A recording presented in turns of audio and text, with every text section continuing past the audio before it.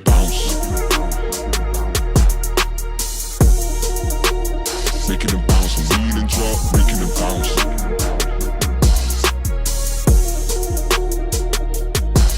Making it bounce.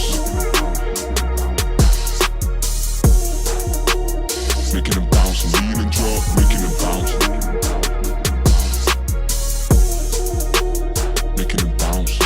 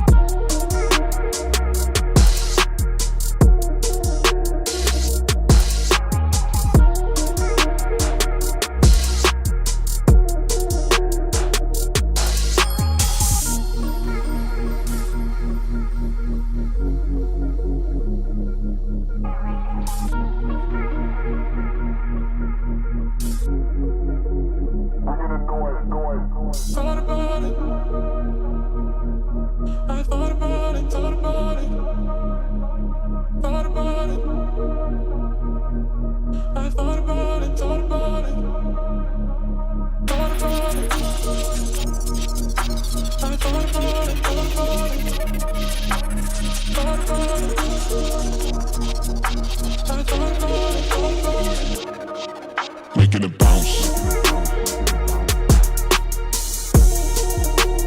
Making it bounce, lean and drop, making it bounce.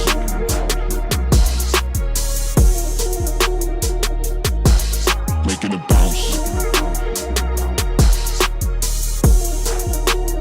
Making it bounce, lean and drop, making it bounce. Making it bounce.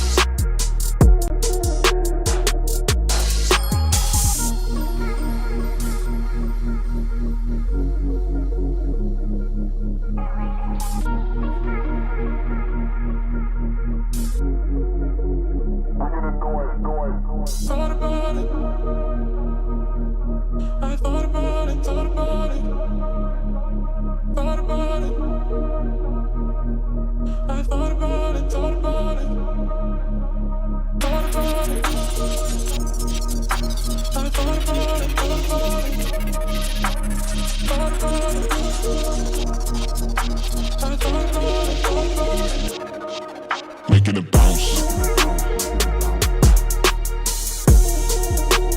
Making it bounce, lean and drop, making it bounce.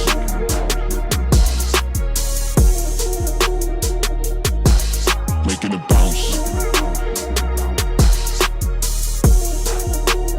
Making it bounce, lean and drop, making it bounce. Making it bounce.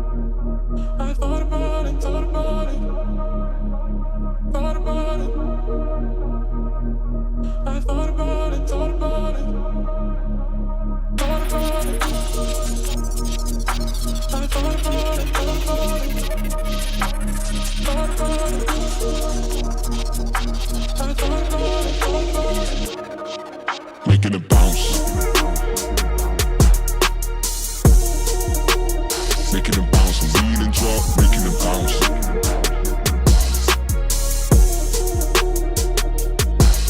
Making it bounce. Making it bounce, lean and drop, making it bounce. Making it bounce.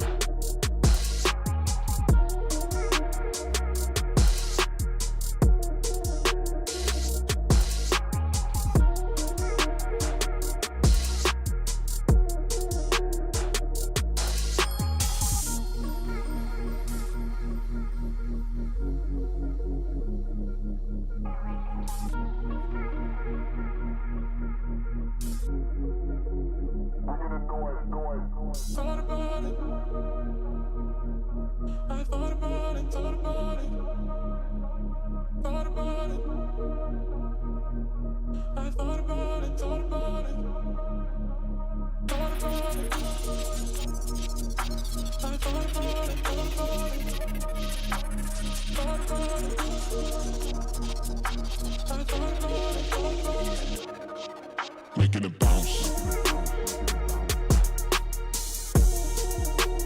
Making it bounce. Lean and drop, making it bounce.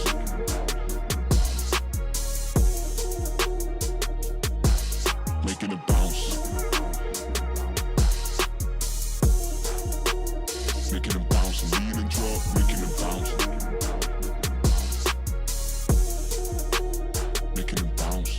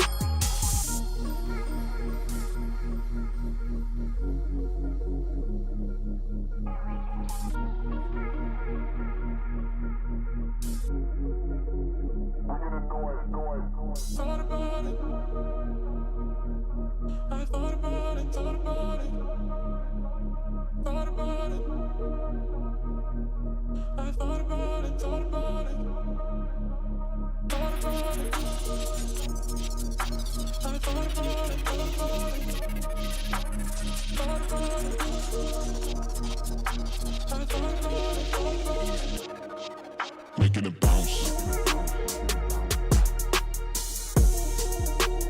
Making it bounce. Lean and drop, making it bounce.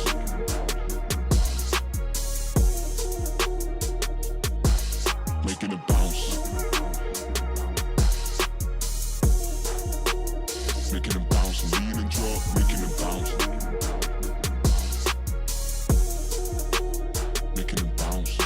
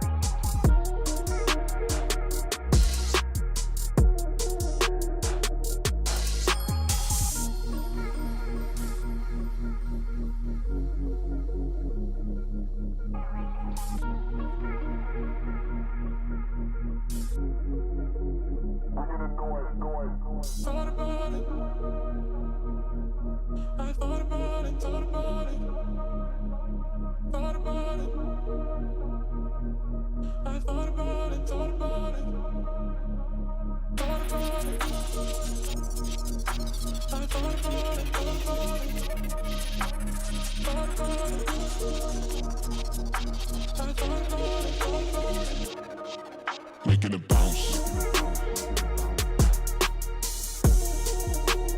Making it bounce. Lean and drop, making it bounce.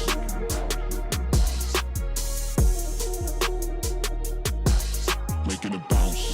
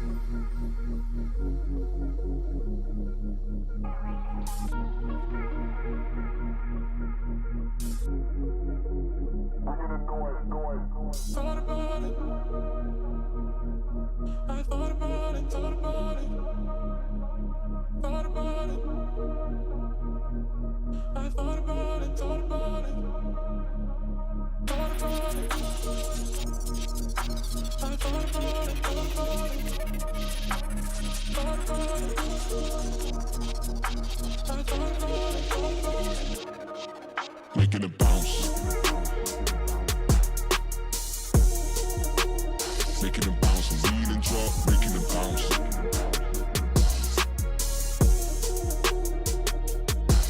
Making it bounce.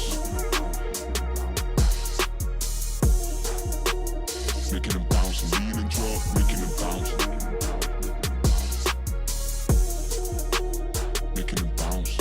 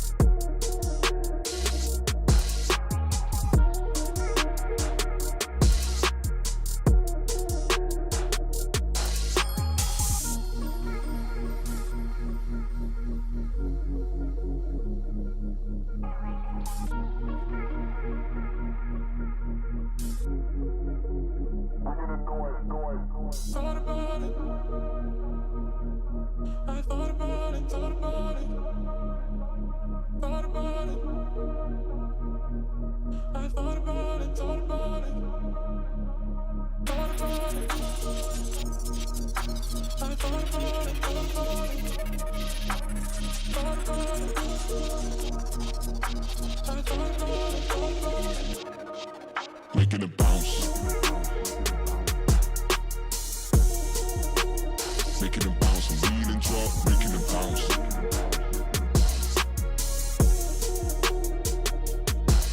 Making it bounce. Making it bounce, lean and drop, making it bounce. Making it bounce.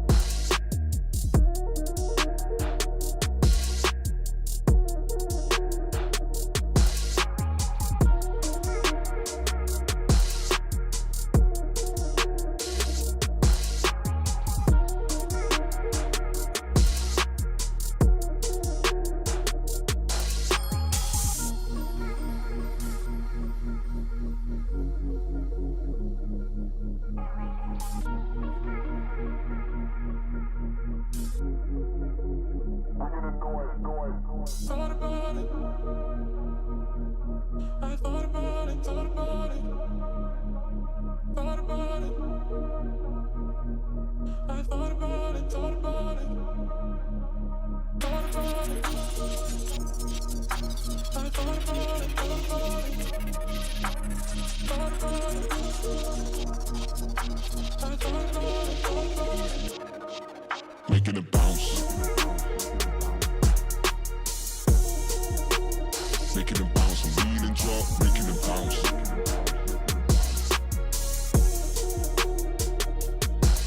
Making it bounce. Making it bounce, lean and drop, making it bounce. Making it bounce.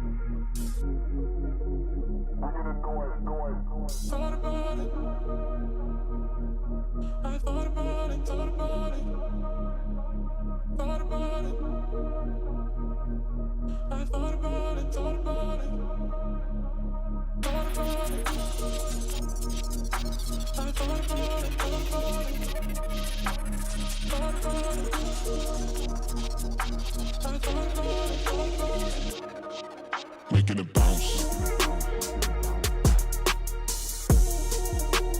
Making it bounce, lean and drop, making it bounce.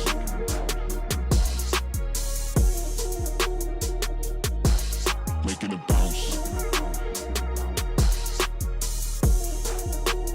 Making it bounce, lean and drop, making it bounce. Making it bounce.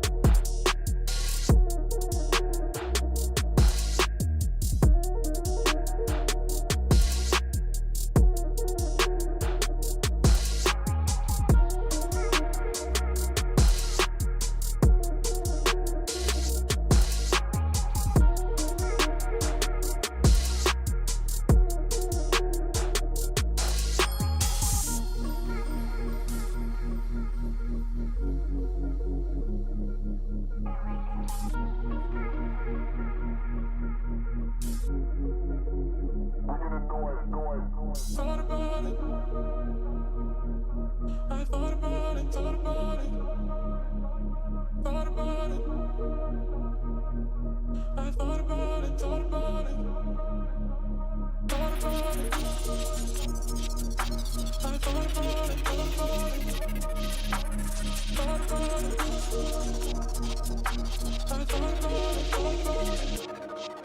Making it bounce. Making it bounce, lean and drop, making it bounce.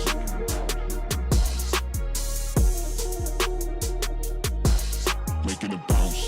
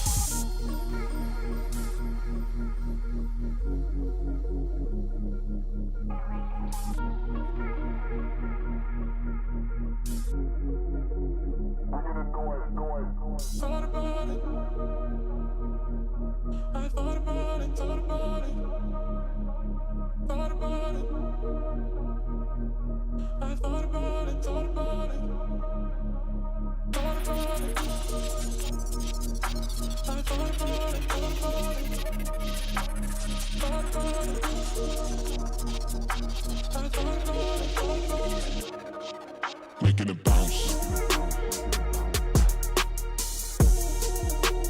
Making it bounce, and lean and drop, making it bounce.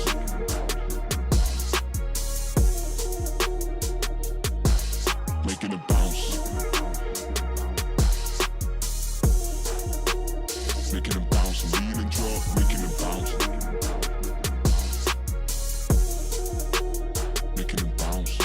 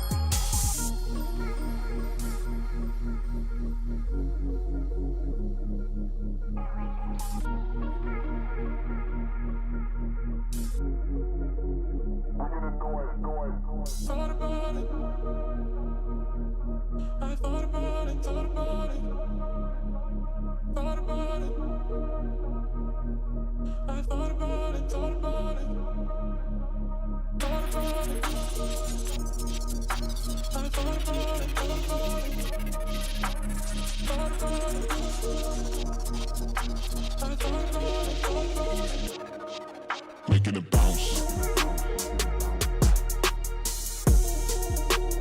Making it bounce, and lean and drop, making it bounce.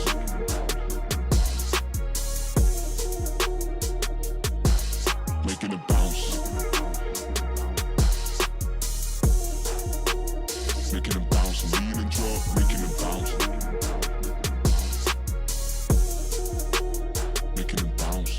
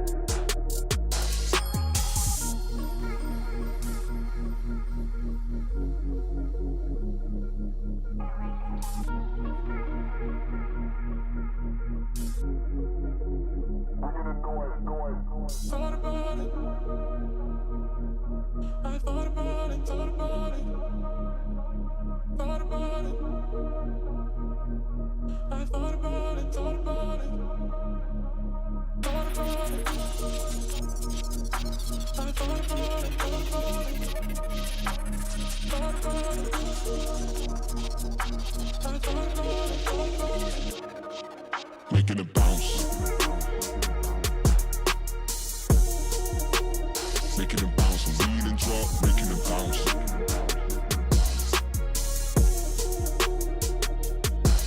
Making it bounce.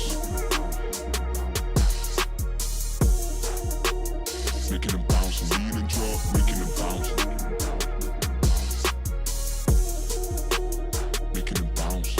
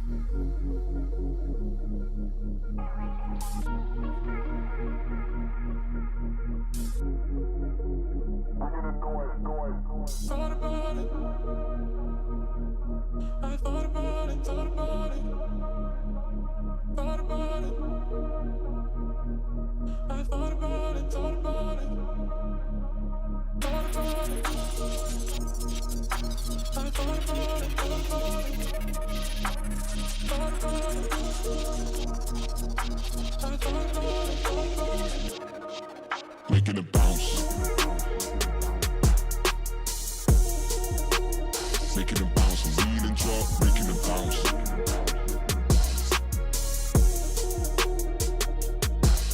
Making them bounce. Making them bounce, lean and drop, making them bounce. Making them bounce.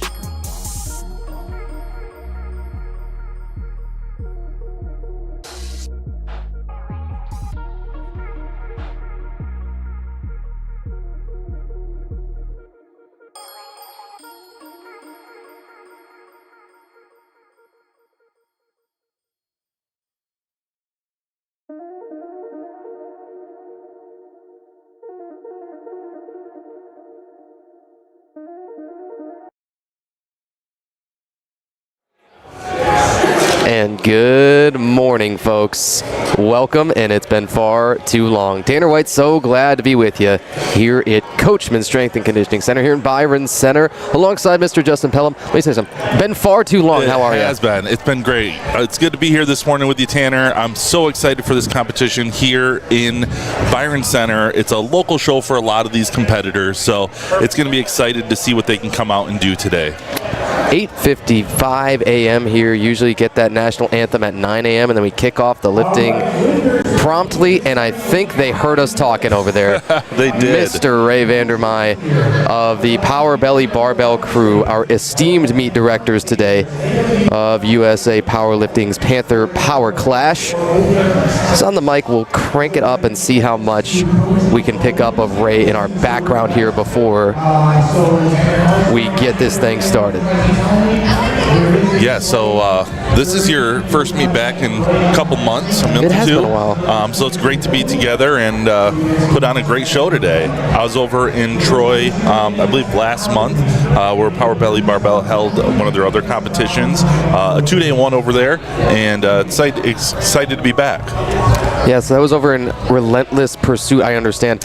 Your impressions of that gym, I mean, the size of it, the modernity, what's it like? Because I've not been there. So it was a more smaller space, such as the one that we're in here today, but the electric, the crowd was in it all day. From 8 o'clock till 3, it was like it was that third set every rep.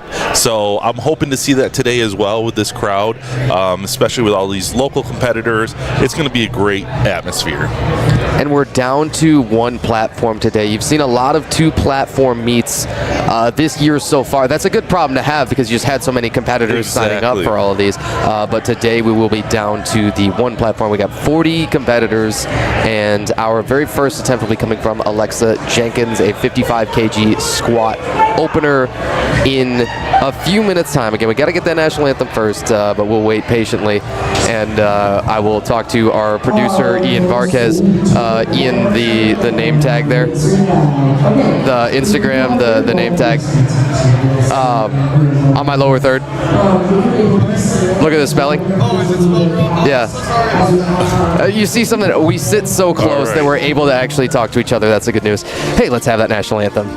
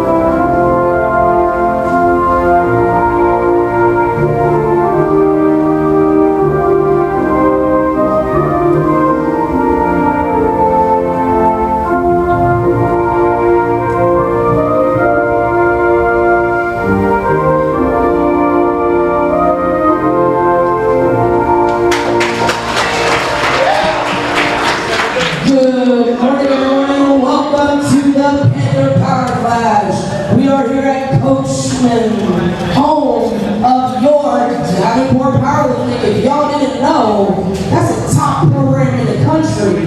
They just went to nationals and did a real dirty down there in New Orleans, but now they're bringing it back home. First up, opening our squats today, we have Alexa Jenkins. Bar is loaded to 55. All right, so we got our first lifter coming up, Alexa Jenkins. She's attempting 55 kg on this opening squat. Is running. Your bar Time is running. You just heard our PA announcer, Sam Martin. Thank you so much to Sam. Sam keeps it up all day long. Yeah, you know, something like an infinite gas tank. Yes. I think some of us kind of wish that we had that in us. And then Sam brings it and just kind of supplies that energy to everybody else, especially at times where it's easy to kind of drone through the early parts of the day. Openers. Speaking of openers, this is interesting. You're seeing Alexa Jenkins have to pull the socks way down because they were so high as to run into the knee sleeves. Oh, that's right. Yeah, they cannot touch. And you'll see that on any of your three disciplines. That's called all the same. So goes with the kind of uneven height of them. And now we wait our first squat commands. All right, so that is an eventful first squat, but it looked plenty good to us. That will pass. That was a good one. And an awfully deep one to start, too. I wonder... I don't know. It's, you get off your game with the easiest and the smallest little things. As you know, somebody, I've been on the platform a couple of times, and you would have never, the rules like that. Yeah, you want to read the rule book all granularly, but many probably don't. That's one of those strange things that I wonder if it gets in one's head and affects further attempts. All right, we have Michelle Clapp coming up for her first attempt, attempting 67.5 kg. Very solid, very solid. What I enjoyed the last meet was seeing the different stances that people are taking. Some have a traditional stance, but then I've been taking it to the gym and trying to adjust my own stance. Sure. So I'm taking a lot of tips here and varying what everybody's doing. Footwear as well. I think we're going to see, as always, you got lots of the Olympic lifting shoes, right? That's a very high raised heel. As Nala Marsh comes out here, I'm seeing, let me see, that's not quite the old Converse, but it's a real flat shoe. I can't tell exactly what that is. Shame on me, right, that I didn't prepare for everybody's different footwear. I didn't ask, hey, what are you going to be wearing on the platform? Right. Nala Marsh with her first squat of the day. Let's see what the judges say. They say it's a good one. We had one red light. That side judge must have saw something. Typically, with those side judges, they're looking at the depth. They want to make sure that lifter is going down to where the crease of their hip is below the knee crease. So you've picked it up a little bit, right? As you've been you've gotten the best seat in the house for, I mean, I think a 2-day long meet is probably the way that, like, absolutely, you had no choice but to absorb it. I've dove head in because I love this sport and I want to learn everything about it. And this is the best way to learn it is by watching it. Let's watch Alexandra Phillips come up. A 65 kg competitor from Hart, Michigan, coached by Christy Buckley. And I love the speed. Yes, that was incredible. That's my favorite opener so far out of our handful. And just a couple of red lights so far total. That's, you know, always a good start. We got all female competitors in this first flight. We've got 3 flights overall for the day. Good news is we're stretching some of those into Flight B. That was just how many female competitors that we had signing up for this one. That's incredible. Next we have Sophia Seagull coming up with a 90 kg attempt. I'll be there.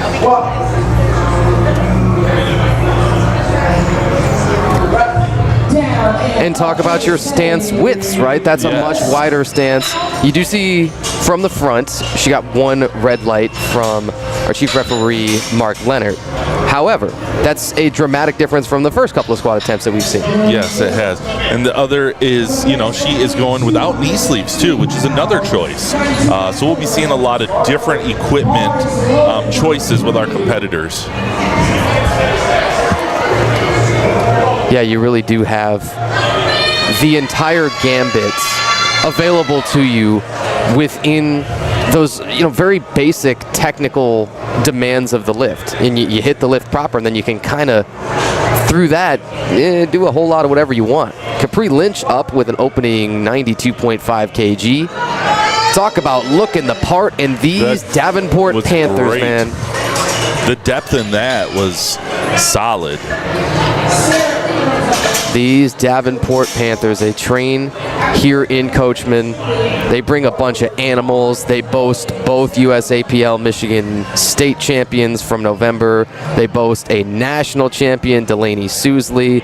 Zach Uhas, a national runner-up, I believe, in 82.5 kgs. And now we have Sarah Ingram coming up for her first attempt, 92.5. Ooh. Okay. Looked like she kind of rushed that one. I don't know if she didn't hear the commands. Yeah, so you knew it was going to be red lights, and you knew there was going to be depth as a question. Yeah. Just wondering what happened on that platform. That's a tough one. She'll come back, hit it strong. I think it's that nerves, too. It's early in the morning. We got a full crowd here at Coachman. I was actually blown away coming into this gym. It is immaculate and beautiful. Yeah, and I tell you, the modernity, too, is another something I really want to focus on. Oh, no. Say it ain't so. Oh, we having a... we switched camera views here. Well, just like somebody who's kind of trying to argue their case a little bit, the camera just had a little meltdown. Sometimes you miss one and you got to go to the referees and say, well, this can't be. Hannah Shipley, though, will open up as we get the reverse view. Flop it right back.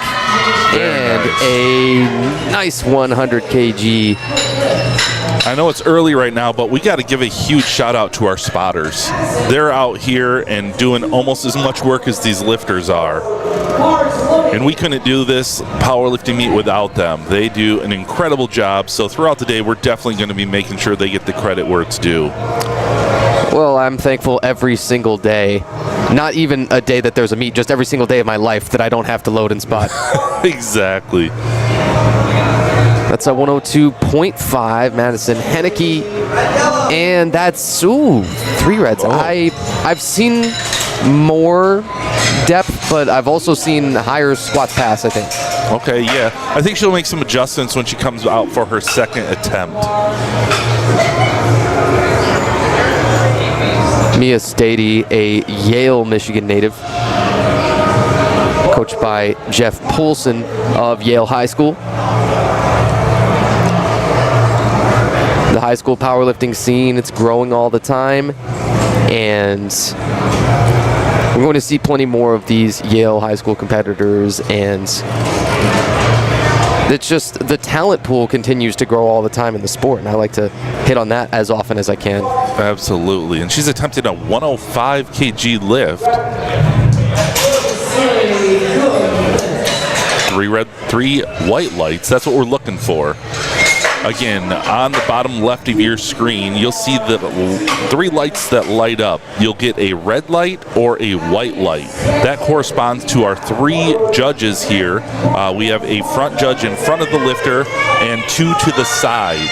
So when they put up a red light, then an infraction would have occurred. In this event,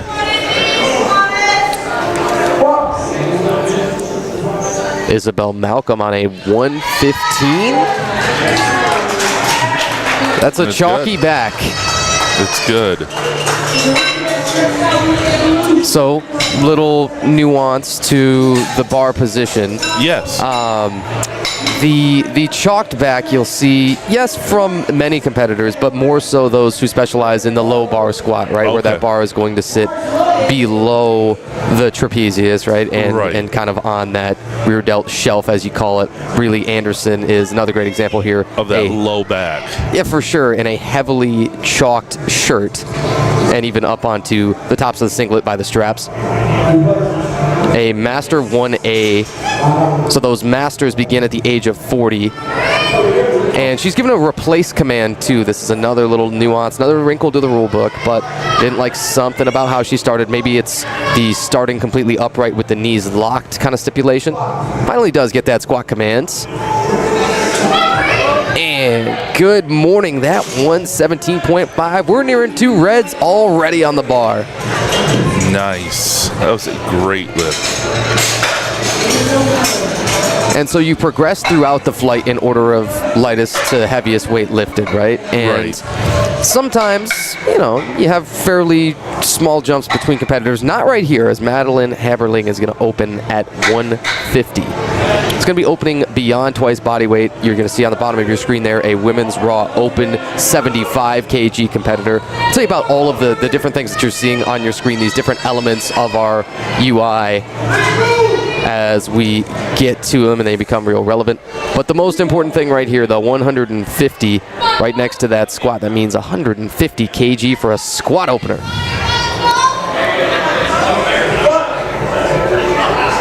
Still going with the reverse view here. And they tell you can't see depth from the back. I beg to differ. Good one. And then we can look at her footwear. She is wearing that lifting shoe with a little bit of a wedge there to help get that depth in there. So the different equipment we'll be seeing. Yep, that Olympic lifting shoe. I know it. I love it. Some people say it's kind of a crutch, but it does on average improve people's depth a little bit. It kind of reduces some of that ankle mobility demand, right? And yeah, because it's the hinges, it's the ankle, the knee, the hips. Everything has to bend and get into that angle. And it's probably that last couple of inches of the range of motion that people, when they do choose to squat in a flat, struggle with more on average. Now we're back up to Alexa Jenkins at the top. This is our second set of the first flight.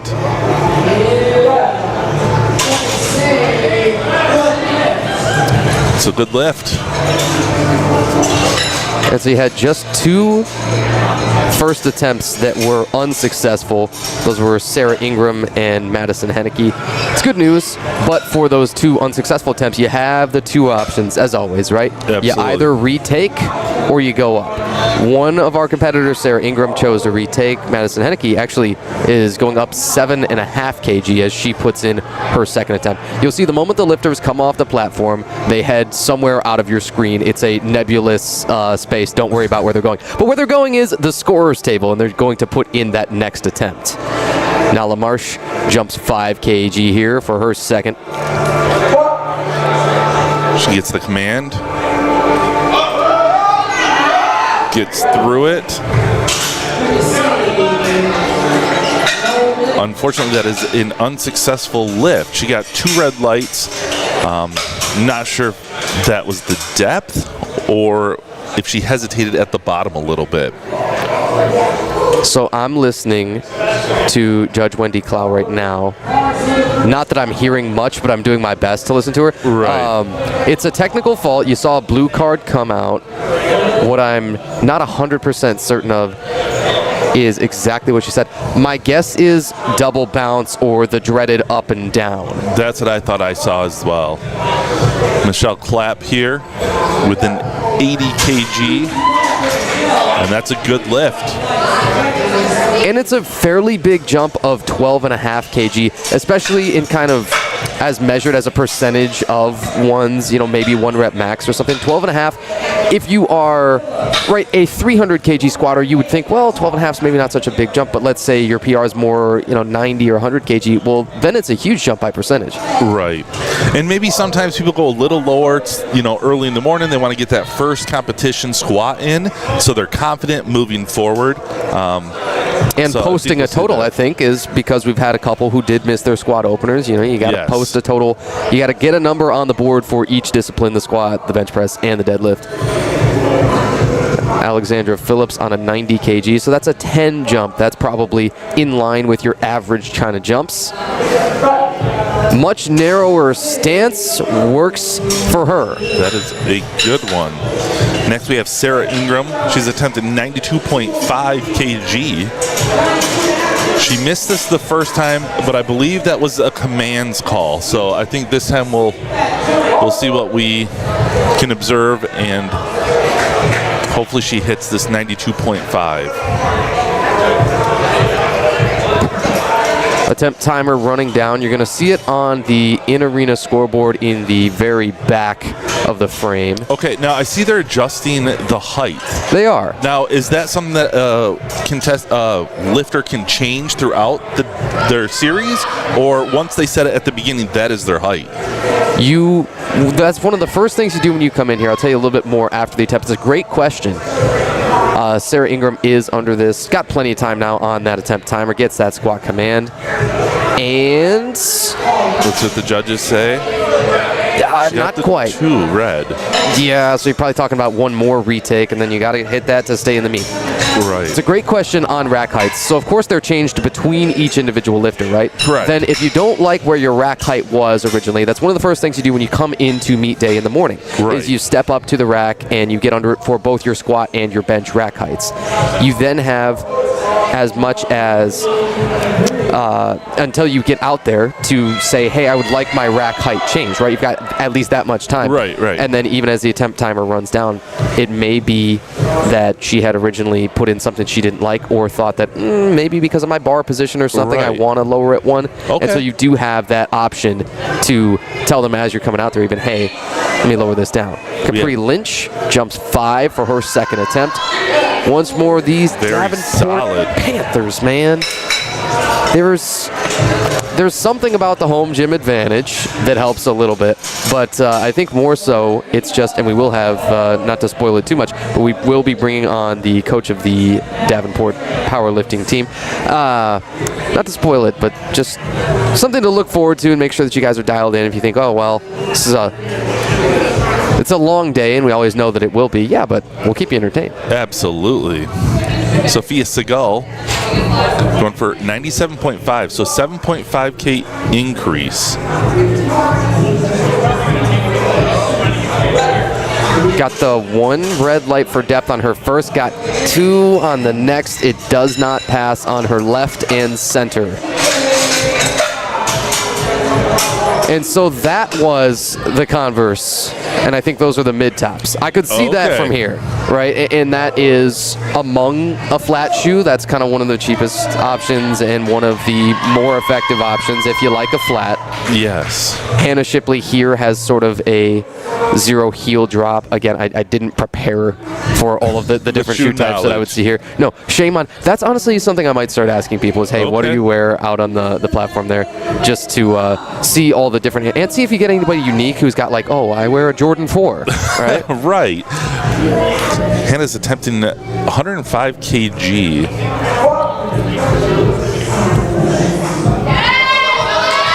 Very strong. Caught that midpoint slowdown.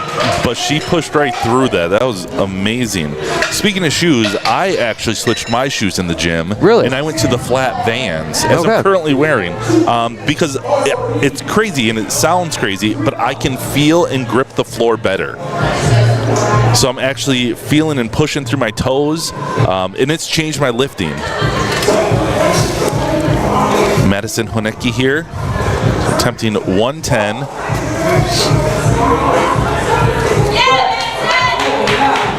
Look at the bounce. I'm telling you. Like, I was worried that the bar was almost going to whip off of her back at the top. And I wonder, did you see where she was looking to after the unrack even was like far over to her left side? I'm like, is there Right. somebody out in the crowd? Is there a coach or something? Yeah, I don't know. It didn't really affect that attempt at all, and that was a successful second after she missed the opener and goes up 7.5. That is real good news. That is amazing. Mia Stady under a 112.5. That's a 7.5 jump. A teen 3, 18 to 19. Oh boy, legs got stanky. Let's see what the judges say. Should not matter. Good. So she hit that sticking point, but as long as she's still going up, they count it. It's once you hit that sticking point and you drop just a little bit, that's, you know, downward motion, they're going to call the red lights. So that was great to see her push through that, even though she kind of hit that upward stall for a second. Yeah, you bet. Isabel Malcolm coming up, attempting 122.5 in the women's Raw Teen 3 division. Yep, remember in that USAPL, those teens, of course, ending at 19. Strange how that should happen. Yeah, very strange. And the stoic knee sleeves, my personal favorites. Love the upper back tightness, wedging the elbows under. And that was, it's probably more technical even than people think. It's funny, she comes off the platform, she's talking right now with her coach, I think, about, I'm not super comfortable with my upper back and elbow position. But I thought that was the thing that stood out to me about the lift itself. Yeah, that's one thing I noticed too, is I thought she had very good position. I'm not saying it's comfortable, right? And nobody's saying it's comfortable. But now, that brings up a good question, because I know when I'm working on my squat, arm length, do I have to be inside the line there in the knurling, or can I be outside of that? I'll talk all about grips. Breeley Anderson is a great example here of one of the narrowest grips you can probably anatomically take. And she's got a big one, 27.5 for the second. So you've got anywhere between as close as you can get it, right? Essentially stacking your wrists on your shoulders like you saw with Breeley Anderson, or anywhere all the way out. You just can't make contact with the plates itself, right? So like all the way up to the collars. Yeah. Okay. And you will see many super heavyweight competitors, especially who have got to take the wide grip. There's so much mass to them. Yes. Their upper backs and things are such that no matter how you want to pull the bar in and pull your elbows in, you can't. Yeah. Okay, because that's what I was running into. I'm not a big dude, but I mean, getting my hands out there comfortably. We have Madeline Harbling coming in. And just throwing down the gauntlet for the flight. By the way, this is a 160 for her second. And it's convincing. And I notice her knee sleeves match the color of her face. Yes. That's one thing that I did notice at the last competition is the outfits. There was more matching outfits. They were getting wilder as the day went on. But it's great that the athletes are able to express themselves through their clothing, their socks, their knee braces, even headbands. So that's fun to watch, as the competition goes on. So Ian Varquez, our producer, and myself, we went to the USAPL Michigan State Championships and worked with the Barbell Productions crew. That was all awesome. You talk about unique lifters' costumes, as they call them, right? Yes. The singlets. Noah Myung was a gentleman from the Michigan State powerlifting team. The guy came out with a Chester Cheeto singlet. Nice. Right, and so he really threw down the gauntlet. Let's watch Alexa Jenkins here on her third attempt, 67.5. And she got it. So a Chester Cheetos singlet. Yeah, you bet. I'll have to pull up the clip at some point and show it to you. Yes. Because I made sort of a whole meme reel, right? All of the highlights of the USAPL Michigan State Championships, but it's just the memes kind of thing. I think a compilation. And I said, I bet this guy fits in really well at Michigan State. Yes. And people seem to like that. And he happened to be one of the best pound-for-pound benchers in the state of Michigan. He was a 75 kg competitor there at States and just an animal. Now we have Nala Marsh coming up here, and she didn't make the 75, but she took the 5 increase to hit 80. So let's see what she's going to do here.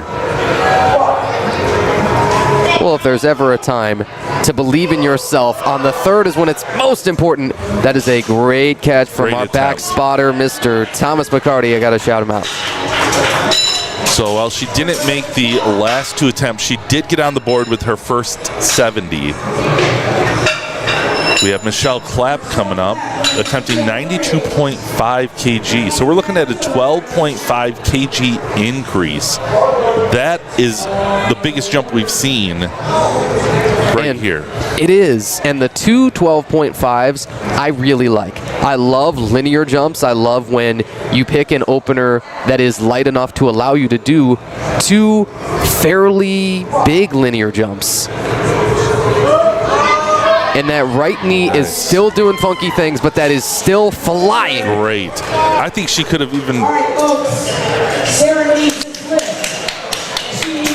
To say, I think she could even brought up a little bit more on that last one. I'm excited to see what she can do in the other two events. We have Sarah Ingram coming up. She's hoping to get on the board, attempting that 92.5 for her third attempt. She missed the first two.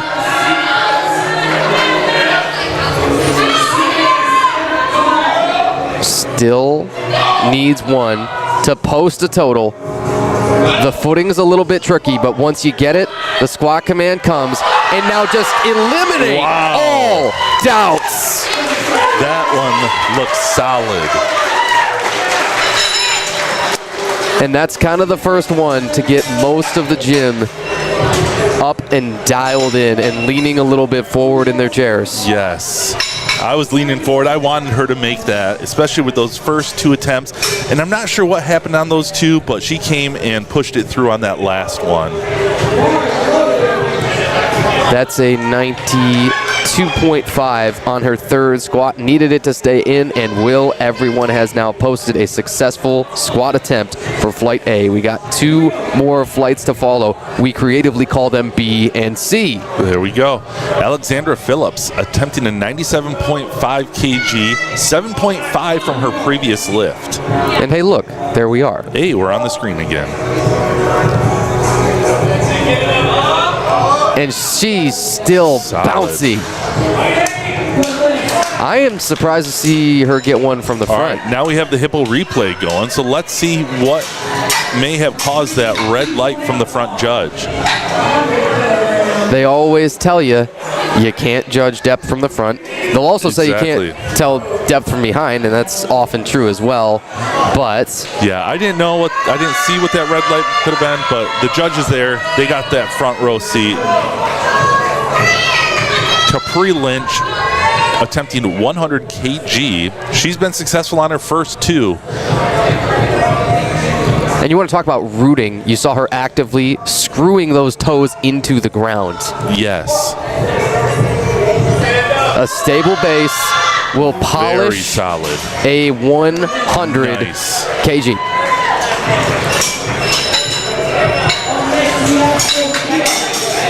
All right, let's watch this replay. Great depth, pushed right through it. That's one thing that we implemented over the last weekend that we were in Troy was the hippo replay. So it's great to actually be able to take the time, slow it down a little bit to see what those athletes did in their lifts. We're not judges, but we can kind of break it down for you. All right, now she has a loose shoelace. Is that something that could be called as an equipment failure? The irony of it all is if you did trip over it after you've gotten that squat command, it could actually no lift you.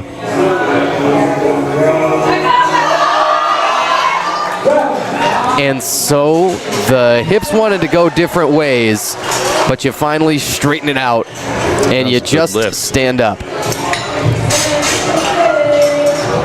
And we've seen a lot of heavily uneven squatting. I'm surprised that some of these have gone up, not for strength reasons, but because it seems inefficient. Right. And when you're saying uneven, it's where the one side of the bar is going up a little bit higher than the other. Sure.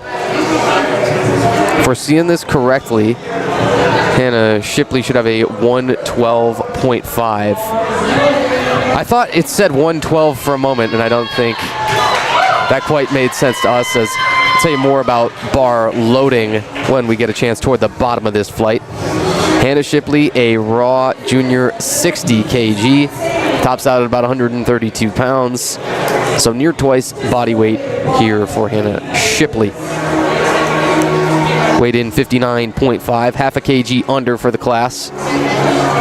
And will flare the elbows back a whole lot more than other lifters. You might see a fairly bent over low bar position considering that. Very it's solid. so sticky. Nice. Forget about it.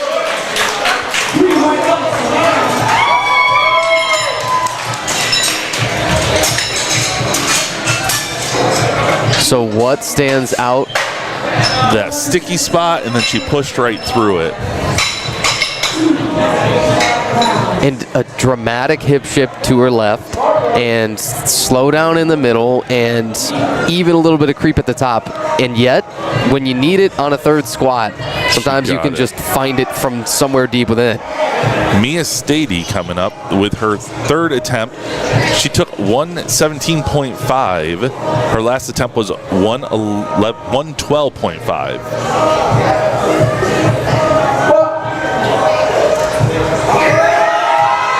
Oh, and once more a great catch. That's the risk that you run, the bigger the jump that you want to take on squats. Almost better sometimes when you've felt the weight of the third squat, especially in the hole, right, to choose to abandon it a little bit quicker. you grind it too much, and then, well, sure, the absolute risk of injury is lower, but the relative risk has got to be higher. And right, and then you're going to burn out for the other two events. Yeah, you got plenty of lifting ahead of you as we're at 9:30. So, long day still. Again, the head position for Madison Henneke, are you seeing what I'm seeing? It's a lot going on with that. Yes. I still thought, oh man. My thought was that's still going to be pretty close on the technical execution. Yeah, it's just, I think she's looking at her coach out there and getting that from the crowd. That was a great lift. All right, well, we'll get down to the bottom of the flight in just a few. Izzy Malcolm, Breely Anderson, Madeline Haberling, and then we will be on to Flight B squats. This is a minimum jump here at 2.5. Don't tell her that. I'm sure it feels like a mountain. And it's just dunked. Very good. Now, she's the one that we saw come off the mat, talk to her coach about her hand positioning. Do you see anything differently from her previous attempt? I think that it's an even more aggressive wedging of the elbows. I think she's actually taken her grip in a little bit more. And you saw them, it's as if sort of throwing the elbow forward and allowing the wrist to come back. If I can kind of mime it like this. Yes. That many will have a lot of success with. You've still got to retract the scapulas, but kind of this this rotation motion too of having them come forward. Breely Anderson attempting 130 kg. Yes. Yes. Very good. Yes. Let's watch that hippo replay. Now she has a narrow stance, narrow hands in.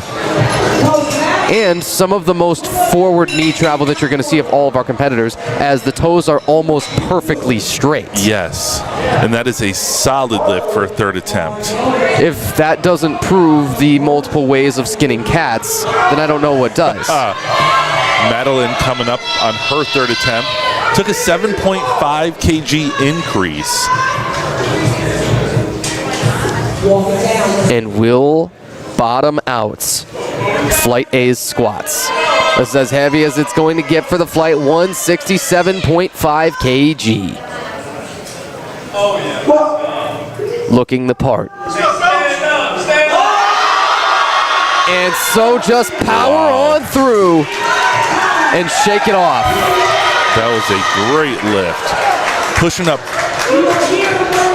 almost 400 pounds. That was, I believe, 397. Little self-satisfaction never hurt. It's a smirk at the end. I can't call it a smile. However, it's good enough. All right, now we're switching to the top of Flight B with Bryce Duval attempting 92.5 kg. In the men's raw teen 2 division, 16 to 17. And we're still hard at work cooling down our camera I'm seeing a whole fan setup that's being set. I'm sorry. It's hilarious. It's going to be a little bit off your screen, but trying not to let it distract me. Bryce Duvall on a 92.5 opener. What do you think? I thought it was going to be good. The judges disagreed with me. So I'm thinking it was depth. Yeah. And that's, of course, going to be the most likely cause for disqualification of a squad, is not quite hitting that proper depth. But I'm glad that you did mention it. Hip creases and knee creases. You hear people talk about those all the time. Yes, it's true. Yes, that's what our side referees really are looking at, because they got the better view than we do. Yeah. And our view is mostly going to be achieved on the monitor in front of us. We're not really, because of the spotters and the referees in front of us, we're not particularly able to see the lift proper with our own eyes. We have McKenna Sievert coming up, attempting 107.5. Let's see what the judges say. That was a good lift. You expect it from all these Davenport guys and gals, don't you? Absolutely. And I'm telling you, the home gym advantage here from Coachman. Once more, we got to say a thank you to our venue here, Coachman Strength and Conditioning here in Byron Center.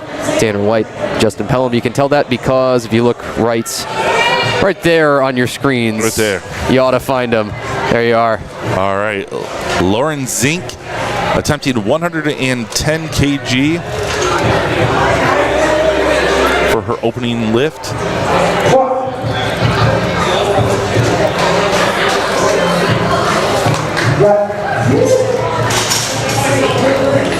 Solid lift. You know something? If I'm seeing this right, Lauren competed at high school nationals on March 26th for USAPL. Oh, wow. And today's April 18th. And I'm no good at the math, but are you serious? Oh my god. That's one of the shortest turnarounds I've ever heard of. Drone Das opening on 112.5. Very nice. That was a solid, but again. Ouch. Well, so you'd love to see the standards be kept high. Yep. But I don't. That's one of the more dunked squats I think that I've seen red lighted on. If it should be the pure depth, I think Drone is going to come over and probably not put in a big jump for that reason, because you do have to post a number. But I'm surprised on that one. These are another couple of 56 kg competitors here. This is Keegan Kalick. A 115, taking just 2.5 up from Drone. Took quite a while on that squat command. That's tough to ask. And then sits back, stand up, simple. Right. That's what we're looking for. I mean, he really hung out there with that thing on his back, and that's just not comfortable. Again, when you see me pointing this way, that's always going to be directing these lifters who want to come up and tell us their attempt. I said, no. Well, that's nice, and I appreciate it. Thank you. I don't need to know it as a scorer. However, I appreciate your efforts for trying to give it to us. Reggie Glon. He's our one Masters 3B, our oldest competitor today. He will take the platform. He's an equipped squatter, so you see the knee wraps on. Opens on a 125.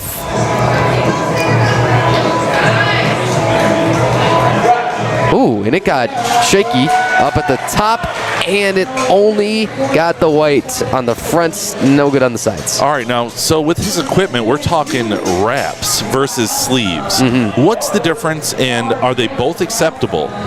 So you've got different divisions, right? Okay, yep. So all of these raw competitors, as you're going to see Elsa Noor here coming up, a raw junior, that means you are allowed only the knee sleeves. She will opt not to wear them anyway. That equipped means you are allowed knee wraps.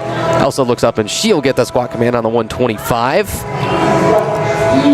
Nice. Let's see what the judges say. Got one red on the side, but a successful lift.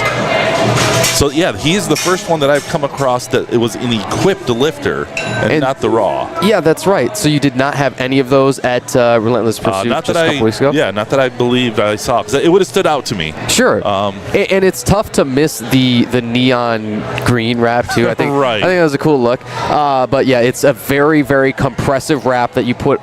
It will go above and below the knee joint, wrapped fairly long and tight. And usually you'll have to have like multiple people helping you to just reef on those for every single pass across. And then immediately you have to pop them off between attempts because they're just insanely compressive. Kristen Pruitt attempting 125 kg in our women's raw teen 2 16 to 17 division.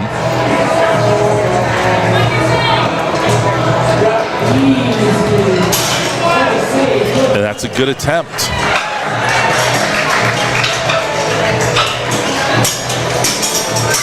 And so we've had one DOS, yes, but how about two? Your thoughts? Brothers? You know something? Right, it's an excellent question. This is Drew Heendas, and we know that much. A 67.5. You gotta think brothers, right? I'm gonna assume brothers. Sure. And he's got the 140 opener. That's well beyond twice body weight here in sort of the middle of Flight B. Very solid walkout. And cranking knees out too. Oh, we are sticklers today, are we not? They are. 3 red lights. I'm wondering if something was wrong with his stance and he just couldn't get down low enough, and that's what the judges saw. I'll be excited to see what changes he makes coming into the next one. Caden Pecora attempting a 145 kg squat in our men's raw teen 3 division, 18 to 19. A Walker, Michigan native. He says his best competition squat is 132.5. So forget all of that. You're just going to open 12.5 over, and look at how it's snapped out of the rack too. He looks very solid in this. Talk about a guy that means business. Let's see what the judges say on that. Nice. Good by them, good by us. So, you've posted the 12.5 competition squat PR.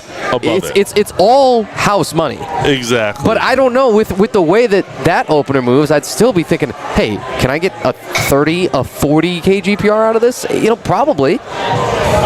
That's like the best problem to have, and that's what all these teens can do, you know? Right. In 1 year, and if you gain some body weight, especially if you go up a weight class from most, that will lead you into better competitive numbers, especially when younger. They grow like weeds. Mason Polson, a 147.5. I think he got the Adidas Adi Powers. Solid and a Jim Reaper sleeve. Oh, judges did not give it to him. Oh, painful. It's, I don't know. I think now that you've, as anybody who's already gone through their flight has seen, okay, this is where the standard is. If you are in Flight C, you better be out here if you haven't started your warm-ups quite yet. Watch what those judges are looking for. Yeah, and see that, this is a tight standard, and I really got to hit this with 0 questions about it. Benjamin Park coming up, attempting 150 kg. This guy's got a serious case of squat build.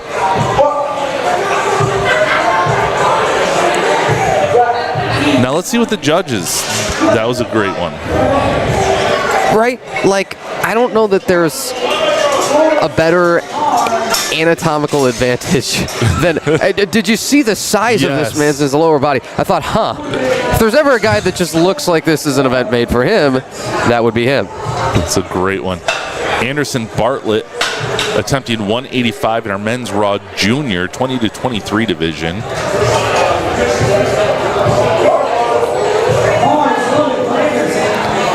And we just saw Anderson Bartlett competing at the USAPL Panther Jungle Throwdown. That was back on January the 31st. So still a very short turnaround for him. He's a 75 kg competitor, believe it or not. Doesn't necessarily look it. You might look at him and think, okay, 90 or more here in USAPL, but forget all that. He made weight for the 75, and he will open at 185. And a great pick, too. Everybody's favorite, ins or knee sleeve. Big brace, down and up, it's that simple. Oh my. 3 reds. So, 3 of them? Now let's see what happened here. He got the commands.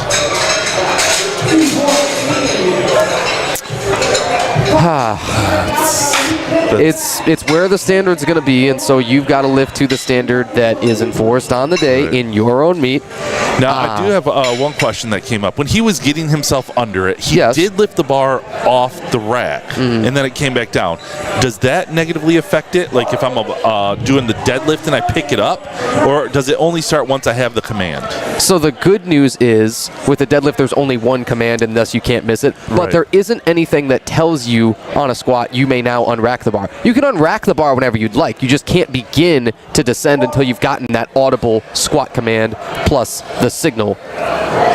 Bryce Duval took a 5 kg increase and did not hit it. Once more, the risk you run. You can continue to go up. You could jump by as much as you want, but it may be smart now for him to retake because he's got to Retake the post same. one. Yeah. Got to get one on the board for each discipline, your squat, your bench press, and your deadlift in that order. And then we had Benjamin Park not take his second attempt. Okay. So he stuck with the 150, got it, and said, hey, maybe I'm just going to wait these out, see how I do in bench and deadlift. Lauren Zink on 115. Jumping 5, and with another 5, you get almost near to that 2 red round things on that barbell.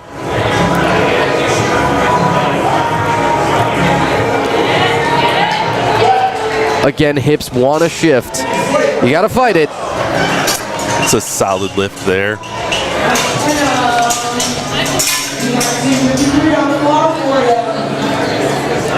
Next up, we have McKenna Sievert attempting 115 kg. She took a 7.5 increase.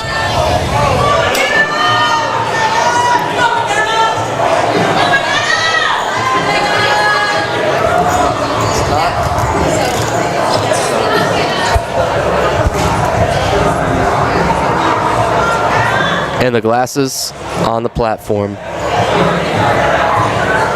lets you just see far enough to find that focal point somewhere out in the crowd and power on through.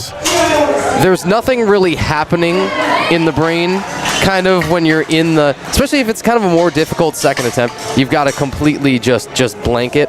But I think head position, finding somewhere to look and somewhere to just put the the head position and maintain that torso angle and all, it's pretty important, and it was a good now we example. Have Drone Das attempting his second attempt at 120, jumped from 112.5 that he missed. But took a little time to find that proper depth and smash it. Great job. I don't often hear people say that the squat is a lift about patience. But then I think that was demonstrated well by Drones. Absolutely. Probing the very bottom of that and saying, well, I don't want to leave it up to chance at all. I need to post something. I didn't get my first one. Yes. Keegan Kalick attempting 122.5.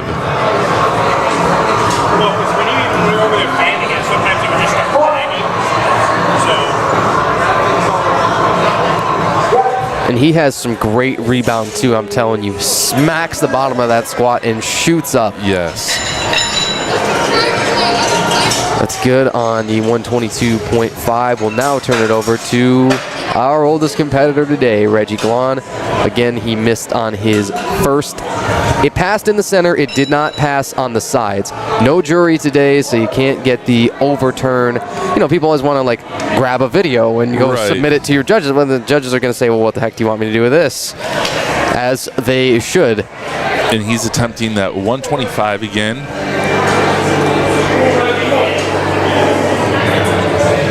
Took the big step out, then brought it back in with his left leg. And now he switched to sleeves, you madman. That I was going to bring up. He got that lift, but he switched to sleeves. Do you think that might have had an effect on that? Well, they tell me that it's incredibly restrictive to. I'm somebody who still has never trained equipped, believe it or not. Okay. And I'd kind of like to, you know, mess around with it sometimes, see, like, does it add superpowers to you? Yeah, right? Does it just feel super difficult? Does it feel restrictive to you and not want to allow you to hit depth? I don't know. But many will find that their deepest squat is not their equipped squat. Kirsten Pruitt after the start on a 130. Oh my goodness. Good catch from our team back there. Yep. Thomas McCarty is going to get his workout in. You see he is the spotter directly behind those lifters. Now, that's really well done where if you're going to go out, whether that's, thankfully I don't think that's a pass out, I think that's just a stumble and a loss of balance. But to not dump the bar regardless, to keep it on your back regardless, with so little warning from your own body. And that team jumped in, those spotters had it before once she stumbled, they jumped in. Yeah, before she hit the ground. I'm glad you said that. That was incredible work on their end. Elsinore, 135. Got one red light, but that is a good lift. Yeah, as always, you need 2 out of those 3 to be white. You get 2 out of 3 to be red, then you would be able to overturn it if you had the presence of the jury. You did not have that today. And then, of course, 3 whites, no question. 3 reds, no question either way. Ruheen Das to retake on the 140 kg second squat. Flight B of the squats here from Coachman. Strength and conditioning on to second attempts. Then we got 1 more flights of 14 lifters coming up. And again, we also cleverly call that Flight C, our 3rd flight of the day. Then we change it over. We'll take about 10 minutes time to flop it to the bench press. Ruheen Das on the 140. And again, these Das guys cranking knees out. It's aesthetically pleasing. Let's watch the replay on that. And let's watch his knees, because they do, like you said, go out. And there's more to it. You've got to turn the toes out to some degree in order to allow those knees to track outward. You have to abduct and externally rotate at the hip and the knee, right? And it's just all of that comes together. More so you'll see that than a really straightforward, very narrow stance, especially among male competitors. But, of course, as I say that, Mason Poulsen does have one of those that's fairly narrow and with the toes pretty straightforward. So, what do they say about skinning cats? There's many different ways. And I'm told the cats enjoy none of those. So Mason missed his second attempt. Needs to get something on the board. I'm assuming he'll go for the same attempt. Yeah, at an absolute load like a 152.5, that's probably the thing. Smart idea. Because it's objectively fatiguing. Yes, of course, you'll feel a subjective fatigue on the day of, well, this actually felt really heavy, or this felt not so good as it had in training. Right. But the objectively heavier loads, too, is just kind of more absolute fatiguing no matter who you are. Caden Pokora came in with a best comp squat of 132.5, so 20 kgs later on his second. Oh my, I thought I liked that a lot. Let's watch that replay there, see what they saw.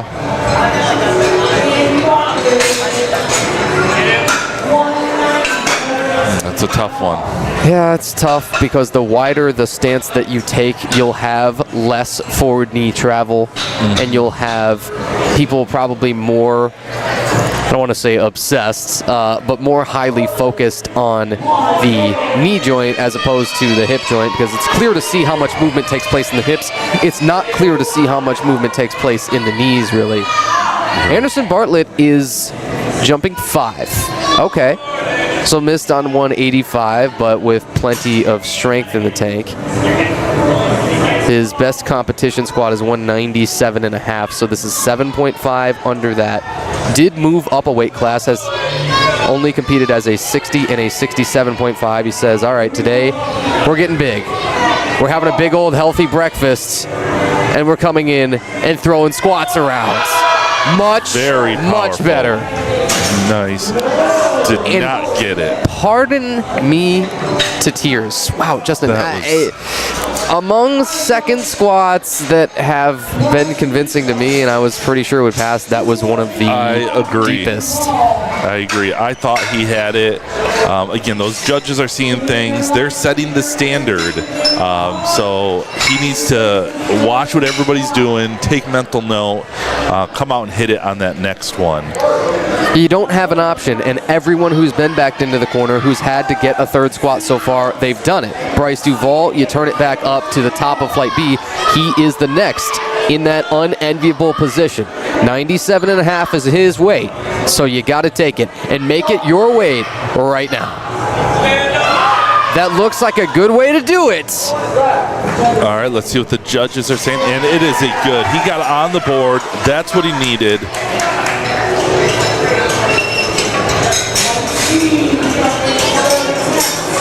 Yes, please, and thank you. And now that appears to be the high top Converse, I think. Okay. I'm always caught is that the high top or the mid. You know, many of these gentlemen are just simply much taller than myself. Right. But let me tell you, that can be a superpower in this sport. And Lauren Zink coming up for her third attempt. She's made increments of 5 kg each lift, attempting 120 on her third attempt.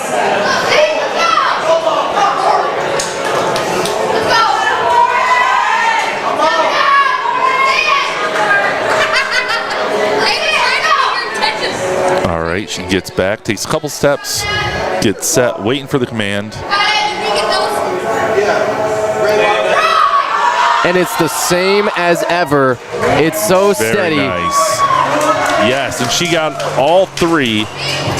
And let the elation creep out. That is a +5 to her lifetime best competition squat. She's also no stranger to USAPL, has competed at high school nationals a couple of times, and we saw her at the USAPL Clash of Kilos. Now, was that the very first meet that we did together? I'm trying to think. Yes, that was the very first one, and that was my very first meet that I did this at. Yeah, you want to talk about getting thrown into the fire. That was a rapid 2-platform competition. McKenna Seaver attempting 120, 5K increase from her second attempt. And if you want to get pitched over, you got to have Very nice. that iron back.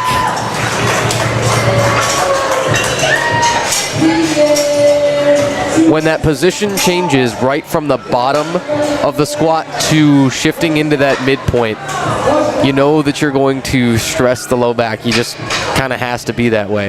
Yes, you breathe and brace. Yes, you maintain that midfoot pressure and all those good squat habits, but it doesn't change the fact that at some point you've got to kind of throw it into that high gear, and for many that means a little bit more forward lean than you would like. Keegan Kalick for his third attempt, going at 130. Speaking of shoes, it looks like he's just in a regular tennis shoe. And even so, what's your point? Yeah, he powered The caption through may it. read. Yeah, there is none. I'm just pointing out the different shoes. Yeah. Everybody's got their own weight. It does at some point probably behoove most to try either a fully flat shoe with a 0 heel drop like you'll see here from Drone Das, or an Olympic lifting shoe. But let me tell you something. They're notorious, are these powerlifters, for switching every couple of weeks. Yes. And never fully embracing one or the other. Drone Das is embracing the grind on the 130. That was the smoothest and most determined, I think, that we've seen of all of these. It's like he intentionally tempoed it. He did. We have Reggie Galan coming up for his third attempt, going 132.5. Now, is he going sleeved? He is back in the sleeves. So, I mean, it's one of those, you do what works. Exactly. And I get it. He's got a little bit wider grip, his hands out on the rings. Made a really convincing comeback for his second. Descends real slow, ascends like anybody, and not get it quite. And it's 3 reds too, and so conversation is over. He'll have to take that 125. Wendy Clow from the right side said, yeah, that's it. He gave her the kind of knowing little prodding look, but you know, what are the judges going to tell you, right? It's like, well, yes, we voted and you got to see the lights as they came up, and so you know what we were thinking about it. Kristen Pruitt attempting the 132.5. She missed this on her second kg, or on her second attempt.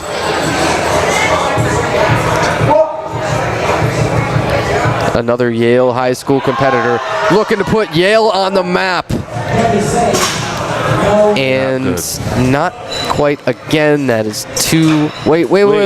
Did we have our head judge flip?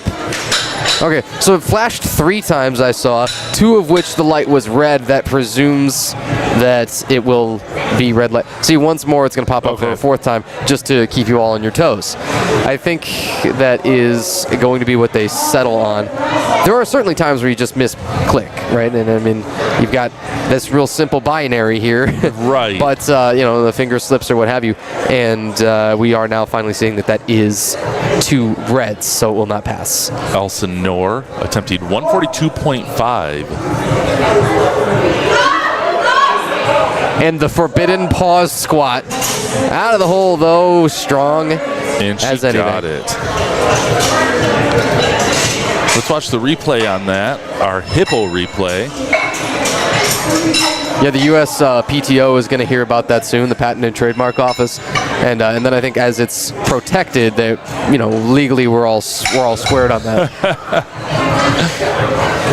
Juheen Das took a 7.5 increase from his second attempt, where he hit 140.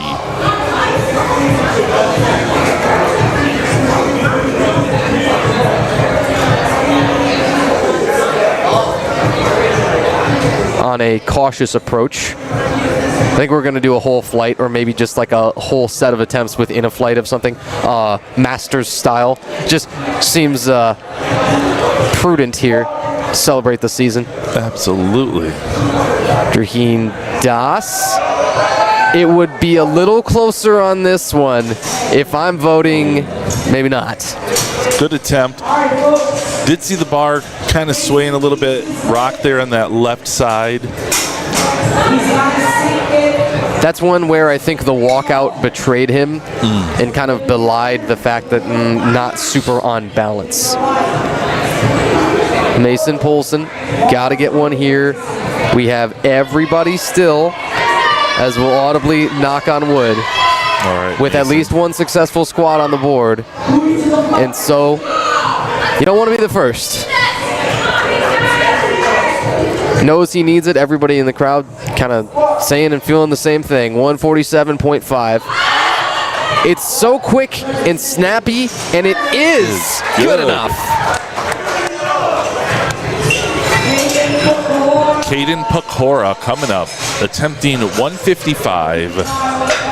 He missed the 145.2, 152.5. Took the 2.5K increase. He says this is even beyond his best gym squat by a little bit. So this is the true lifetime PR. Again, his best competition squat is 132.5. So that's all forgotten about. I mean, forget all that noise and just slap on 22.5. But got to get all the way down there, and then you got to get all the way up. In that order, I'm told. There you go. 155 smoked. And it's good. Very nice. Was it worth the wait? It was worth the wait. His goal was don't bomb out and don't bail on squat. So I think he accomplished that. You bet. And he's toward the bottom of the flight, and so that does a little bit of something for you mentally, I think, out of that flight B. He's, in fact, the second to last attempt that we're getting taken here because Anderson Bartlett will round us out for flight B. He's got 190 on. He also needs to post to one right here. Got to get it on the board or he will be the first bomb out of the day. Again, that's what you call it when you fail to register one successful attempt out of your discipline. 190 kg is your weight. Again, he moved up a class to get here.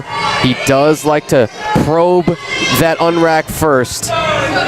Does this really use up a lot of energy before the attempt starts? So he's rocking around and trying to get that bar settled exactly where he wants it on the back. Looks down and now looks within. And what's he gonna find? Is he gonna find that last little bit of juice for the squats? And yes, he is. And I think he will find he's gonna become a crowd favorite if he keeps, you don't want to say backing yourself into a corner, but kinda. Anderson Bartlett on the 190. That is your final squat of Flight B. And that means we turn it down to Flight C. You're going to see our heaviest male competitors. You're going to see some monsters. You're going to see even a super heavyweight in Joe Veith. And we have our heaviest couple of openers of this flight. They are both 240 kg from Harrison Smalley and Damian Freeman.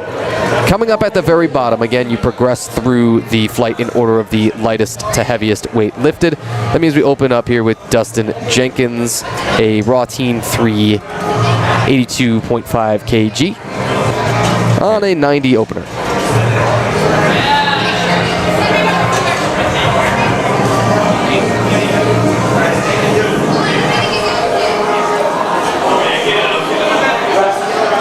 That was a very quick squat. Didn't waste any time. Got one red light. Well, I say if you can do it, do it. Absolutely. There are those who attempt to, in any way, intentionally slow down the descent of their squat. And I always question that. I think in almost all cases, the quicker kind of initial velocity of the bar, in very high likelihood, the quicker you'll rebound. Right. So maybe you have a sticking point in the middle, sure, but at least you'll get there a little bit quicker and not expend kind of this negative, slow, eccentric energy. Right. And you should just let gravity do what it's doing. You got the weight on it. Let it fall. It doesn't mean be out of control, but it means be quick. Yes. Nathan Zarb attempting 142.5. And he'll get that replace command too, so he's not going to have that squat command yet. The difficulty, rather, is that the attempt timer continues to run. So now as he gets back under the bar and sets up again, he's got just 15 seconds to get this thing started, get that squat command. All right, there he goes. He's looking set. Does lock the knees. That's the crucial part to it. And now all questions appear answered. Good. So when he took the step back, they're waiting for him to lock his knees before they'll give him that command. Yep, you gotta be standing fully upright. And so that's kind of That's the most common cause for the replace command to be given on the squat. Okay. And again, that means you've got to put it back in the rack. Then your judge will tell you, your head judge will say, hey, this is what we need to see from you. Either it's lock your knees or, it's stand up straight or whatever the verbiage that they want to use. And then they'll allow you to re-unrack, as it were, and give you that squat command if you're lucky. Brian Hargris, a junior 125 kg. Well, same thing here. So another replace command, and his attempt timer will continue to run, but he got out there pretty quick. He's got a long ways to go, almost 30 seconds. There you go. See, he locked those out. Deep squat. Whoa. That was nice. As we talked, he went down quick, but very controlled. We'll see this in the replay. Not like he was fighting it going down. That was solid. I'm excited to see his next 2 attempts. Yeah, I think there's likely to be some very big jumps. Yes. Even from those really tall guys, people say, okay, the squat is more fatiguing that is kind of per set or per rep when you are that tall. But he was so upright that to himself it might not be as fatiguing of kind of the posterior chain. Peyton Fidel attempting 150 for his opening lift.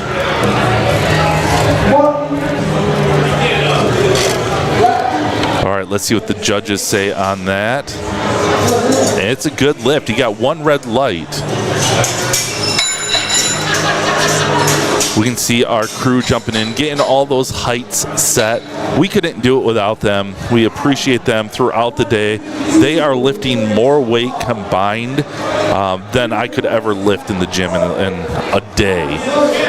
Adam Bear Jr. coming up, attempting 152.5 on his opening lift in the men's raw teen 2 division. He's waiting for the command. Gets it. To me, that looked great. Judges agree. Great job. We have Blake Marion coming up next with a 165 attempt in the men's raw teen 1 division, 14 to 15. He's a 100 kg competitor out of Lapeer, Michigan.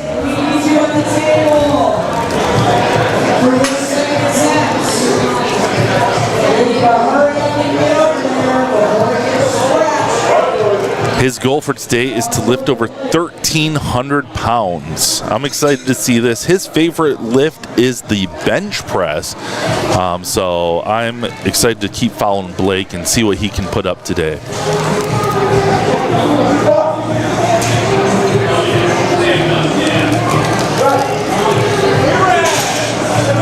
Great lift by Blake. He got 1 red light.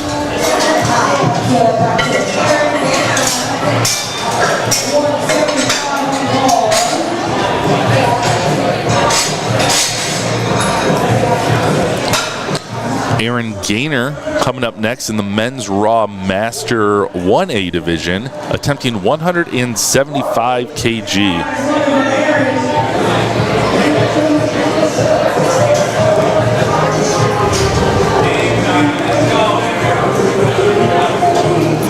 Gets under the bar. He's got 3 plates on each side, 385.8 pounds.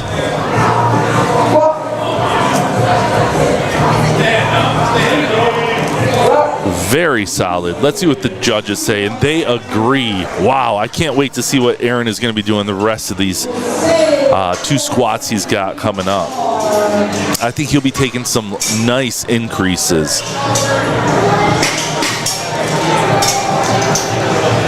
Next, we have Jose Torres Jr. He's competing in the men's raw teen 2 division, 16 to 17, attempting 215 kg.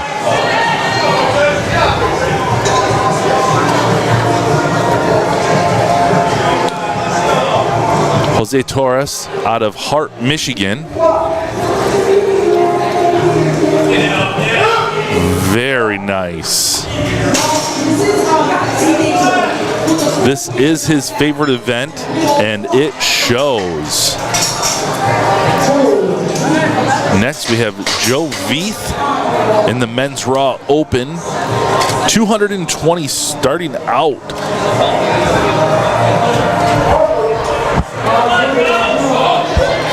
Well, so did I just see that that gentleman, Jose Torres, is a teenager? He is, yes. I'm adjusting my eyes. I'm still trying to wake up here. I thought that's just unreal.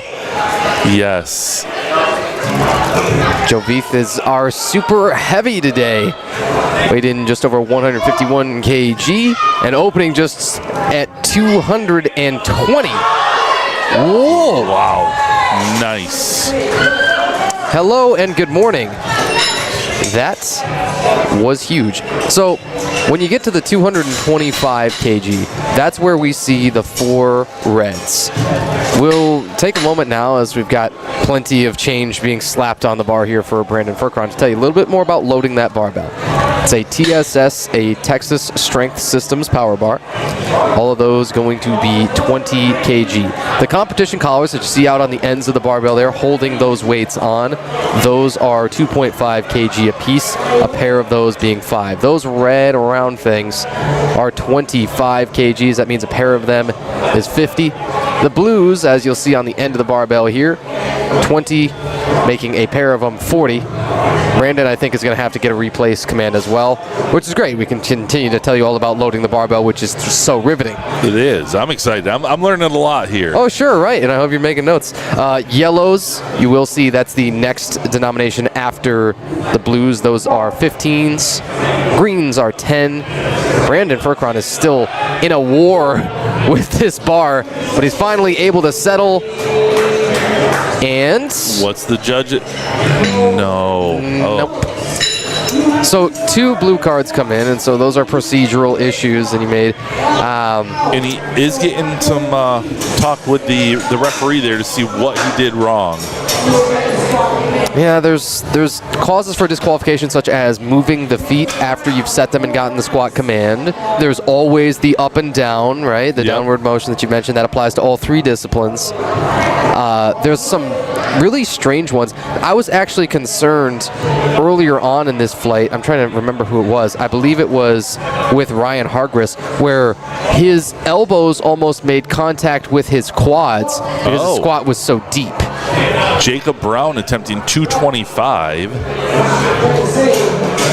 And you see the grip width creeping out wider for competitors along this flight, right? Right. I think it's, that's not an all the way out to the collars kind of grip for Jacob Brown, but it's starting to get wider and wider, and I think that's what you should see for the most part, in accordance with the size of the lifter and with the weight class, that most will begin to shift their grip out wider.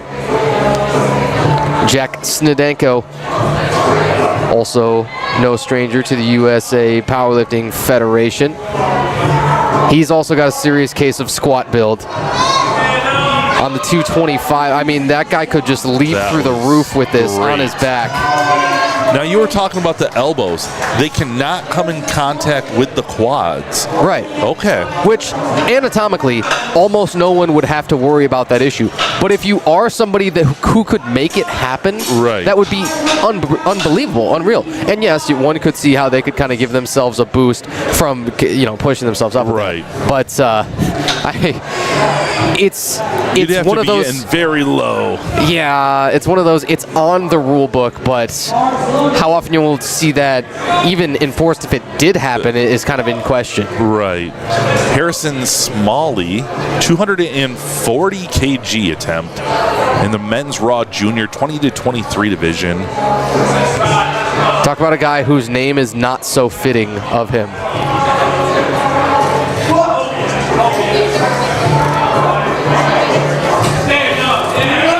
And that is snappy. And 3 whites. 3 whites have really been harder to come by, even here today, than you may often see in USAPL. And we got, as usual, kind of the all-star team of referees. You got Dane Roach, our USAPL Michigan State chair. Our chief referee today is Mark Leonard, and that guy's been a veteran of the Iron Game for just decades. Damian Freeman up next. Attempting that 240 kg again. That is 4 red plates. 4 reds, the black. Again, that competition there's a black collar on the side there. Yeah, and you got the white underneath it. Add that all up, and it's 240. And so that's almost with that position that he has to worry about it. Do you see what I'm talking about? Because he's got his bar position very low and his elbows flared back and almost as if trying to squeeze something back between his shoulders is kind of one of those cues that you'll hear. Yep. And so he's one of those who could almost run into that quads and elbows issue. You wouldn't think that it's easy to get in that position, and it's not. But every once in a while, again, it could technically affect somebody. Now we're back at the top of Flight C. Dustin Jenkins. He took a 30 kg increase. If I'm counting, yeah, that's 30 kg. He went from 90 to 120.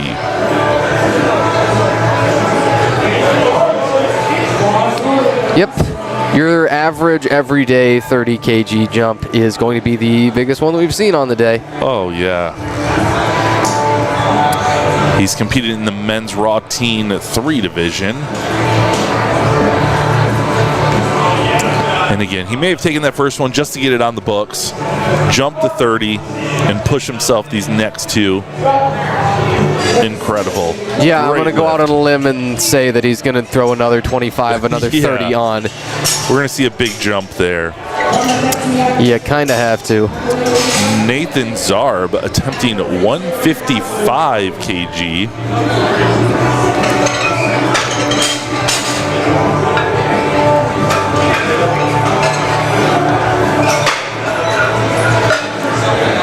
And when we're talking about loading that bar, the efficiency that these guys work at is incredible. The turnover, they do it so quick, makes this meet run smoothly.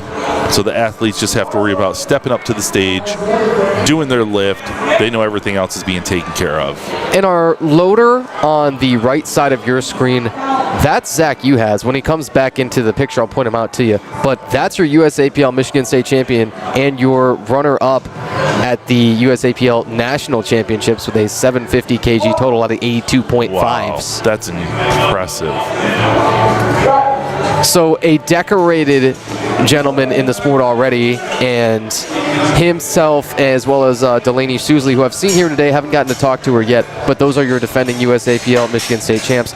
Those are your emotional leaders and your captains of the Davenport powerlifting team. Oh, that's awesome. And so, of course, our first thought is, well, let's not put him on the mic. Let's not put him on camera. Let's put him to work on the platform. Let's put him to work. We were just thinking, yeah, that guy didn't put in enough work there over at Nationals.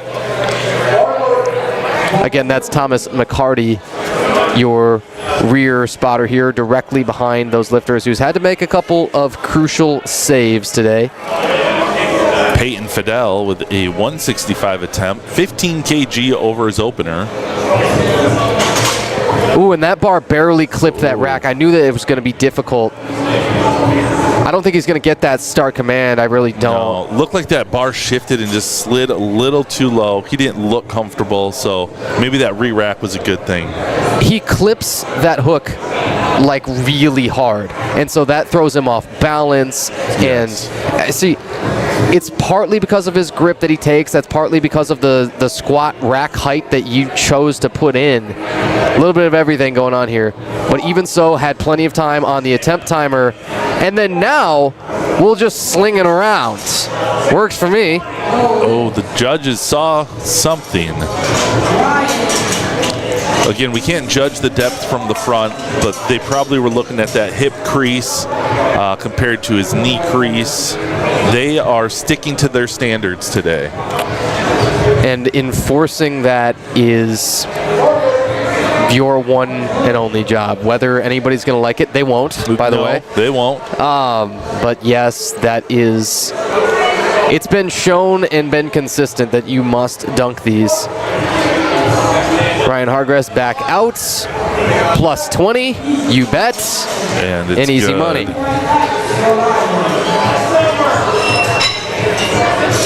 Adam Bayer Jr. attempting 167.5. We are seeing some nice jumps here from these opening squats. Like I say, you expect to see the jumps get bigger as our competitors get bigger. The heavier overall weights are again more systemically fatiguing, kind of all things kept equal, and so you might want to go lighter relative to your max and then take bigger total jumps. Right. 167.5 attempt here for Adam. Let's see what they say. Good lift. He got one red light. Very controlled on his way down. Again, you can, and it's your prerogative. People want to talk about bouncy squatting. They want to talk about dive bombing. I just disagree, and this is kind of my own personal dogma on the subject, right, as I think everybody asked for. But I do think that all other things held equal, most will find their strongest squat is roughly their fastest squat. See, that's something I'm going to have to work out at the gym. Now you gotta accumulate yourself to it, right, or acclimate yourself to it, right, and so be cautious. But when you ingrain that motor pattern and you train those tissues to handle it, I think that is when your best success comes. Blake Marion attempting a 185, a 20 kg from his opener. Amazing. I see another big jump for that man. Let's watch the hippo replay. Very solid. Hip shifted a little there at the bottom, but he pushed right through it.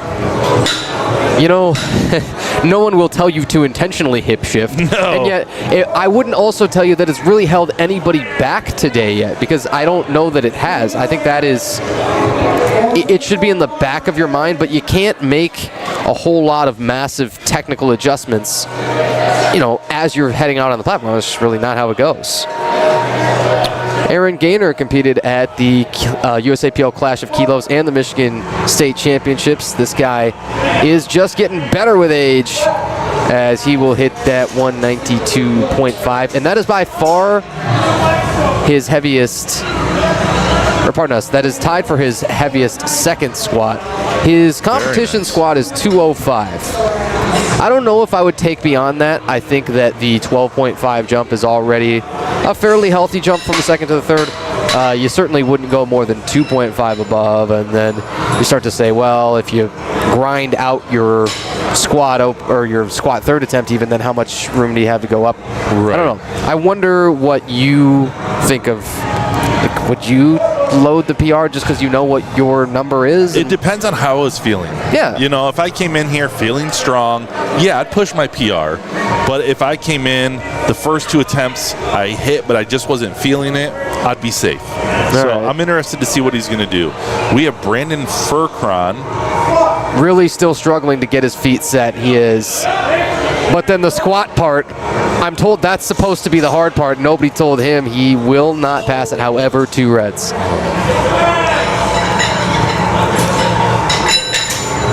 So he's still fighting to get a number on the board, and I gotta say, his body language tells us he's really struggling right now. He's over at the table and dejected with himself. We have Jose Torres Jr. coming up, attempting 225 kg. When asked what gym do you train out of most, it's his high school weight room's gym. Well, I'm telling you, Hart and Yale and all these high schools that are well represented today, they're building monsters. They are. I seriously, this gentleman came out, and I'm told he's 18 too. That's 16 to 17. And I thought, are you certain? Or did you not mean masters too? And so that's Very 225, solid. and he just left right through it. And Wow. it's completely an insignificant load, apparently, for all of these teenagers. That is incredible.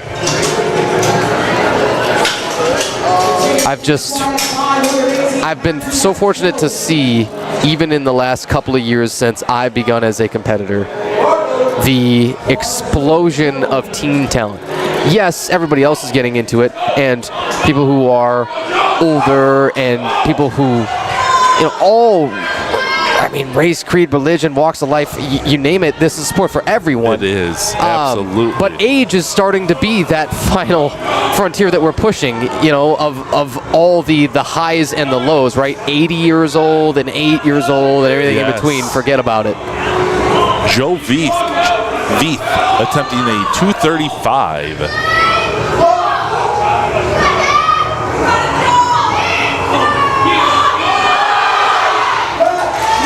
All right, so still launches through the top. Nice. Very nice. I noticed he slowed the midpoint of his squat down a little bit, and Coach Stephen Emmett is out there to talk to him and put in his next attempt at the table. I would be shocked if it was the same quantity of jump, because I'm guessing Coach saw what I saw. Is his opener was, he could have hit it for 5, and then that one was much slower, I think, on his second. And that doesn't mean bad, but it means maybe adjusting your plan. Jacob Brown attempting 237.5. Judges say it's good. He got 1 red light, but all we need is the 2. The 2 white lights. It's a good lift.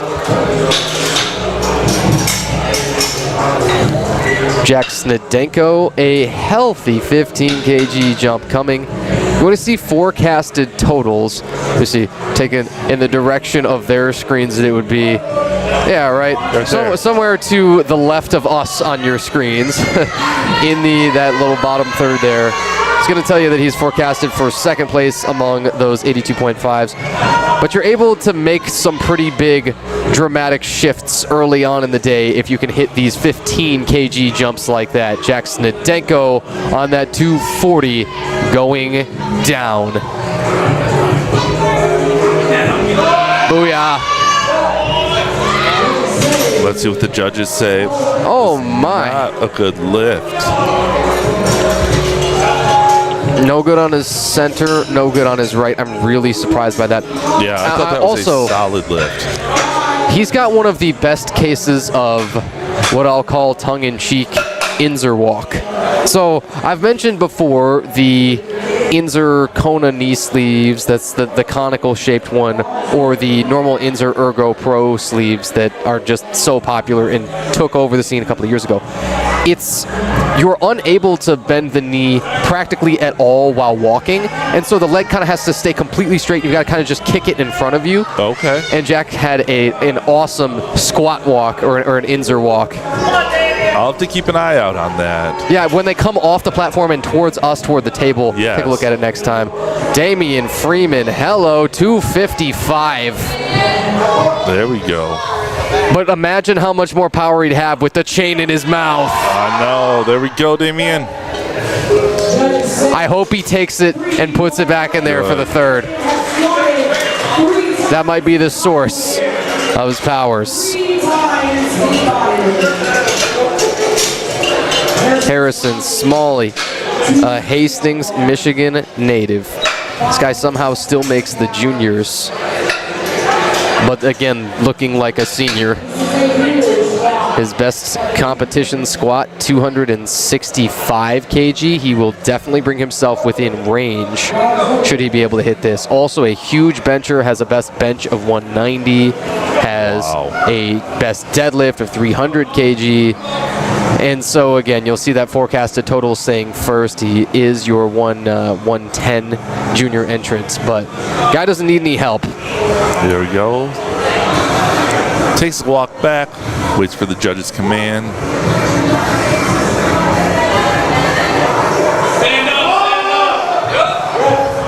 And rocks. Very that solid. Out the park, man. 260 on his second. So if it's 270 for the third, I think that's totally fair. I think he's kind of earned it by the speed of that. Yes, absolutely. And that means he opened really relatively light at the 240 to give himself that room to go up.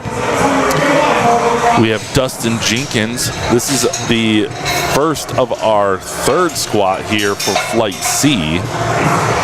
So, and then we get those 10 minutes to change it over, and we get those 10 minutes. You know, I want to say go to the bathroom, but you've seen the lines at. It doesn't matter where you are, what your venue is, what your gym is. It's powerlifting. And so not only will there be long waits sometimes for those bathrooms, and maybe then you don't want to go in after those long waits. However, just it's always going to be full up because of these venues and how many people we cram into them, and it's truly standing room only here in Coachman. Dustin Jenkins attempting 150, a 30 kg increase like we thought he would take, and it's good. 2 solid 30 kg increases. Like you do. So you open up at 90 and you finish at 150 and thought, oh yeah, you still would have had more in the tank if he wanted to grind more. He's got a bench and deadlift opener that are within 10 kg of each other. And so what that means to me is we're going to see some more dramatic jumps for him as we go on in the day. I'm excited to see what he's doing. Nathan Zarb attempting 162.5 in the men's raw teen 1 division.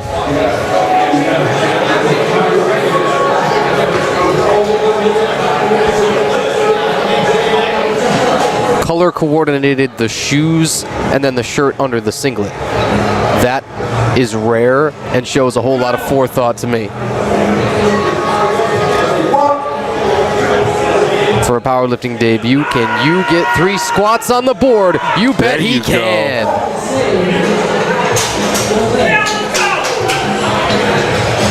Give us lights.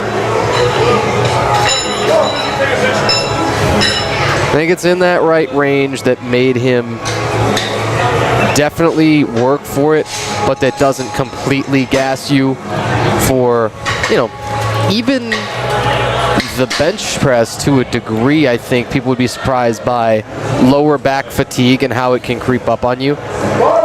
That's it's in the back of the kind of aggressively arched optimal setup, kind of, you know, optimal in quotes there, setup guys for their bench press even.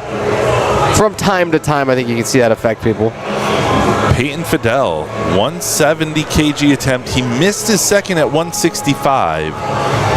Still went with the 5K increase. Hit that bottom hard, and it's good enough. It's good.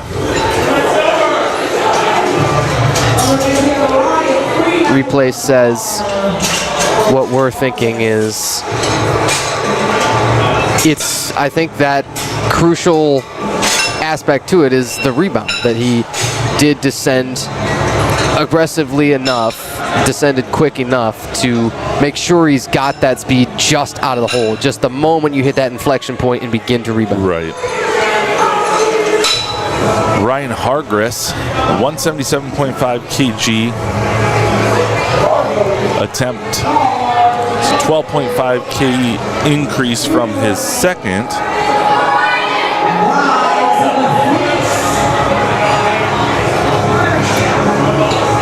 Waiting for that command. Very solid.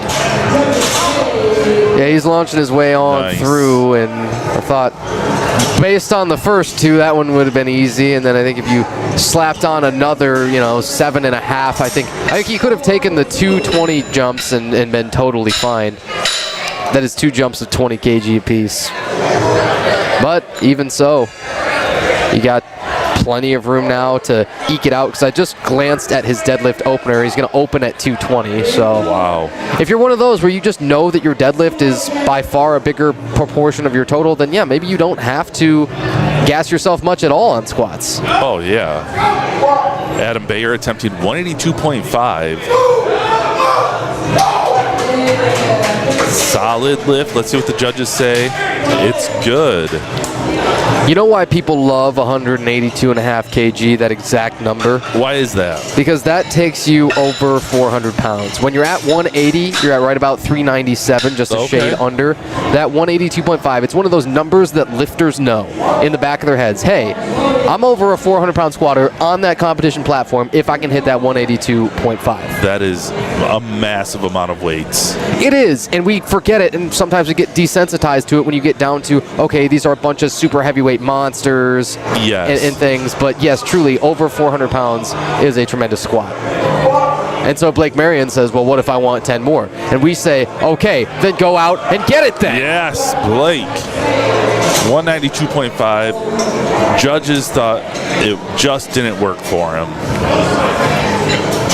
Let's see what they may have saw. Maybe it is hesitation.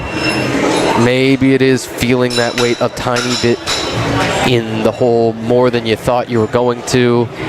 Because doesn't lose the balance, he doesn't lose the brace or the breathing. Just supposing that it's a hesitation thing, and that might keep some people from their competition depth. Gotcha. Aaron Gaynor is going to rip some chemical assistance off screen and then hop out of here. And he wanted that competition PR. This would be plus 2.5 to the all-time best squat for Mr. Aaron Gaynor. 457.46 pounds. They call them masters lifters because they've just out here and mastered their craft. Aaron Gaynor with the lifetime best. Put it on the board. That was incredible. Great job, Aaron. He's got the smile on his face after that one.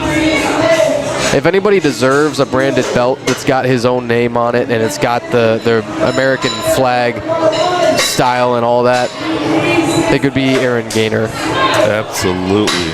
Also coaches a couple of our athletes that are here today, being Nathan Zarb.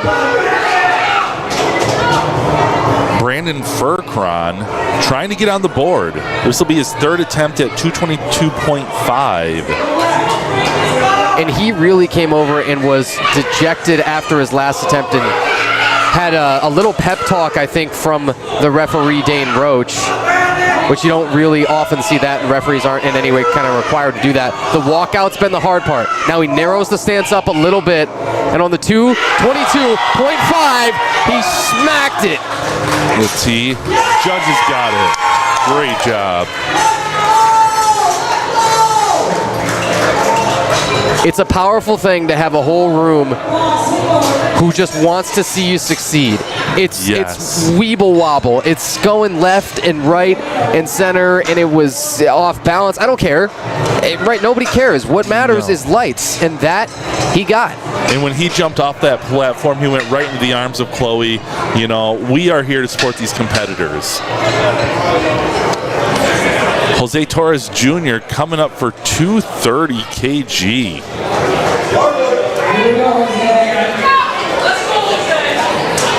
Interesting facts. He's saying he came back from getting hit by a car in October.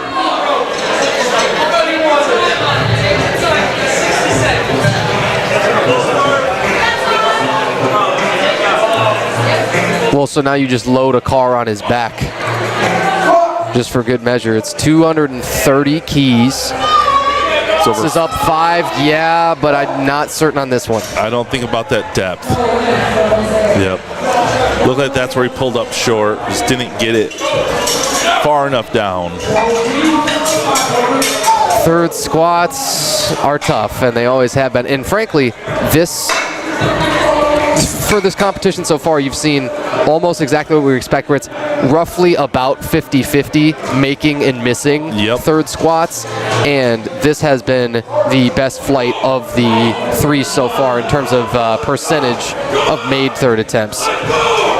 You get down to your super heavies, and so these guys are going to have a great chance of continuing that trend. Joe's attempting 245 kg.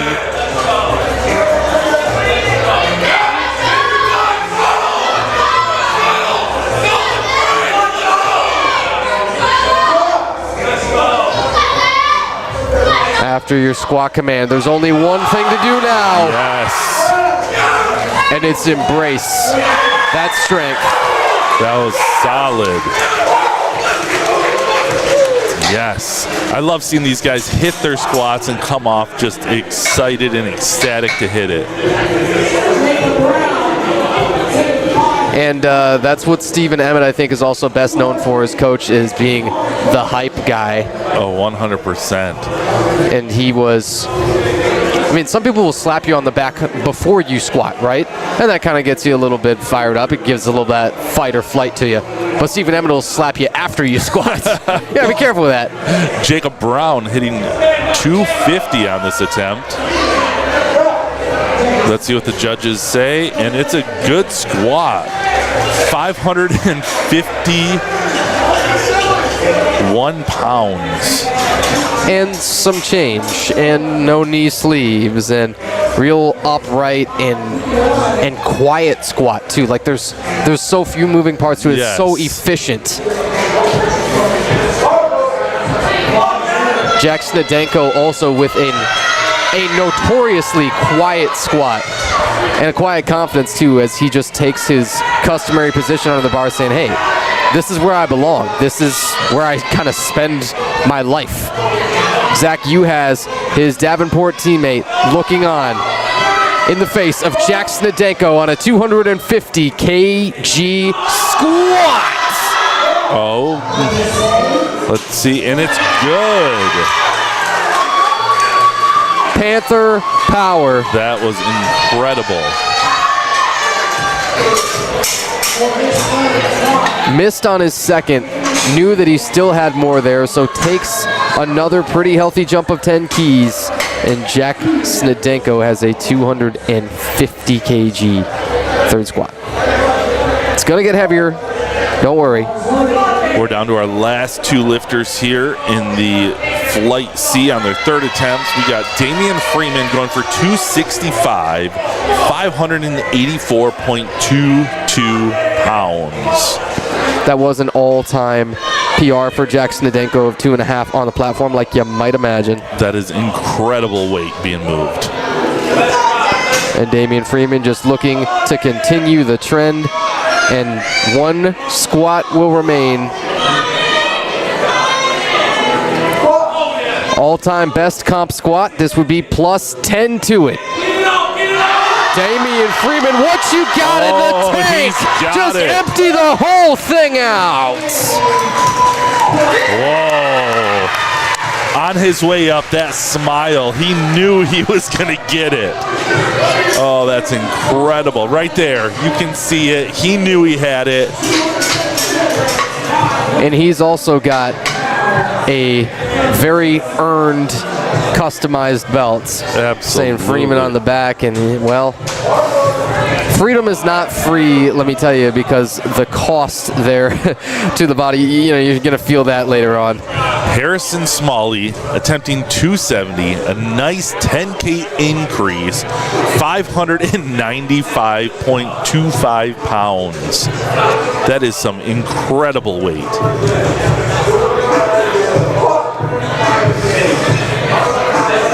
This would be plus 5 to the all-time best squat. Unfortunately, he was not able to get it.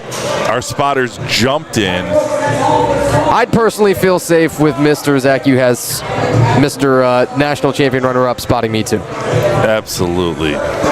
So our heaviest squat attempt there, Harrison Smalley coming up empty on the 270 kg once more. Let me figure out, right here. So Tanner White and Justin Pelham. And we are about to step out and take the break. They're going to change over. You got 10 minutes between our end of our squat event and the beginning of our bench press event. We should have a couple of interviews up and coming. I think yours truly will step out for a moment, and we may get our esteemed meet director, Mr. Vandermei, on here and chat up with some lovely folks in the powerlifting space. Let's see, our producer, Ian Varquez, if you're with us, we'll have Ray jump over.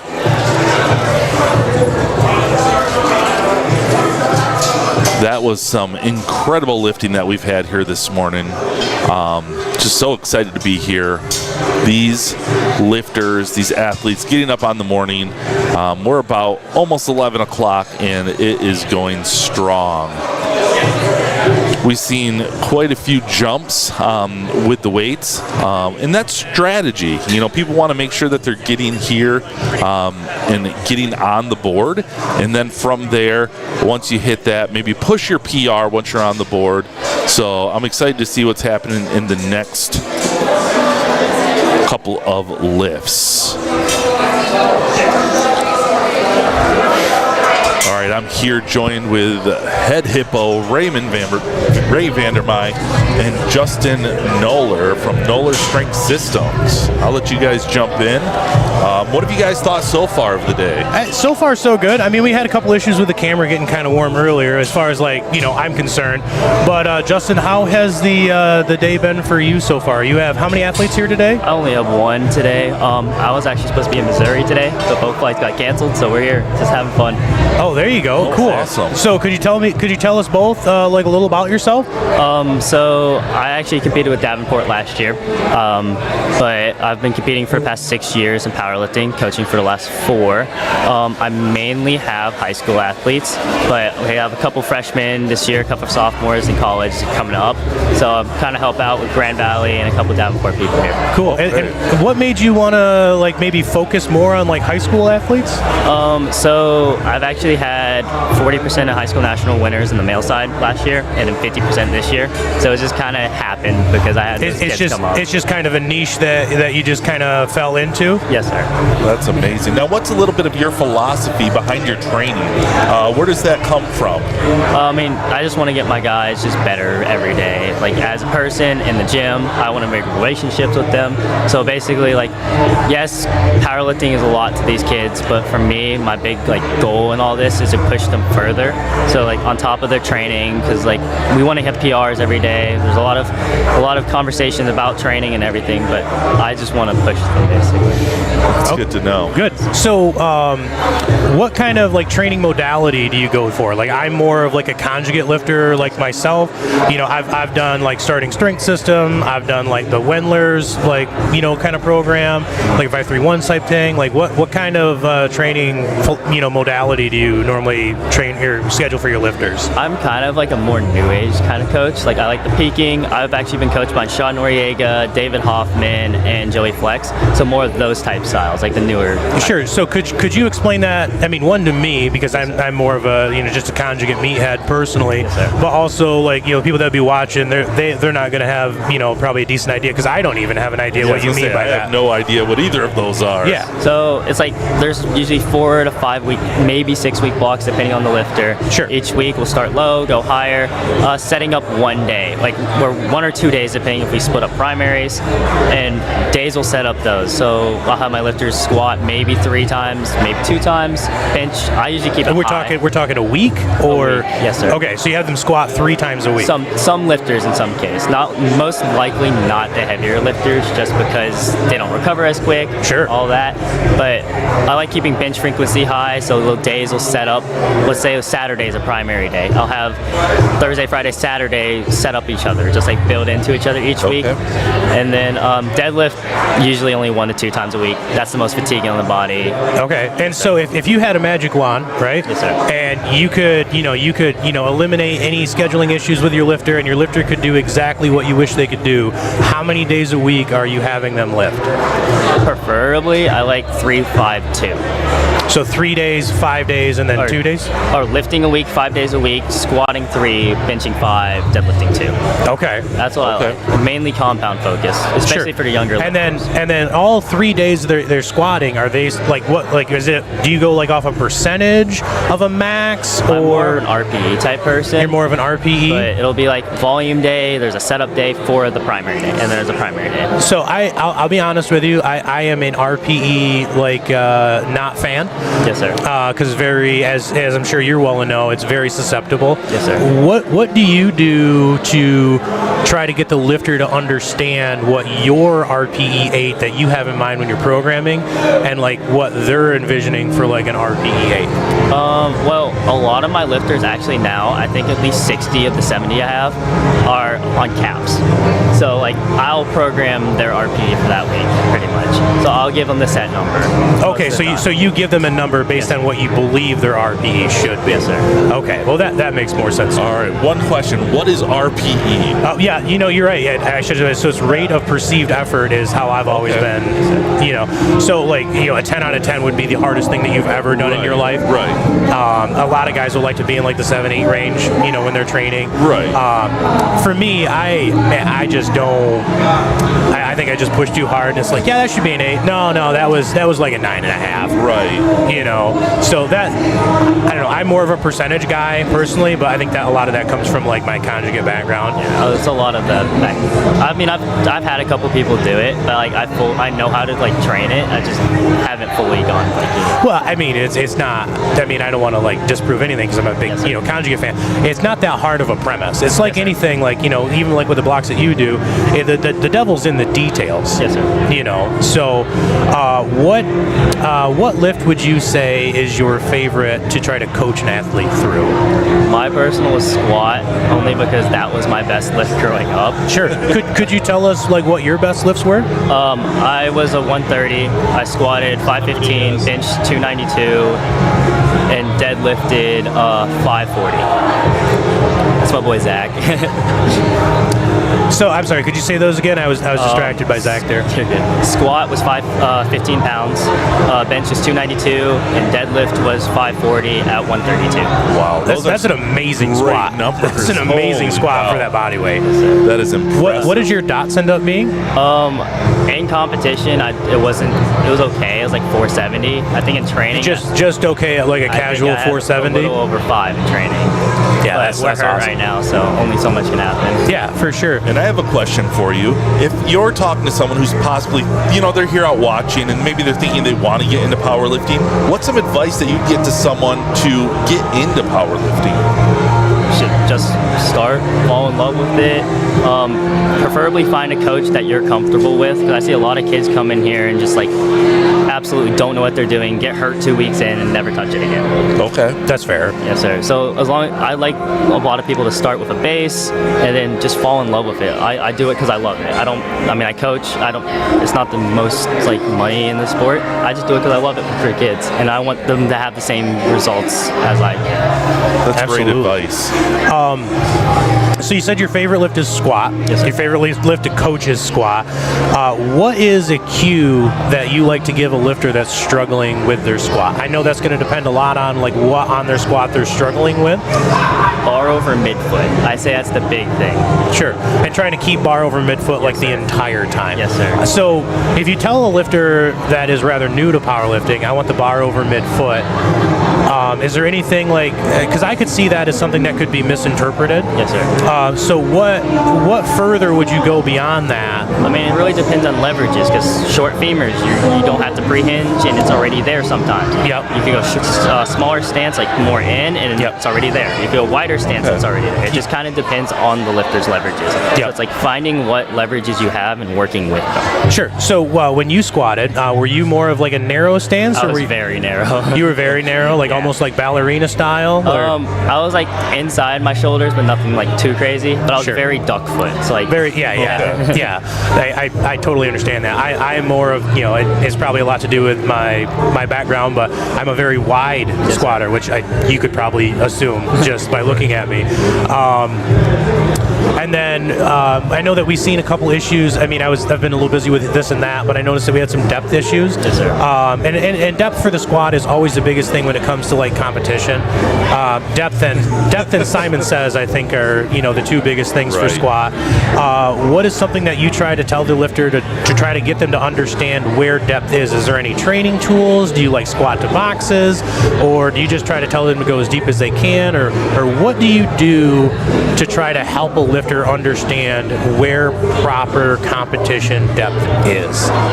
Preferably, I try. So I get. Can you get a little closer? Yes, sir. Yeah. Preferably, I try to explain it's hip crease below the knee, not at, but below. Sure. But some lifters don't understand that, and they go too deep. Some lifters go too high, and if we go too deep, you're losing tension of the squat. Sure, but I'm not a big fan of like squatting in front of a mirror. Yes, sir. I'm not a fan of that. I know some people are. I'm just personally not. Oh, same.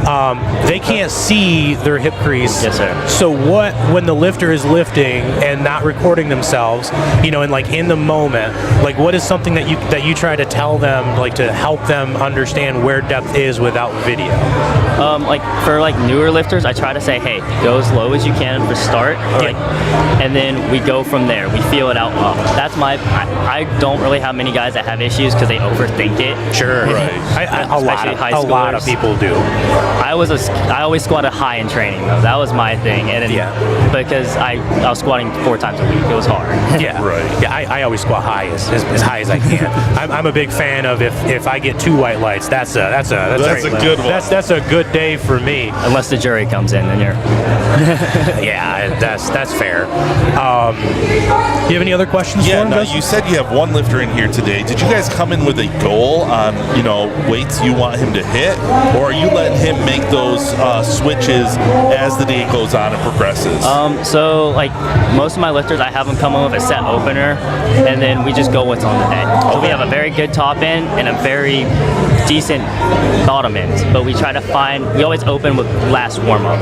Okay. So and we find it on the platform from there. That's great. I love knowing what these guys are thinking. Oh yeah, coming into the lifts. Which is one of the reasons that like I kind of wanted to have coaches on here to interview to kind of help you understand, because I'm sure you've mentioned that you haven't been in powerlifting for very long. Yeah, I'm learning as I go. And also the people watching, to try to help them understand. So when it comes to like an opener, you said you want them to do their like last warm up.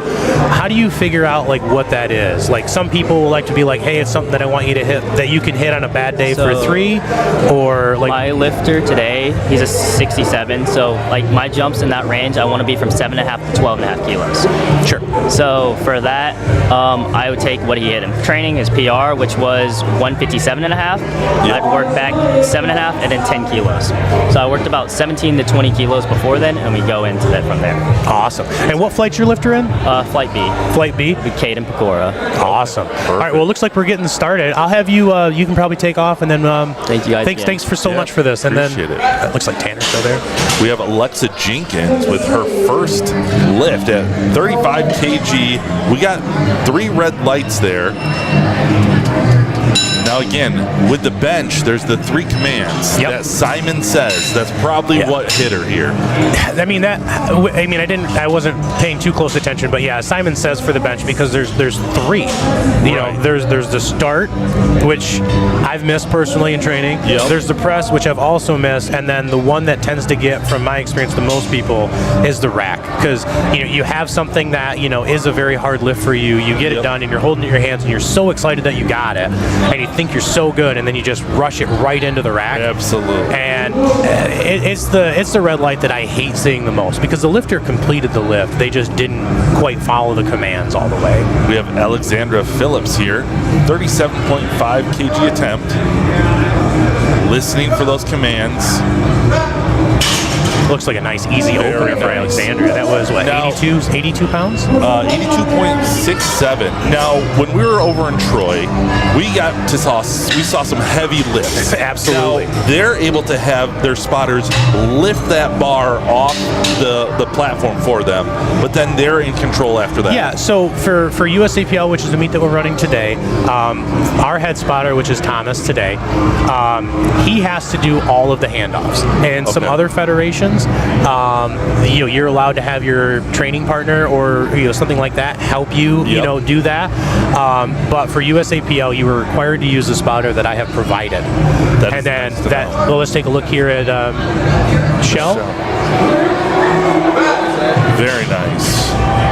She hit her 40 kg. That's 88.18 pounds. All right, I'm going to hop off and get Tanner back All here. right, Ray. It was great having you here. Yeah, again, for sure. and, Maybe we'll I'll swing see you back. around. All right. We'll let Tanner jump back in here as we get started with the first round of bench press. We're in Flight A, coming up on Madison Onicki. She's attempting 40 kg.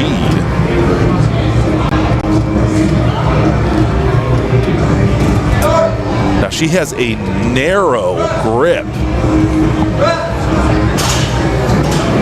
Let's see what the judges say. It is good. Now, I like this camera angle that we're seeing because it's not so much from the head-on perspective, it's more of a down from the top. Yeah, I enjoy it as well. It's something that you wouldn't see, you know, hardly anybody filming their bench videos from. Either they're going to film it from the very side, and you want to see the bar path of it, Right. or from front on looking at the bench, usually not even from right behind it. And so it's kind of the best of all worlds. You get a little bit of the crowd back behind us. You get a little bit of, well, the whole setup. I think, yeah, our producer Ian Varquez is saying, hey, how you doing? Yes, you get a little bit of everything out of this, and in addition to seeing the lift proper. Nala Marsh, her first attempt at 42.5 kg. 3 white lights, that's what we want to see. And you see our crew, spotters and loaders, they are efficient today. So 11:03 a.m. I'm doing the math here. I'm trying to, without giving too much away, reveal that I will probably be having to step out before this one ends. But however, you know, before we get there, we're going to take this time for all it's worth. Absolutely. What did you take from your talk with Justin Noller? Did you enjoy that? Yeah, I did. What I like is his philosophy, and we'll watch Sarah, and then I'll give you my take on it. Yeah. Sarah's coming up with her first attempt at 52.5.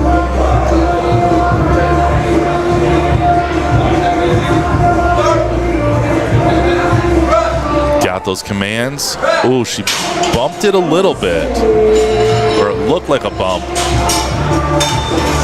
And she got the 3 red lights. Yeah, so we're talking with Justin. I really liked his philosophy on what he should tell someone that's thinking about getting into powerlifting. Because, you know, in my head, I'd love to get out there, but I'm still in the early, you know, training stages.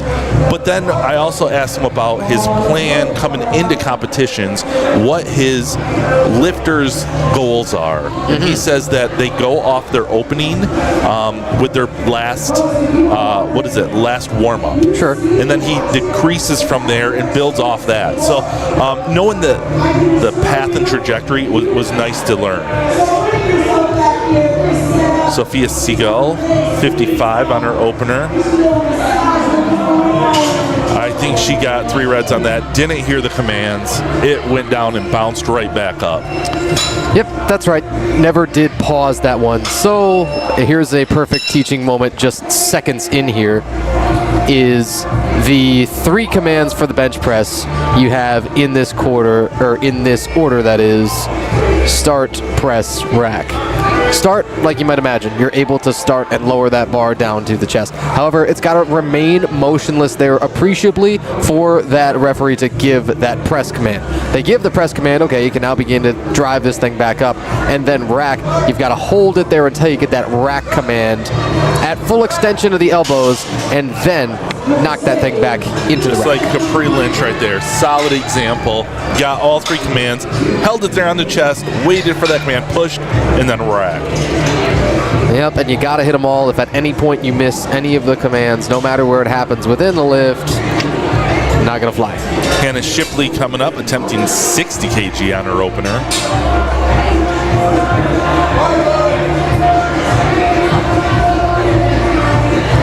I'm getting a smell of hot dogs wafting over here. Yeah, I think we bought up the whole Costco food court from the one in Byron Center here. Amazing. I'm seeing the hot dogs being the favorite, but I'm also seeing some chicken bakes. I don't know if that's also in the boxes down there. We might have to explore this later on. Hannah Shipley. Huge crowd out here for her. She got the 3 white lights. Great opening lift. Yeah, you know, some have the kind of whole personal entourage that gives you just a little bit of a boost when you need it.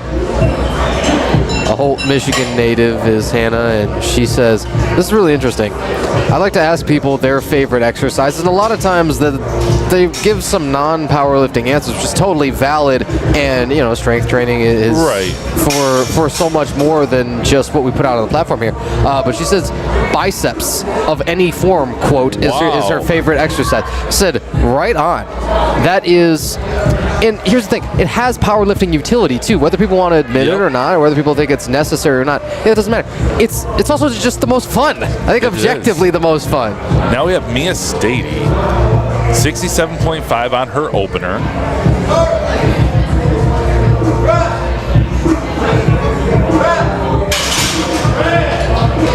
So that's an interesting question. You know, what is your favorite non-powerlifting exercise? It's so hard to choose. You know what? You would think I'd be prepared for this question, wouldn't you? Right, I think you would. I would have thought I would be. I think for knowing myself, my probably number one thing that kind of stands out. Well, first of all, I have a squat build. That's no secret, right? Yep. I mean, you see, right? I'm just vertically challenged gentlemen. They probably have a good time squatting for the most part. And so I do enjoy training legs a lot. But I think actually my upper back may be the thing that's kind of naturally strongest on me, and so that would lead me to. Boy, if I gotta pick a vertical pull, it's a lat pull down. If I gotta pick a horizontal pull, I think it's anything higher machine row. You know, can really put the elbows up here. Briley Anderson with 75 kg on her opener. Let's see what the judges say. I'm gonna say bingo. Yeah, I think if I do get a red light, it might be a command, but she got all 3. So I am with you on the shoulders and the traps. My favorite is right now for the arms is tricep pull down. Mm-hmm. Those I can rock all day. And then one that I just started is a sitting cable row. All right. Just to hit that back. That's my favorite exercise right now. And it's funny, so much of upper back training it's not the prime movers in powerlifting, but it has utility for every power lift that you could do. And I think a grip like Izzy Malcolm really, it accentuates that a lot. It shows you almost perfectly that you're really mimicking that position big time of, okay, my grip is wide here, but I'm pulling these shoulders down and back and getting that shoulder girdle in great position. As I arch my back, I'm not only keeping that shoulder safe and sturdy, but I'm reducing range of motion a bit and moving more total load and doing so more comfortably. And all high, especially wider gripping, pulling motions of the upper back will mimic that position quite well. We have Madeline Haberling, 82.5, coming up for her first attempt. And just way ahead on total of anybody else in this flight as she squatted 167.5. So this would take her subtotal already up to 250 kg. That was nice and solid. We're jumping back to the top of the flight with Alexa Jenkins. Let's watch this hippo replay. Watch how smooth and confident she was in this lift. Wow. That's a smoke show with another, if it's 15, even 17.5 kg to take, I don't think I'd be surprised. I think that 100 is within play when you move a bench opener like that. One thing I learned, you know, from my couple competitions, and it's really helping with my weightlifting, is you were talking about the position, but where you're moving your shoulders, the slight pulls. You're feeling it when you're pushed from your back, your feet. The muscles go everywhere.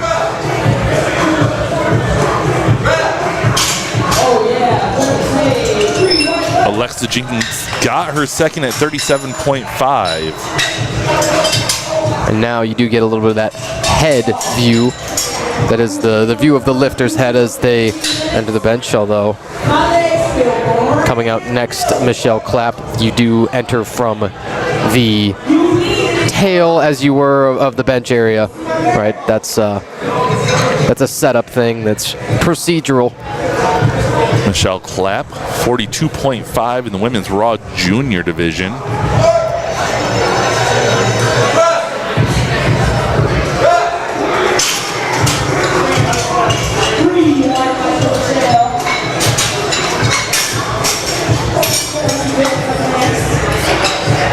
Alexandra Phillips, nice jump up to 45 kg. She hit her opener at 37.5. I'm excited to see what she's going to get this time. Again, you're going to start to see those subtotals populate down in that lower third, or so right up against the, or right up on top of the forecasted placing within their weight class and age division. That subtotal is the sum of your best bench plus best squat attempts registered so far. Wow, it took a lot of time for that bar to get settled on the chest, and that cost her. So they don't give you the command until you are stopped right there. It's motionless, is that the word? Yeah, appreciably motionless. Kind of one of those modifiers that they throw in because you don't want it to be instantaneous, and likely you won't get an instantaneous press command. Now, I've talked with referees about this a ton. Yep. And I'll tell you what they've been telling me recently. On the 45 kg, that's smooth on lockout. It's good for Madison Henneke. So, they tell me the slower your eccentric, the slower the lowering of that bar to your chest, the quicker they want to give you a press command. Okay. When you see somebody who dynamically drops it down to the chest, sinks it in aggressively, and then will try to throw it back up, they might get a longer press. That is, have to pause it longer on the chest. That makes sense. Those who are really almost tempoing it as, like purposely down to the chest, they may get, again, but most judges have been telling me that that's kind of how they've been doing it recently and enforcing those rules, is they may get the quicker press command. Now LaMarche attempting 47.5.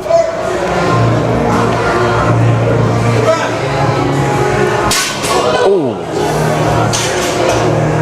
We're just checking to make sure you're still awake. Okay, that. I'm hoping that the safeties are set at that very appropriate level to have not clanged off her ribs. I think that was a shock to a lot of people there. It looked like it just slipped out of her hands. There's another teaching moment to be had on what I call irradiation, and other coaches call irradiation. Okay. Which is an effort to grip a dent into the bar, to squeeze the bar so much as if you're wringing out a towel is some coach's cue.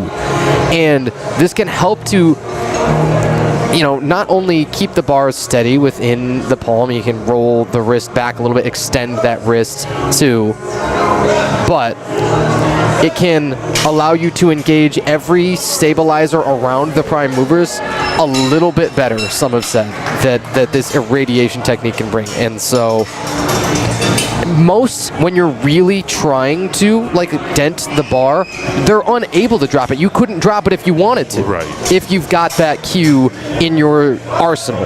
And you didn't see it there. It's rare that that's going to happen in general, is that bar just, totally kind of popping out of the hand.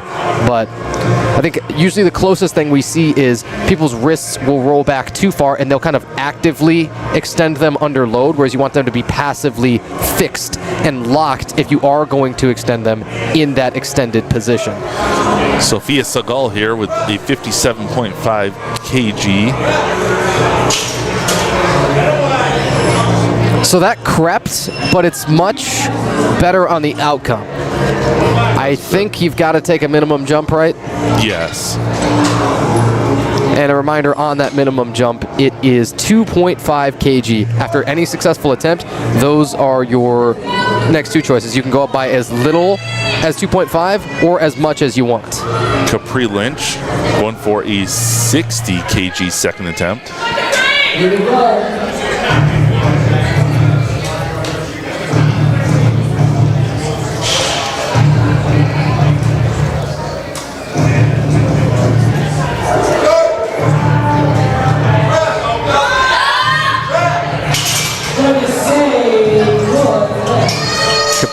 has got the 3 whites there. Her competition best bench is 60 kg. Just set that at the Panther Jungle throwdown. Anna Shipley coming up. That'll be 62.5 for the next weight lifted, and so the subtotal for Hannah after a 112.5 successful squat would move up to 175 total for the day. Again, that subtotal just your best bench plus your best squat added up. 62.5 the minimum jump here, but on the bench press, that's often kind of the max that you're going to be able to, as it's perfectly exemplified here. Spotters had to jump in on that one. I'm telling you, you add a silver plate on, and you see, wow, those plates are real thin, and the diameter is pretty small, and you think, that probably doesn't make that big of a difference, right? And then you go to bench it, and you say, oh, never mind. It is really tricky. Sometimes even just that silver is too big an increment, and sometimes that's just going to be what it's going to be on the bench press. But did you notice, too, the slower descent to the chest there? Yes. That was exactly what I was talking about, where that press command, it does come really quickly. Oh, yeah. And I think I'm going to be paying more attention to that just to see how they're going to be doing that, as the weight increases. It's just that trade-off of that the eccentric becomes harder. Same thing too. Press command is quick this time. Mia Stady in the rack and show us 3 whites. Nice. That's what we'd like to see. Let's watch that Hipple replay.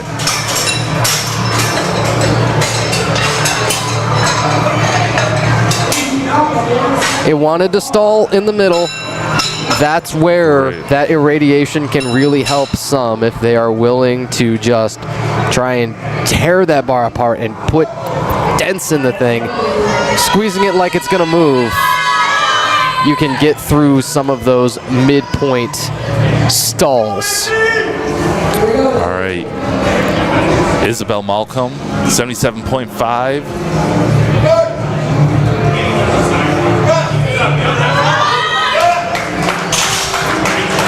Good by me. Nice. Good by them, the ones on the sides and the front that really matter. So if it's an 80 kg, that's the 2 minimum jumps. Again, I think that for most competitors on the lighter end of things, the 2.5 is the way to go. Probably, yeah. Breely Anderson slapping 5 on, and so that is already, when it comes to the bench press and how tricky of a lift it is, kind of an aggressive jump. That is. She will use her feet up on the bench to set up there. Taking advantage of USA Powerlifting Federation rules. And will rack it. Should be good on the 80s.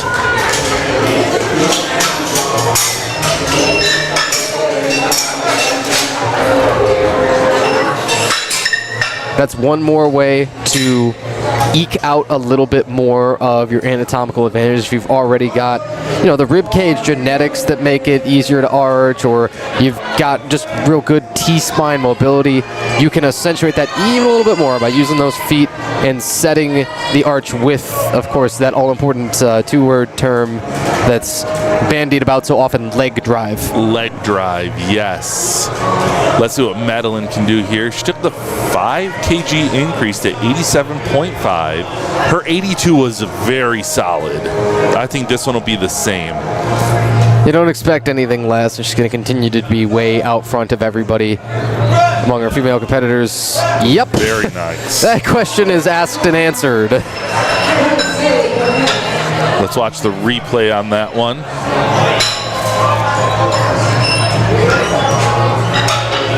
The left elbow I saw was shaky. That could be just from reefing on that bar and really cranking it down and not allowing any deviation, right? Because your shoulders are pulled so far back and down, the bar just, whoa, heads up. The bar just flopped out of that rack. Again, we just make sure everybody's on your toes and still awake, folks. Yeah. Good morning again. Yeah, we're here. Yes. Nonetheless, the position of the shoulders will be such that when they're dramatically pulled down and back, the bar, one, has a shorter total distance to travel, and two, can kind of only move in that very locked-in pattern, almost as if it were on a machine. Alexa Jenkins with a 42.5 attempt.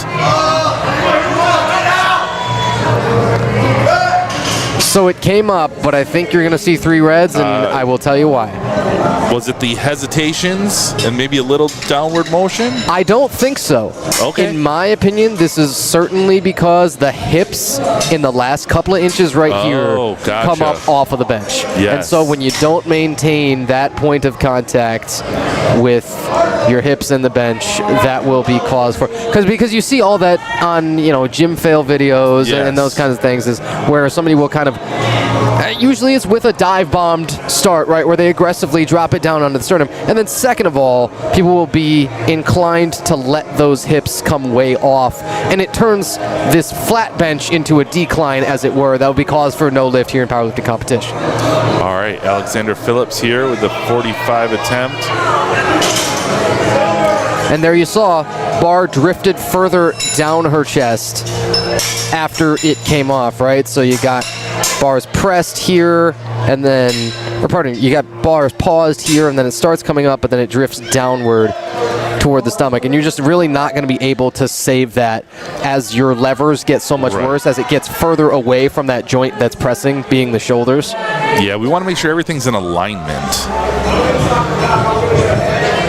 But that next little technical tier is flaring a little bit back toward the head at the very beginning of the press. If we see a lifter who does it dramatically, especially one with a closer grip, I'll start to point out a little bit more. First though, Nala Marsh, 47.5, third bench, and smoked. Very nice. Nala's got a little bit of that, but I think partially that is also a prominent rib cage with a healthy arch there. There are some who accentuate it so much, it's almost as if off of the chest, the only movement is back toward the head. If you could imagine, from being paused on, you know, roughly the middle of the chest here, to literally over the eyes, and then the pressing leverages become much better, because that's of course the hard part for most, and where your bench is going to stick is directly off of the chest. Michelle Clapp here, 47.5. Didn't get that 5K increase. We got the 3 red lights. We did see our support team come in there. Great job.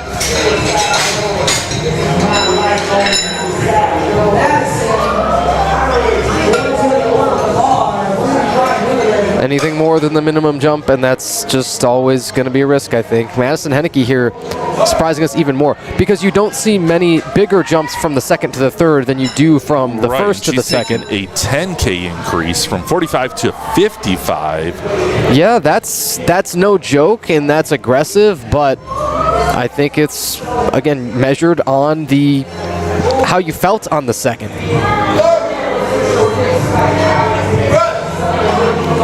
And the press comes quick. I would have said the hips probably came off too, and still, nonetheless, not going to quite come up. Sarah Ingram attempting 60 kg here. She's had some solid increases. She went 2.5, and then she's taken a 5 for this third attempt. Oh, I jumped. I'm looking at the next one. We do have 2 Sarahs.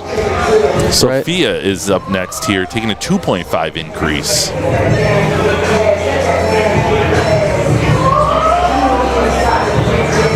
This would run the subtotal up another 2.5 to 162.5. We love quick presses. Nice. Because on a quick press, you get it over with. Wait. Oh no. Oh, the agony. This is the worst 15 seconds of my whole day, Justin. I'm trying to tell you. She got it.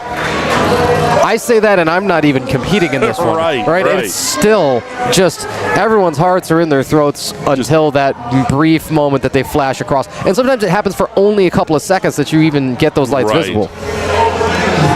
Sarah Ingram attempting a 60 kg on her third attempt. This is that big 5K jump.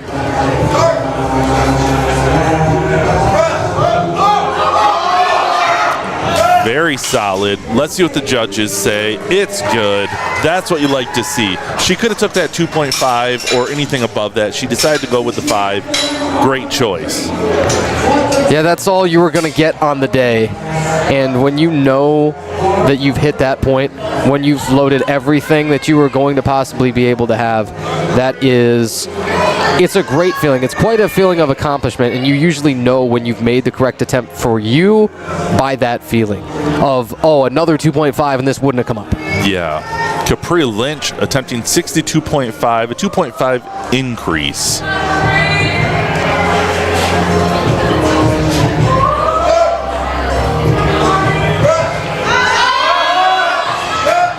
And that's how your third should be, I think. Great.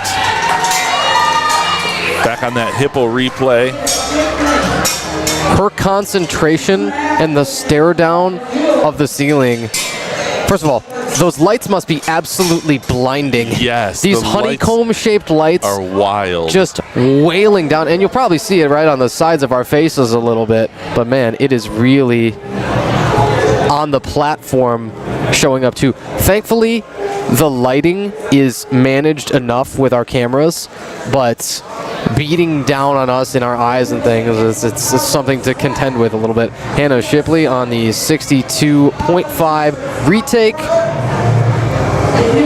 Very solid way down, coming up. And not quite pulled, and she'll have to settle on the 60. All right. Mia Stady taking that 2.5 increase to 75.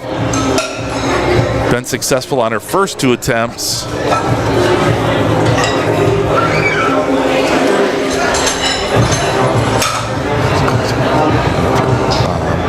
That's wrong. Mia, one of those Yale High School competitors.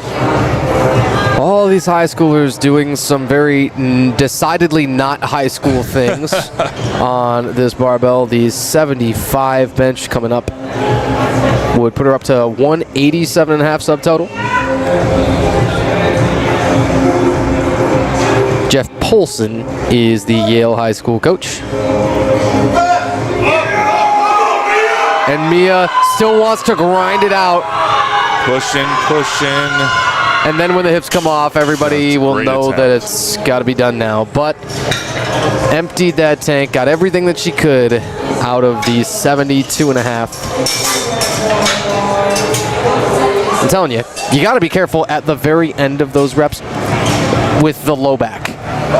You've still got 3 deadlift attempts to take, and the further that the hips want to stray off, the more probably you're in, I don't want to say endangering that, but you're probably, again, by a relative margin, increasing that risk of injury. Isabel Malcolm, 80 kg attempt.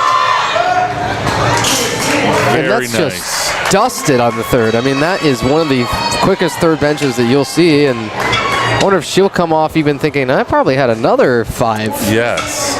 That, I think, when these high school or college age lifters, right, Izzy Malcolm being a member of the Davenport team here, that is reassuring, actually. People might find that kind of funny. They'll say, what do you mean reassuring? I wanted to get more out of this lift, and I could have come into today with more.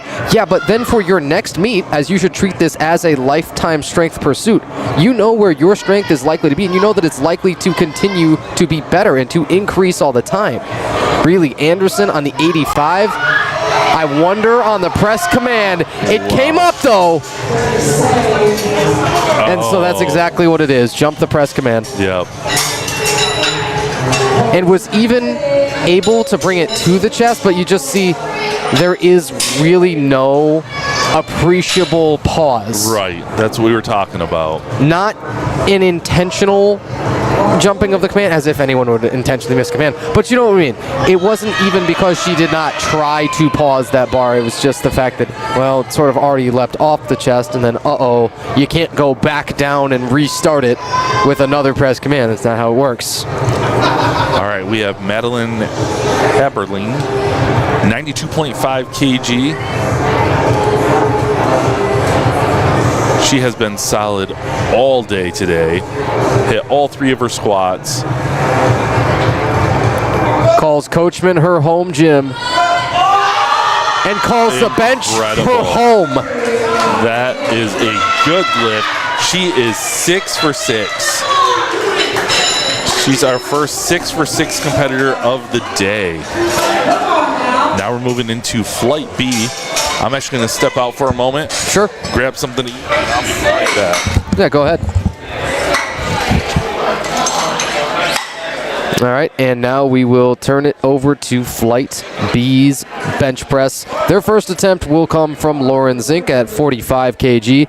You look all the way down to the bottom. Once we get through all of our female competitors, those will end with a very impressive bench opener for Elsa Noor of 80 kg. Then we'll get to the final 5 of this Flight B with Mason Poulsen, Reggie Glon, Caden Pokora, Anderson Bartlett, and Benjamin Park as our male competitors. At the bottom, again, we progress through the flight in order of lightest to heaviest weight lifted. Opens with Lauren Zink, just smacking a 45. Once more on that loading of the barbell. It's a Texas Strength Systems 20 kg power bar. Try and say that 3 times fast.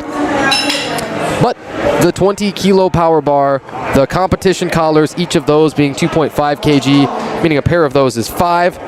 And then as we started with the green plate on here, those greens are 10. Other denominations, white and black plates. White are 5 kg apiece, a pair making 10. Blacks are 2.5 kg apiece, a pair making 5. And the silvers that you see here with Bryce Duvall on the outside of the greens there, those silver plates are 1.25 kilos apiece, meaning that both of them combined is just 2.5 kg. That is your minimum increase. It's your minimum jump that you can take between attempts. So that 2.5, tricky as it may be, is just that tiny little... It's funny, silver is an anagram of sliver, right? And you would say, oh, that's usually just a sliver more weight, but can often trip people up, especially on the bench press. Never sounds like much more, but always feels like a big change. Kirsten Pruitt, an Avoca, Michigan native, but another competitor from Yale High School, says her best competition bench is 65 kg, so she opens 5 under that and just launches that. It's funny, she stared right into the camera. I don't think that was intentional, but it looked like she was staring into our souls. Well, you earned the right to get a little stare down in there when you're tossing around the numbers like that. Drone Das is the next one under the bar here. Drone's 62.5 is speedy. Drone was a noticeably wider grip bencher. You'll have really anything from right about where the smooth of the barbell ends and the knurling begins, up out to the rings. You see the rings on the barbell just kind of on either side of it. Here's a great look at it as we get the head-on view. Those rings on either side kind of interrupting the knurling. You can grip all the way out to those, but you cannot have all of your fingers beyond them. So you got to have at least sort of the pointer fingers on those. Many will set up with a grip kind of like this that McKenna Sievert is taking, where it's maybe their ring or pinky fingers around the ring of the bar. And you use that as a landmark to set your grip each time. McKenna Sievert on 65. Works for us. Again, the patent-pending Hippo replay coming right at you. Once more, we say thank you to our producer, Ian Varquez, for getting that together for us.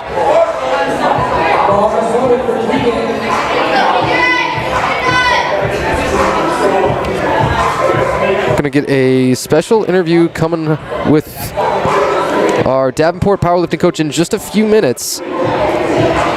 See if this gentleman is ready in a moment and let you know. Keegan Kalick opening on 70 kg.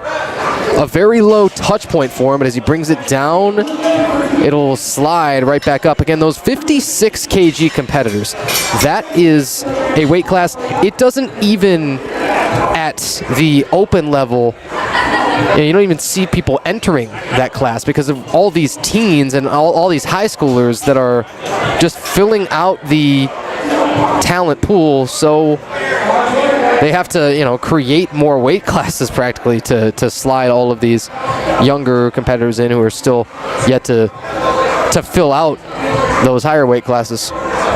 Drew Heen Das now under 72.5.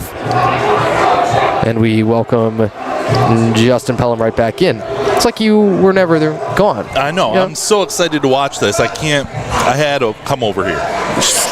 Stuff down some chicken and I'm good to go. I do want to hear about the chicken bake. As somebody who's, I think, dabbled in them just once. This is my first, and really, I love it, dude. I'm hooked now. Yeah, might need to put that on the list for later on. I might need to get the macros on it, but they're so good. Right.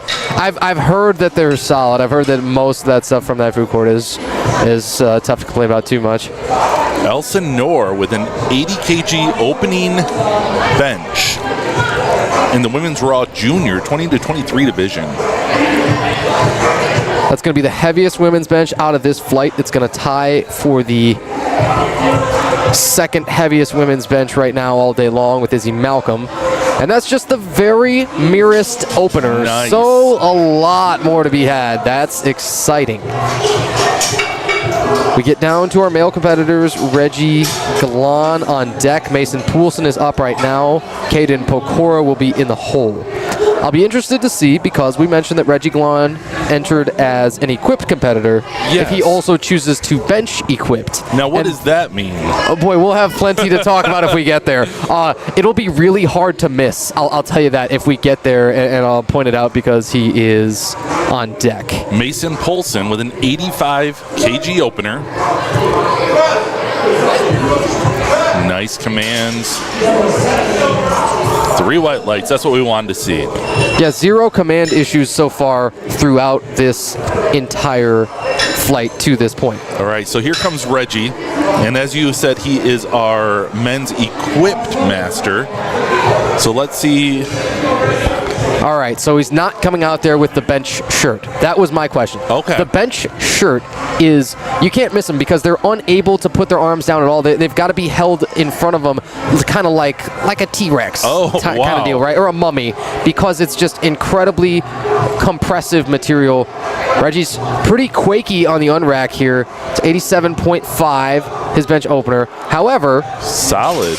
I mean, you don't want to say old man strength. Wow, I'm surprised that did not pass. Yeah, now what do you think happened there? Do you think that was a command issue? Again, I wish that I could hear our referee there, Wendy Clow, on his right, telling him. He was moving back a little bit. Mark Leonard, the same thing. Again, he's been our chief referee, and we're actually taking a look at the very back of him, his backside for a moment. Thank you very much, Ian. It's so funny. They were doing the rules meetings, and Dane Roach is our USAPL Michigan State chair, and he said, and the gentleman built like a refrigerator back there, in reference to Mark Leonard, and I lost it for a moment. I had to regain my composure after the rules meeting and right before we played the anthem. I thought, man, that was going to be in the back of my head all day long.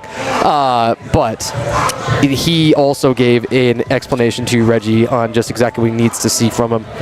Caden Pokora sliding his way under the bar there on a 90 kg opener. Here it comes. Squatted a huge PR, did Caden, of 22.5 kg. Right. Opens, and he has 2 reds as well. Now I see he has a very high arch, just sets his bottom down right when he's going to attempt that lift. And I think that might be the issue, is his hips may have came up a bit. They did. You have to measure out the pros and cons, really, of, so you know you're going to set your leg drive, you know that you're going to use your legs to create some of that further arch in mostly the low back, mostly the lumbar spine. Right. But you only have so much mobility in you, right? You can't force yourself to go beyond what your body's kind of physically capable of. And so I think that is kind of it's a total balancing act between, okay, how close are my feet to my head, and how much can I eke out some arch and some extra leg drive without just shooting the hips ballistically off.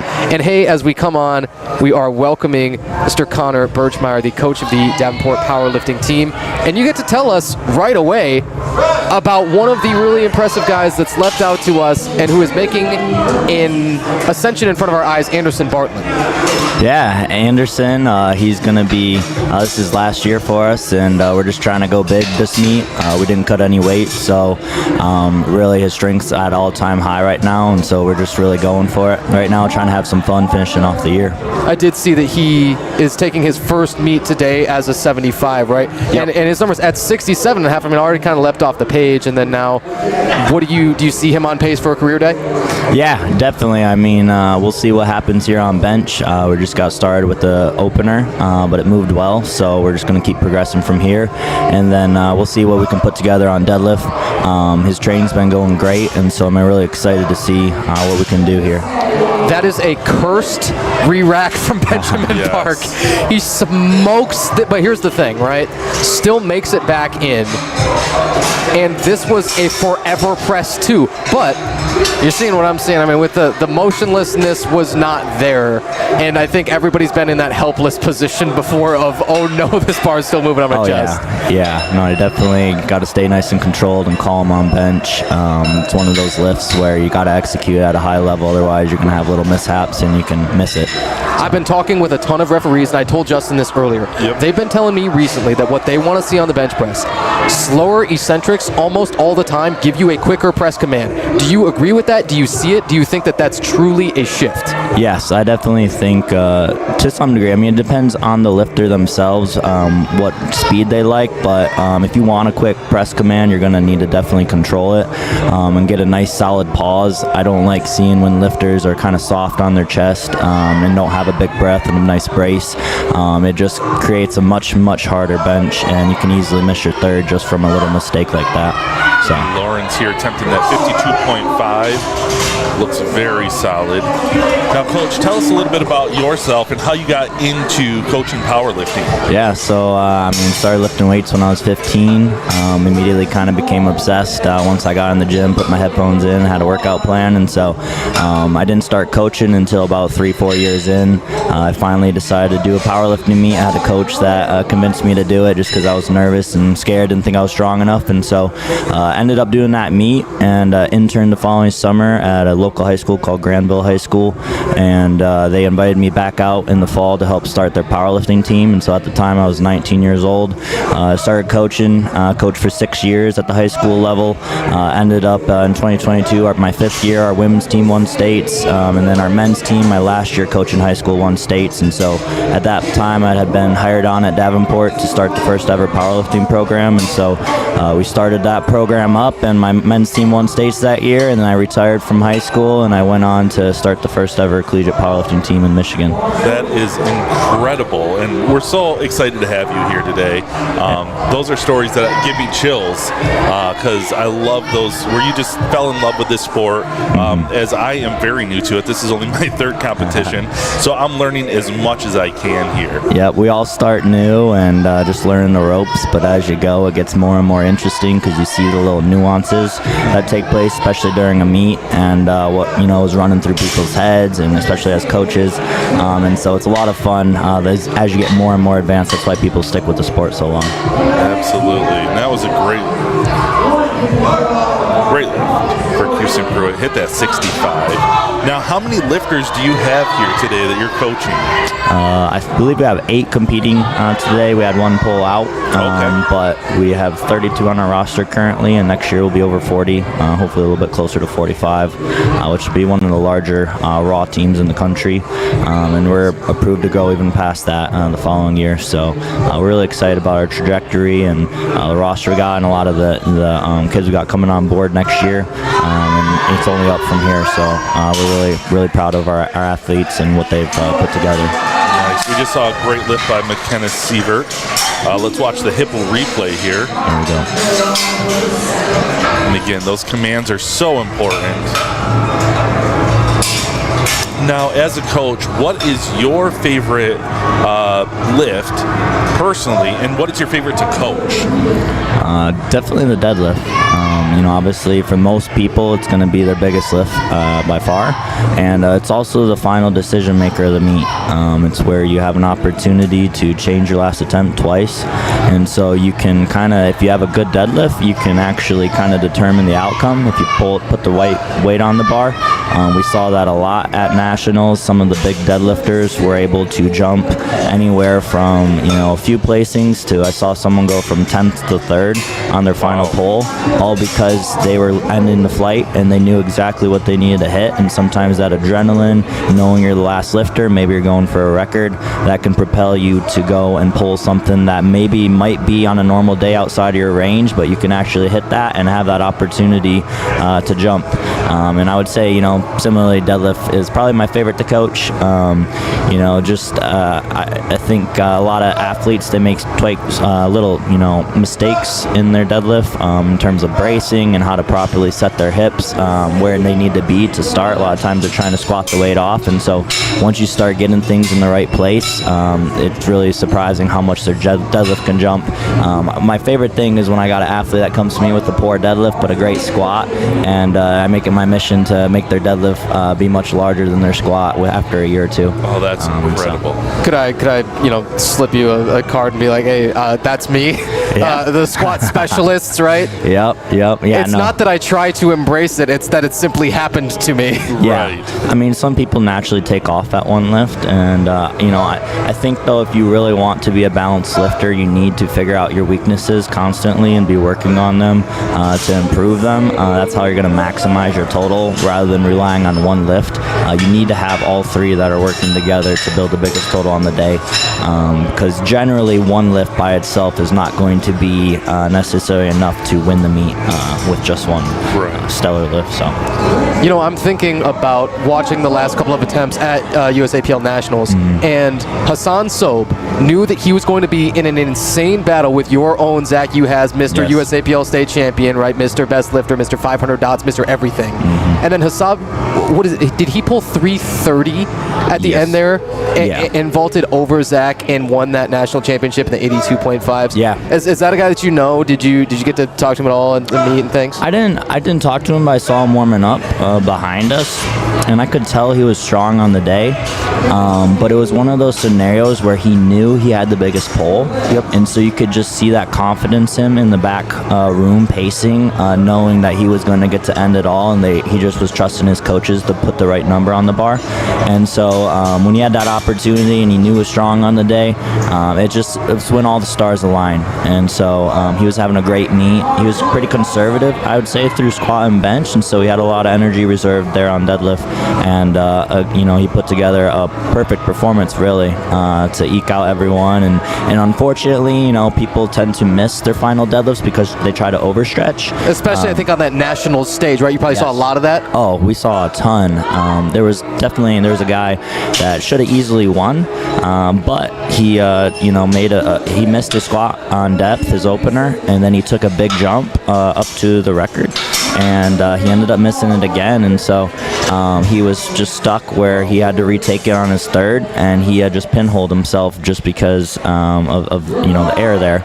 And so he should have won the meet. And so it's not always the best, the strongest person on the day. It's the best power lifter, whoever calls the right numbers and makes their attempts. Sure.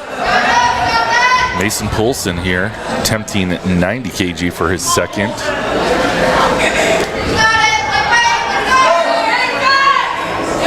Slow out.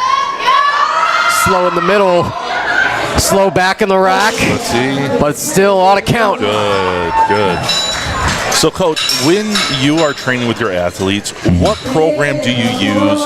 What does a normal week look like for your athletes? So I coach everyone individually and right in their training, but generally they're going to be training 4 to 5 times a week, benching anywhere 2 to 3 times a week. I have a few athletes that do 4 times a week, which is bench is one of those things, especially for ladies, that can tolerate a higher frequency just because the loads aren't as heavy. Okay. But generally we're squatting 2 to 3 times a week. Some of my athletes do well on one.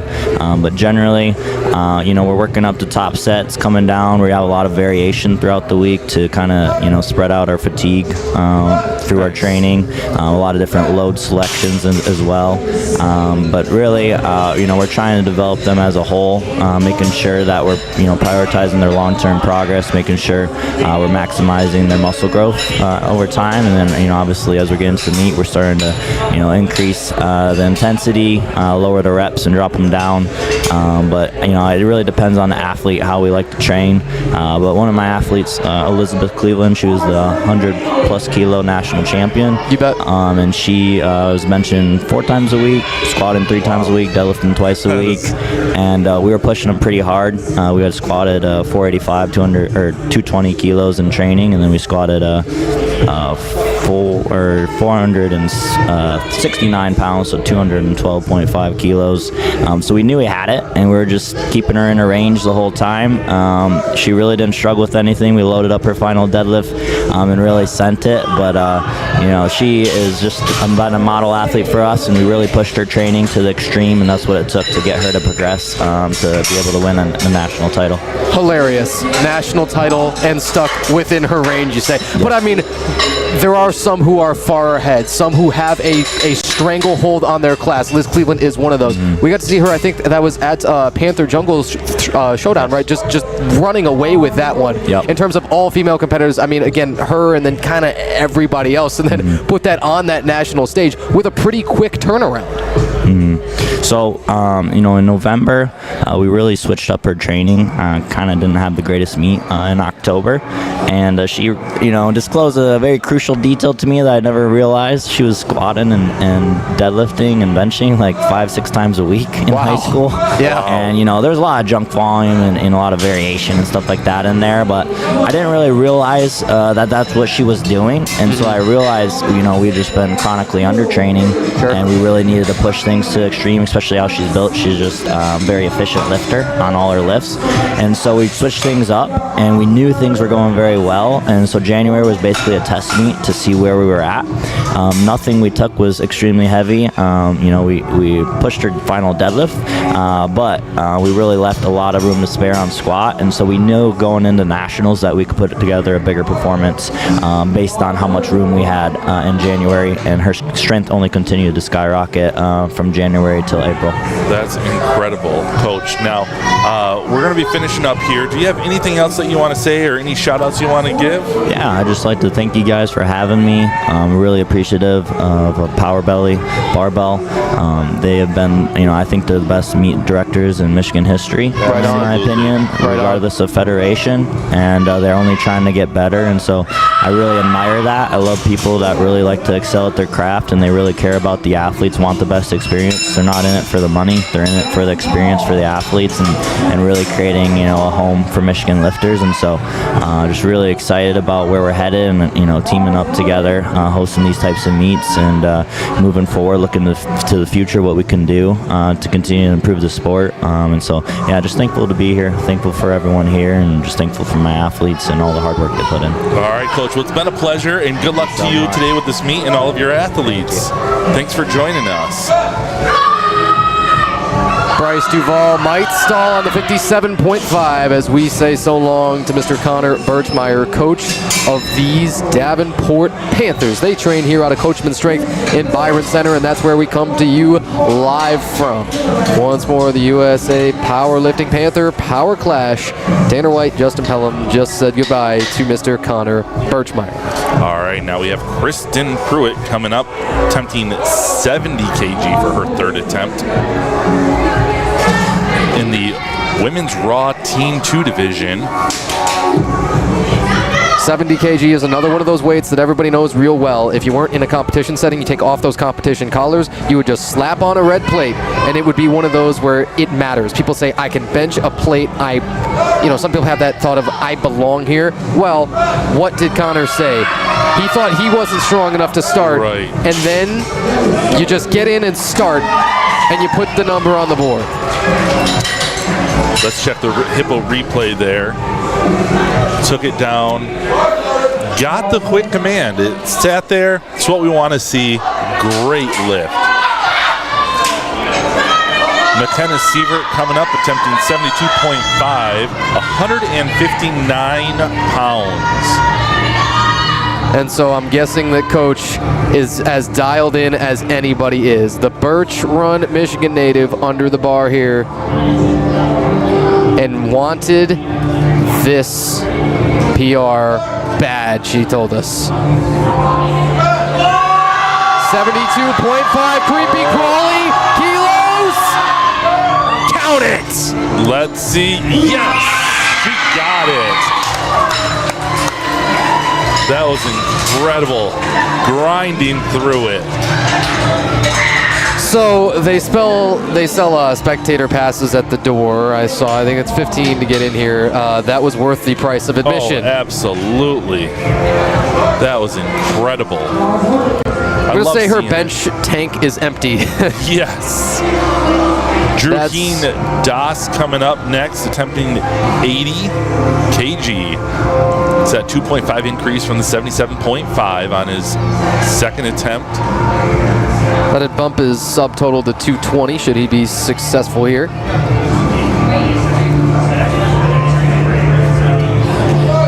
Just like Drone, takes a while to get that thing pulled out and get the start command. But just unlike Drone, yeah, he's not going to be able to press that up as the bar drifts around a little bit. What do I tell you about the position of the shoulders? Got to lock them back, got to lock them down. And as if bending that bar, into a U shape, that's kind of how you may think of pulling that shoulder position down. And, yes. And they say, the lats aren't a prime mover of the bench, and that may be true, but I think the control undeniably matters, and that is greatly enhanced as you lock yourself down and mash your upper back into the bench. Keegan Kalick attempting 80 kg here. Very quick descent. And he should smoke that 80. Absolutely. So he continues to have one of the absolute lowest touch points. We're going to take a look and see it on the replay again.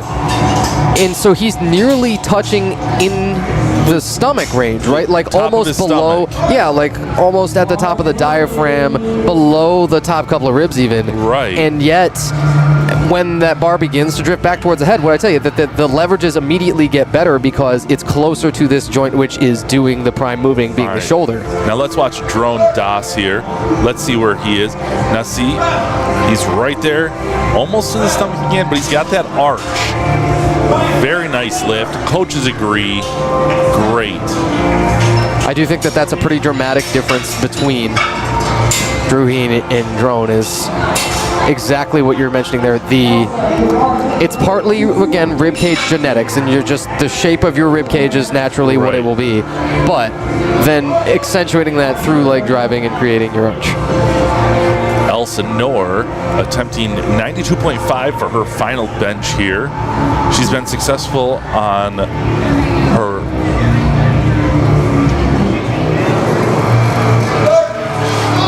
there we go. Got the commands. Just not enough in the tank to get it. Great attempt by Elsa. And nothing to be ashamed about, taking away the 87.5, which is the second heaviest women's bench, managed all day long behind only Madeline Haberling. Turn it down to...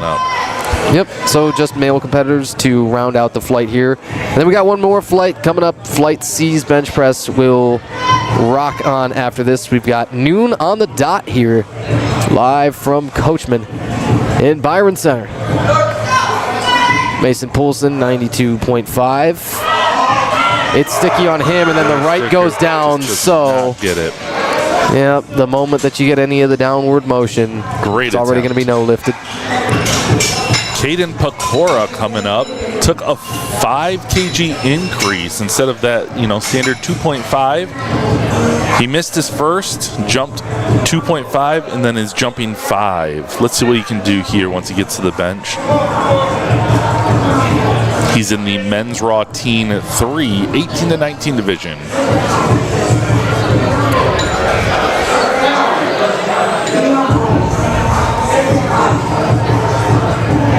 Best competition bench coming in was 82.5. That box is way checked. This would be a plus 15, a lifetime best. Throwing it into the stratosphere. Very nice. Oh. What did the judges say? Hey, he's got 2 white lights. That's what we're looking for. I'm telling you, as a teenager, you can progress faster than you ever dreamed when you get into the sport, when you commit to a competition schedule of probably a couple of times a year when you start, and when you are able to oftentimes go up a weight class or 2 or 3. Right. I mentioned it towards, I think, the second squat flight maybe, that you are most of the time advantaged as a younger lifter to begin to go up weight classes, especially as opposed to down. Now let's talk about Reggie here. What do you think of that jump he took? He smoked his opener on the speed, just missed commands, got it back on the second, but 15 is a ton. I don't know. And then you see the left wrist rolls, right? Right. You can lock out an extended wrist, and from the moment that you pull that bar out of the rack, it stays extended like this, right? You can keep a fairly neutral wrist. Don't recommend it per se, because then the surface area supporting the bar is a little bit smaller. What you cannot do is have that wrist flex or extend under load. Right. You're doomed at that point. There's really no way to save it, because the bar is going to roll with gravity. Oh, yeah. And it's just going to absolutely punish you if it's moving around in the hand. Anderson Bartlett coming up, attempting 117.5. This would be an all-time, a lifetime best bench. It's up a class. It's as part of a career day, and it's gonna launch off of the chest. Andy Bartlett. Great. That is 259 pounds he pushed up. Gonna go on record saying that was the right call for him to go up a weight class. Probably the king of upper body, like, you want to say mass building exercises, the bench press? Maybe. But they also say that it responds to changes in body weight, to growth in pure added muscle tissue. Yep. Better even than probably the squat or the deadlift. They say that size is king for the bench press, because you can only game that technique so much. You can only, optimize so much before you've just got to gain size of the pressing muscles. Benjamin Park up here attempting 132.5. He's been successful on his first 2 and then took a 10 kg jump. Such a cool and quiet setup. And Very it's the nice. Same on the press. Wow. That's textbook. That was very nice. Very textbook. Looked a little shaky off there, but once he got set, he was golden.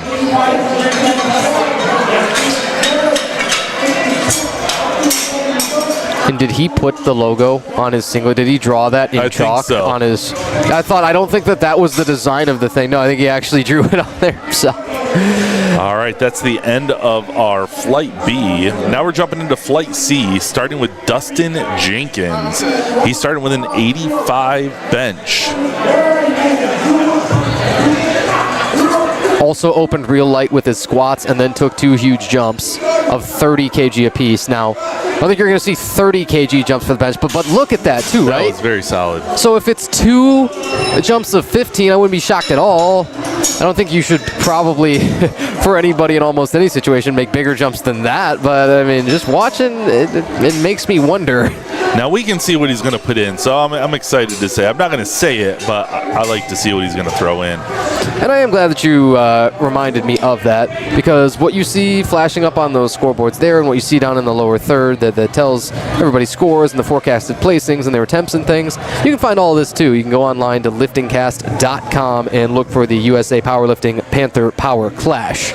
Should you want to follow along with your favorite competitors, Nathan Zarb on the 87.5 opener works for us. Very nice. Electing for the prong belt, I believe that's Inzer. If he'll turn toward me just a little bit, he's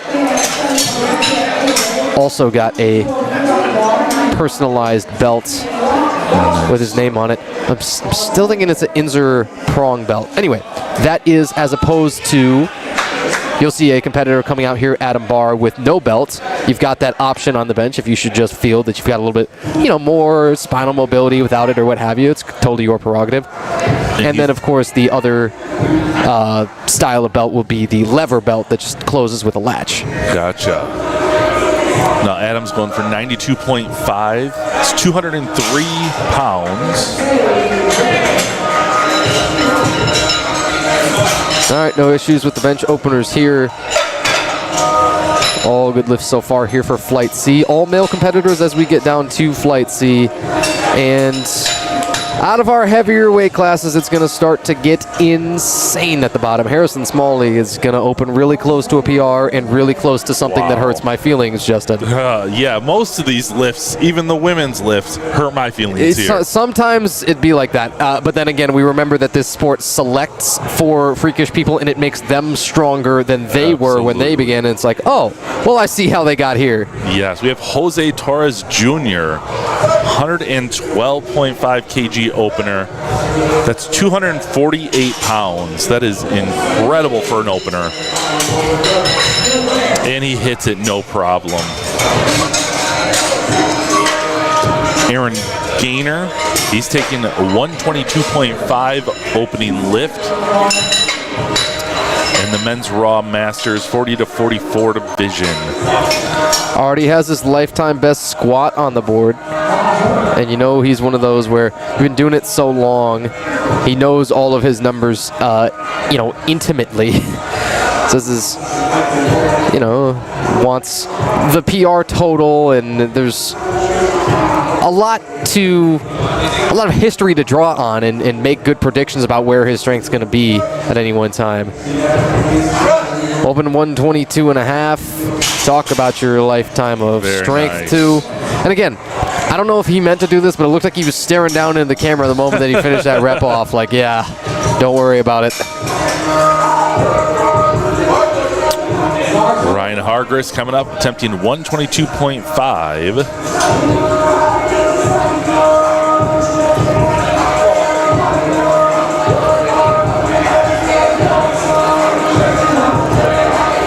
All right, he gets the commands.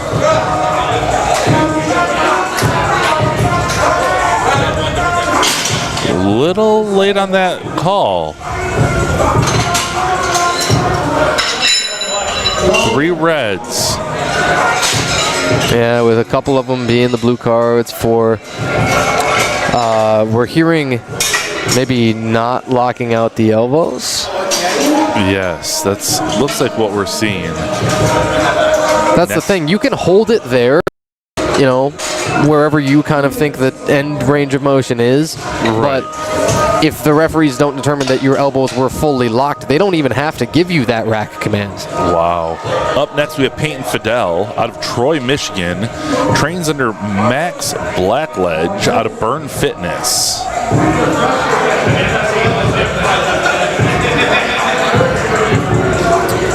This is his first powerlifting meet.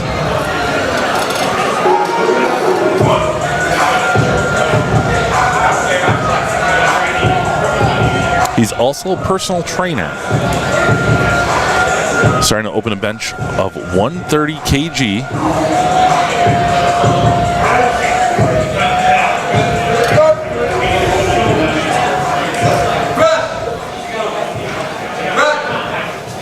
There's a lot of movement going on even at the top when he had already gotten the rack command, and that might be cause for no lift. I was going to say, that movement, can your shoulders come and rotate off that bench with that?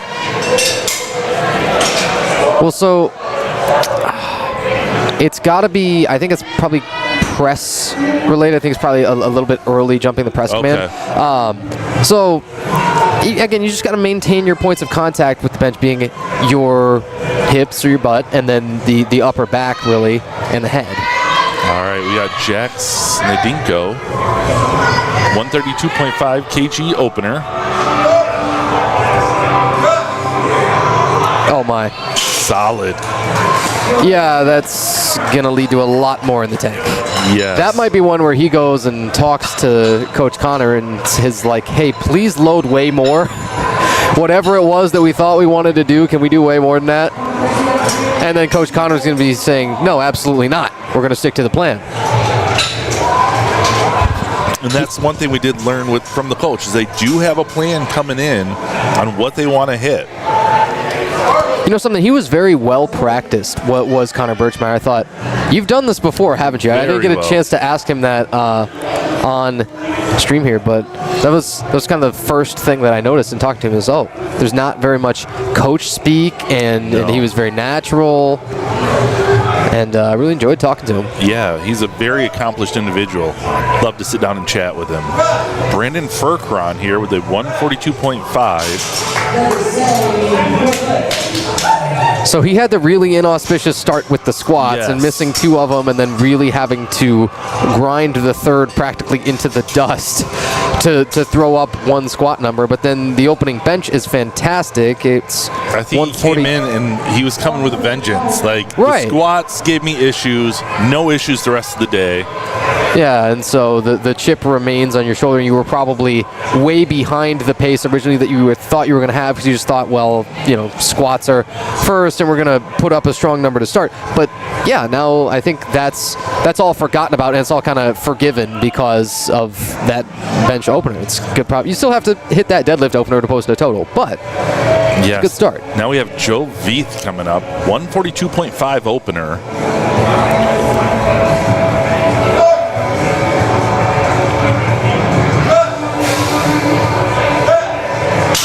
What do I tell you about the slower eccentric? It just works. I call it a Jedi mind trick. I don't care. It's clear and it's obvious to us, and judges are, because they're admitting it personally to me as somebody that is not on the platform, at least not all the time, right? Not on these days. But it's been clear to me, and that it's a whole shift of the sport. People are starting to say, yeah, you probably want to tempo your bench down a little bit more, throttle it down a little bit more, and then just learn how to hit that gas once it is on the chest and really motionless. Absolutely. Damian Freeman attempting 142.5, getting the power from the chain in the mouth. I'm telling you, that's the +10 strength chain. I believe it is. And that was nice. It's going to get more and more freakish when we get to the very bottom of the flight here, but I do think you want to talk about dot scores, you want to talk about relative strength, you want to talk about, kind of the things that win meets. Damian Freeman ought to be way ahead on everybody. Jackson Adenko, going to give him a little run for his money probably, as both some standout 82.5s, and Jack smoked a 132.5 bench, and he's got a lot more in the tank too. But those are the two I expect to be competing right up at the very top here. Blake Marion attempting a 147.5 opener. That's 325 pounds.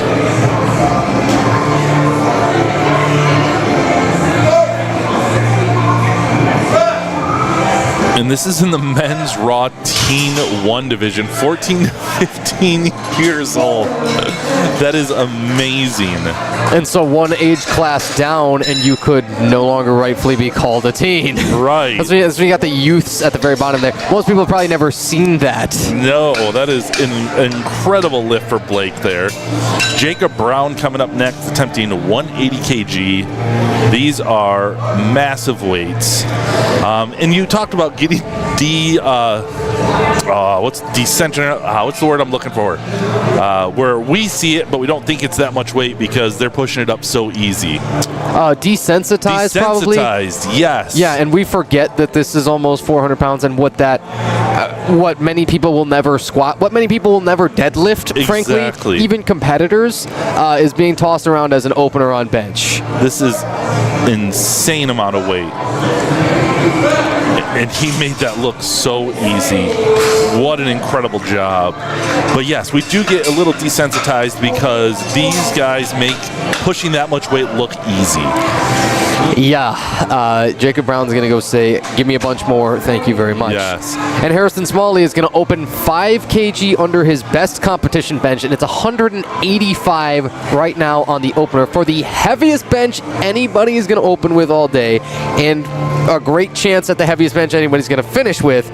Harrison Smalley, an animal, looked over by Thomas McCarty, both USAPL Michigan State competitors, back from November. Wow. That was impressive.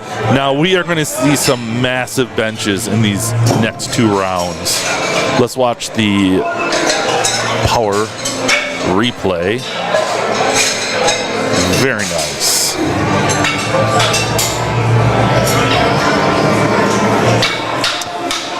Nathan Zarb on his second attempt. He got his first at 87.5, took the 2.5 kg increase, and I think that'll be common with some of these athletes, just taking that next step, that 2.5, because they know they have the deadlift coming up. As Coach said, that can make or break your day.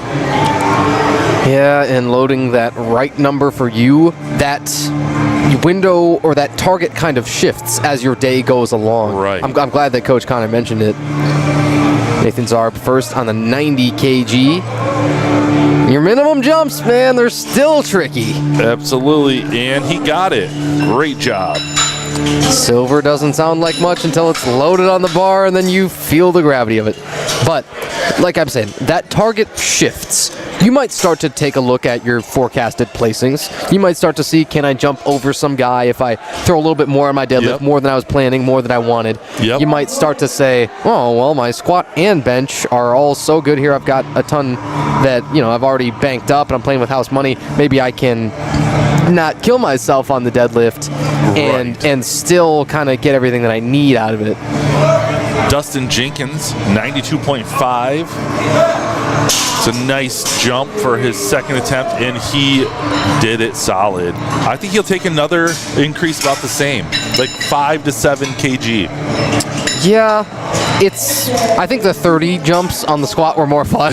Yeah, the 30s were more fun. But if you're taking a 30 jump on bench, we're gonna have to have you evaluated and held overnight, I think. Like a 72-hour kind of hold thing. Right. I don't want to do that. No.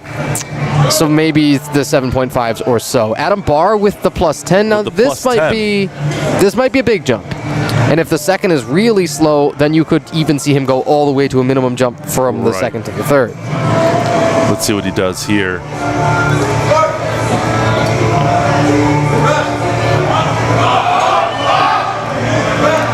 All right, what do you think? We got a good lift there. That's what I'm assuming. I'm thinking he takes the 2.5, sticks with the minimum, saves himself for deadlift. I'm thinking that's his best call, to be honest. And no offense to the gentleman at all. I think as he comes up to the table without a coach, my guess is he's actually going to take 5. Okay. And 5 would be a lot. I think the probably worst thing that he could do would be to take 7.5 or more, because that is just objectively, with the speed of it and things, unlikely to come up, and then could still, keep you in that hole, and you'd be running a risk for sure, without a whole lot of reward to be available. Absolutely. Jose Torres Jr. coming up, 120. All right, and he got it. And that is the most beautiful J-curve bar path. I wanted to find somebody who really accentuated it into, who stood out and did exactly that. That's the best that I've seen. So when you're saying a J-bar curve, is that the whole motion? So you lower the bar mostly straight down to the chest, right? Yep. You're holding it at arm's length, then you lower it straight mostly down to the chest. Then the J curve is the beginning part of the J is that bar drifting toward the face, or not drifting anyway, but being intentionally sort of moved towards the face. And then from there it moves up and that becomes the straight part of the J, right? So, mostly linear descent here and then heavily favored back toward the face. Some will almost press in a straight line, and some can kind of get away with it depending on their setup and their anatomy and things. Right. But most, especially depending on your grip and your individual leverages, are probably advantaged to get some of this J curve in. It's, from here just a little bit up, but mostly back towards the face. And then from the moment you've got it there, your leverages improve a ton to be able to press from your face almost straight up over you and get it back in the rack. Very nice. And we just saw a very solid bench by Ryan Hargris. He hit that 122.5 that he missed on his opening attempt. Now we have Aaron Gaynor coming up, going for a 130. Aaron's been an amazing competitor to watch. I've seen him at a couple other meets like this, and he is just fun to watch.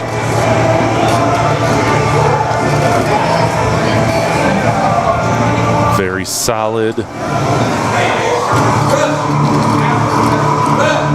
Nice lift. Hit all the commands. Let's see what the judges say. They agree. Let's watch the hippo replay there for Aaron. Takes it down straight up. That is solid. Next up we have Peyton Fidel.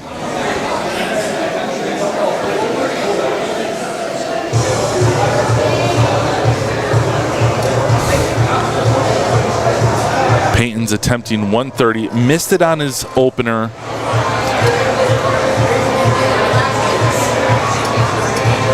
Let's watch all these commands.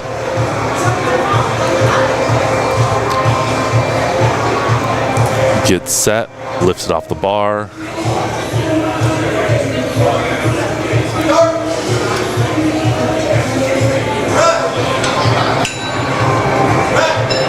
All right, let's see what the judges say, and he got it. Nice recovery from his first attempt. Hit that 130.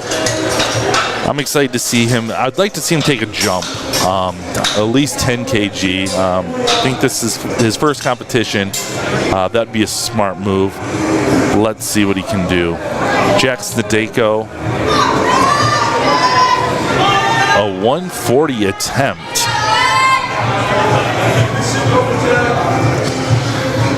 He was successful on his first attempt at 132.5. Once he gets set, he's going to get a lift.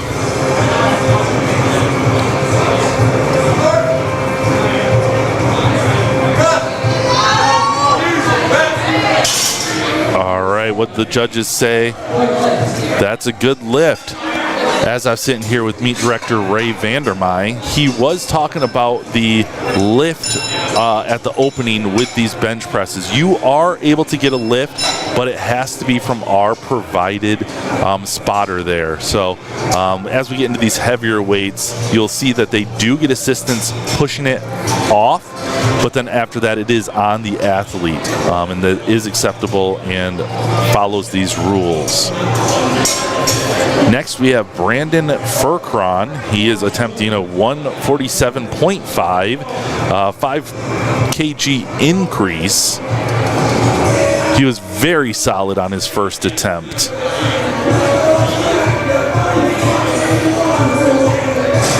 He's competing in the men's raw 100.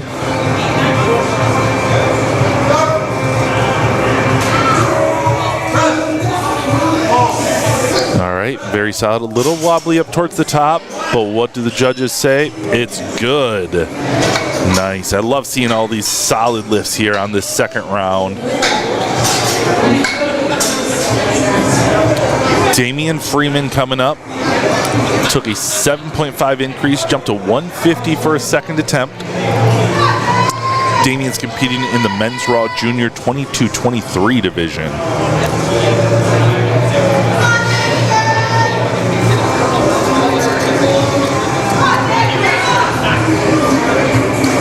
Now watching all these competitors, they all have their own rituals, their own way of getting on the bench. It's amazing seeing, you know, everyone's unique technique to get set for that bench press.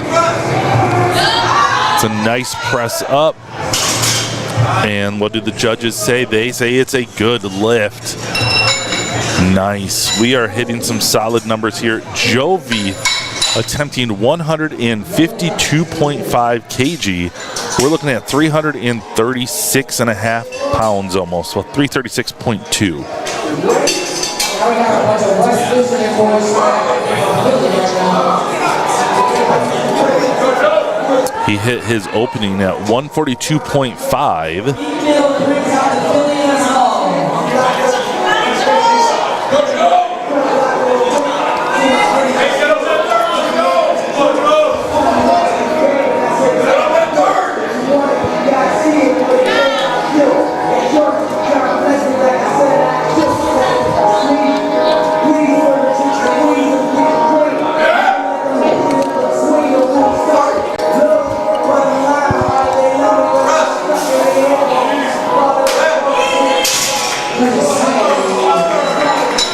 Judges say that is a good lift. Let's watch the hippo replay on there. Slow on the descent, gets the command, pushes it, very solid.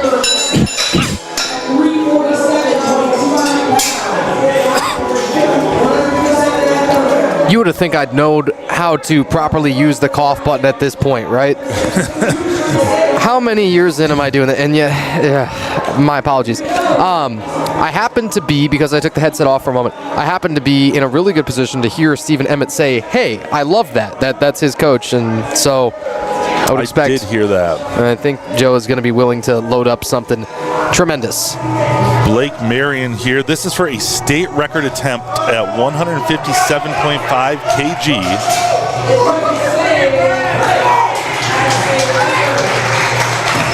Zinger. Wow. Harrison Smalley, 195 kg attempt. Again, this is another state record attempt, 429.9 pounds. Yeah, and so he's taking not only the record right now, but taking a +5 PR. And then my only thought is, where do you go from here? Anything is a more? record. This is insane. Is it 200? Do you even try to eke out a little bit? I don't know. This is comical. Wow. Let's see what he can do here. This is amazing. This is just hogwash. It's nonsense. This will put him over 1,000 pounds in 2 lifts, by the way. Oh, he's smoked! It's flambéed, That is baked. incredible. It's torched. And it's a good lift. Wow. My best guess is it's going to be 200 that he's going to put in. Yes. And honestly, my best guess is he's just going to figure out a way to hit that too. That was amazing. Jacob Brown. That's just ridiculous. Attempting 205. That is 451 pounds. And these are second lifts. We are going to see some huge numbers coming up. So he's another one where if you hit the 205, where do you go from there? I know you're not jumping another 25, but there was no slowdown to the bar really at all on his 180 on his opener. I don't know. The temp timer hasn't started running. We didn't get that bar as loaded call. That is, by the way, the thing that signals that 60 seconds will begin to run down is when you hear your official say bar is loaded. Okay. 205 kg attempt, 451.95 pounds. It is quiet in here. Yeah, okay, this is a little bit unnerving. Can we get the music back on, folks? So what's going on? 205, second bench is flying. That is incredible. He looked up to find the lights as if there was a chance that they weren't going to be there. How? Very nice. Quiet and quick setup. Nothing super remarkable or, unconventional about his technique. It's just pure strength. Yeah, that's like what the bench press was made to be right there. Next, we have Nathan Zarb on his last attempt at the bench, going 92.5. Yep, so we're turning it all the way back to the top of the flight, and our final benches upcoming. Then we'll have 10 more minutes of changeover time, and we'll be ready for deadlifts in, 10-ish minutes time. 14 competitors here in Flight C. You have 13 and 13 in Flight A and B for a total of 40. Correct me if I'm wrong. All right. Here we come, Nathan Zarb. He's been solid all day.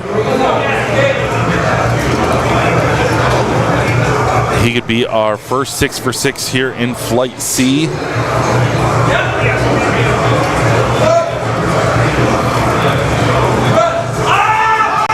2.5 is a lot, though. For whatever reason, nice attempt. those silvers have their own gravity that is like 1,000 times turned up. I think others who have put those on the platform before can attest. It's strange how tricky the silvers are. Yes. Almost as if how could the blacks actually weigh less kind of feeling. But yeah, it's not going to be the only time that we see that. Well, I suppose that is the only, or that's the last 2.5 kg jump. No, excuse me. Adam Barr also taking 2.5 up. But it's never shocking once you get to bench. It's just third benches are what they are. Exactly. And it's all about strategy, too. They still have the deadlift coming up. Adam Barr.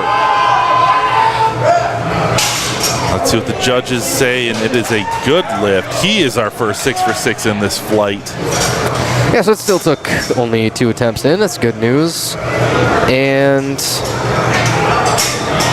I wondered, the only thing I was looking at was his right arm with a little risk of up and down. It was not called, and so, you know, again, they don't ask me what I think over here, or you what you think, and I find that strange. Yeah, well, we don't have the best view, but we have the most opinions. Well, isn't that ironic, right? Dustin Jenkins, 105. That is a nice jump. I said he would take it. Great job. He has been one of my favorites to follow today. Just solid increases, solid lifts. I'm excited to see his deadlifts coming up. And he put in a really light opener, too. Again, it was nearly the same as his bench opener, and so to me, that tells me that he's going to take some highly aggressive jumps. Yeah, whether it's 30 or 40 or 50. I could see it something like that, yeah. Especially his first 2. His second, I think, is just going to be something comical. Yes, we have Jose Torres Jr. Took a 7.5K increase for his third and final attempt at the bench.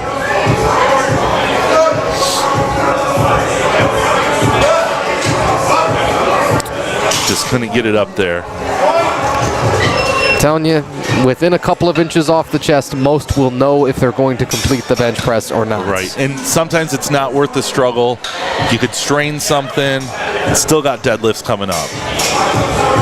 Yeah, probably the right choice. And that was 2 linear jumps, and so for Jose, that's not outside the game plan. It's not something that didn't make sense or didn't have business loading. It just was what it was. Aaron Gaynor coming up. He's been another great competitor that I like following. Took a 5 kg increase, 130, attempted 135, 297.62 pounds. In terms of this current weight class, a 100, this would be a competition best. And it is good by me. So, he had just recently competed at the Arnold Masters Bench Bash and attempted that 135 there, and he had made that move down in body weight a little bit to that 100 kilo class and was unsuccessful there. And so now the first attempt that he's had at this, new weight class being 100 kg for him at that 135 puts it up on the board. All right, we have Peyton Fidel here, attempting a 7.5 increase. 130 was his last one, which was good.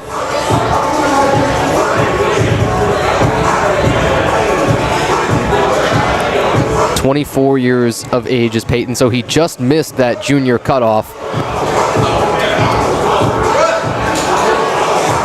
Oh my.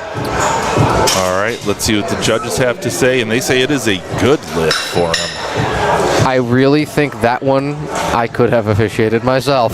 I wouldn't say that too often. I think that one's pretty easy. From this angle, I got it. Yep. All right.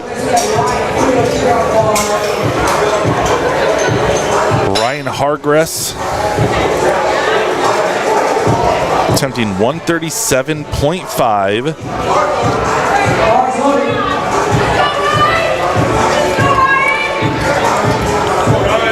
All right. Well, has had some shaky starts on a number of different lifts. Missed his opener and missed his first couple of squats, and now just tossing that plus 15. Wow. Don't you worry. Very nice. That was amazing. Jack Snedenko. 5K increase from his second bench, which he hit at 140. That's our state chair, baby. TV is good to go. So Jack Snedenko and Damian Freeman, that's your question in terms of the 82.5 juniors. Damian weighed in lighter by 2 whole kg. That's not insignificant. Damian Freeman weighed 79.7 in the 82.5 class. Super underweight. Jack Snedenko closer to the top of it. Okay. And weight is important because, as you say, in the bench, that mass helps. 145. Quiet. Setup. Everything this guy does. So intentional. Jack Snedenko. It wants to fight. You gotta fight back. It's not quite there. There's a little bit of that downward motion, and the safety step helped in. Yeah, the spotters, you will kind of let a lifter struggle through that a little bit, even when we recognize that the down and up has happened. Technically, our referees are humans, so sometimes it does not feel that way. They don't hit it, but... Right, and the referee may let... You don't even want to say let things slide. I just think that there are some things you cannot see, even if you're trying to. They're so minute in the execution of the lift proper. And they could be focusing on another aspect of the lift. Yeah. Brandon Furcron here, a 152.5 attempt. He hit his first 2. He came back and said, I am not going to let the bench do what the squats did to me. Yep, understandable. This is just 2.5 under his best competition bench.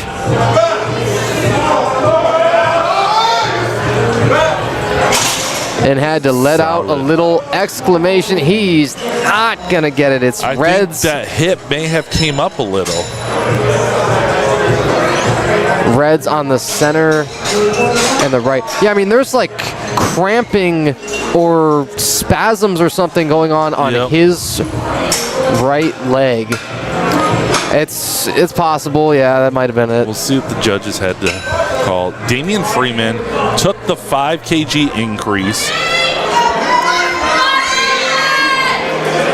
And he would probably have an insurmountable lead over Jack Snedenko, no matter how much Jack wants to load on the deadlift, should he be able to polish this bench off and run his subtotal up to starting to push, nearly 1,000 pounds himself.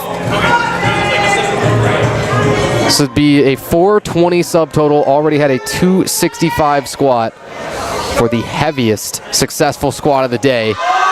And he's going to toss 155 all around and ragdoll it. That's what we'd like to see. Let's watch that hippo replay of that. Very nice. But it just gets worse from here. I just looked down at Jacob Brown's third attempt, and wow, that is crazy. I just looked too. That is. Yeah, I wish I hadn't, because now I'm thinking, I'm 2 weeks out from my meet, and I don't even want to think about somebody benching a number like that. When somebody squats a number like that, it really jumps out to me. You'll see when we get there. Don't you worry. Joe is attempting 160 here for his third and final bench.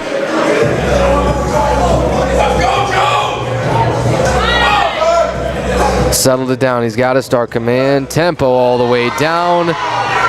And Power. Explosive all the way up. That's a great one. Heavily chalked back for Joe Veith. You see that too? Yes. Haven't gotten to mention that on the bench. Yes, you saw it a lot on the squat because mostly what I mentioned, that low bar position, it really helps a lot of people out to keep that bar sitting where it is. Well, when you've got to mash your upper back and your traps into the bench too, you cannot be slipping around, you cannot be moving around even as your leg drive is trying to kind of push you back up the bench. You got to be anchored down to it. That's why you're going to see that back for many lifters heavily chalked, Blake Marion being another one of them. Yep, he is attempting a 165.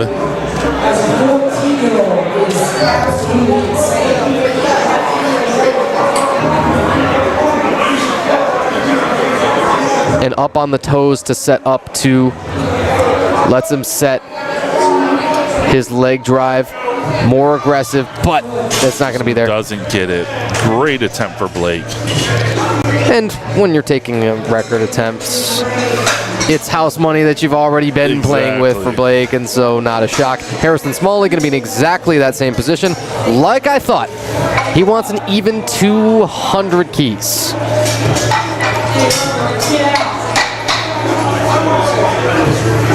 Subtotal already beyond 1,000.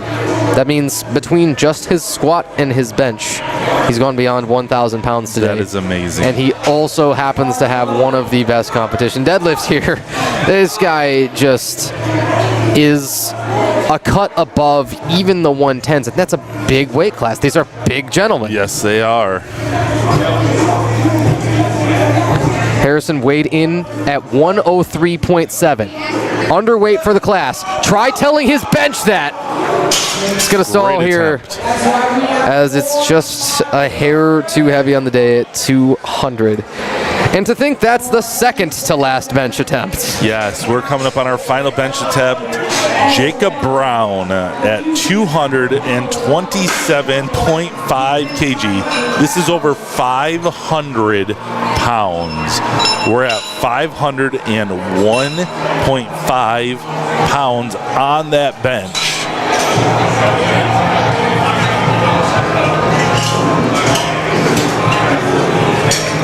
So I understand it's not the last discipline. I understand that we've got 10 minutes changeover coming, and then we got a whole bunch of deadlifts to go. But if you want to talk about unloading the clip, if you want to talk about leaving everything out there on the platform, getting every single ounce that you were ever going to get out of this, that's what I expect, of Jacob Brown. Notice you're going to add more spotters in here. You have multiple spotters on each side. You have bench blocks coming out to give his feet a little bit more height to stack onto to make sure that he's able to stay in contact with a flat surface and doesn't have to raise the heel or anything. That's one more underappreciated part, I would say, of the technique of the bench press here in the USAPL is you've got to have the feet flat to the floor, and a lot of people kind of forget that. And now, forget all the pomp, forget all the circumstance, just focus in on a 501-pound bench. This is amazing. 227.5 kg. Will everybody bear witness? Not quite a 500-pound bench to be had today. Great job. He had to take a 205, smashes everybody else's bench press performance, does Jacob Brown, and finishes with the 205 kg, stalling just shy of 500 pounds. Once more, Tanner White, Justin Pelham, coming to you live from Coachman Strength and Conditioning here in Byron Center. Now we're getting ready for the changeover. 10 minutes. They're going to switch from the bench over to the deadlift. I'm excited to see what people are coming with these lifts on the deadlifts. Again, it's that final lift. This is where those placements happen. Yep, and the loading of the deadlift and what people choose to do on it decides many of those final placings. Before we get that point, it's off and up in the air. Exactly. So what have you thought from what you've seen this morning with the first two lifts? What has been most impressive to you? What stood out? It's tough to say to me that the best individual lift that we've seen today is not Harrison Smalley's own bench, just Yes. dominating that 110 kg bench record. Yep. You know, the super heavies are continuing to put up some huge numbers. All the squats from the super heavies were awesome as well. And I think probably women's benches were underrated. Yes. I think, I'm trying to remember who had the heaviest women's bench. I believe it's, she's been out front all day long. Madeline, is it Haberling, right? Yes. Yeah. All right. We are going to be joined here. Oh, well, no better time. Yep, heads it on. And then we'll be close to the mic.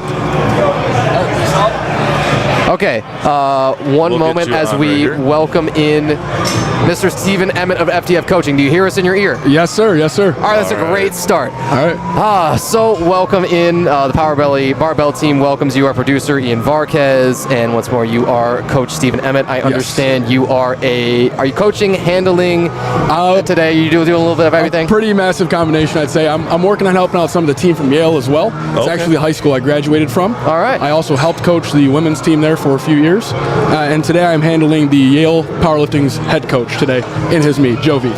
I see. Oh, wow, Yes. that's amazing. Now tell us a little bit about your background and how you got into powerlifting. Honestly, man, it's always been a huge inspiration for me seeing some of these top end lifters. You know, even back in the day, such as like John Hack, you know, Russell Orhe back in the peak week. It's been awesome to me, and the big thing is just like I think a lot of the lifters don't understand that sometimes it's running your own race and going out there and competing against yourself and going out there and having coming from a wrestling background, an individual sport.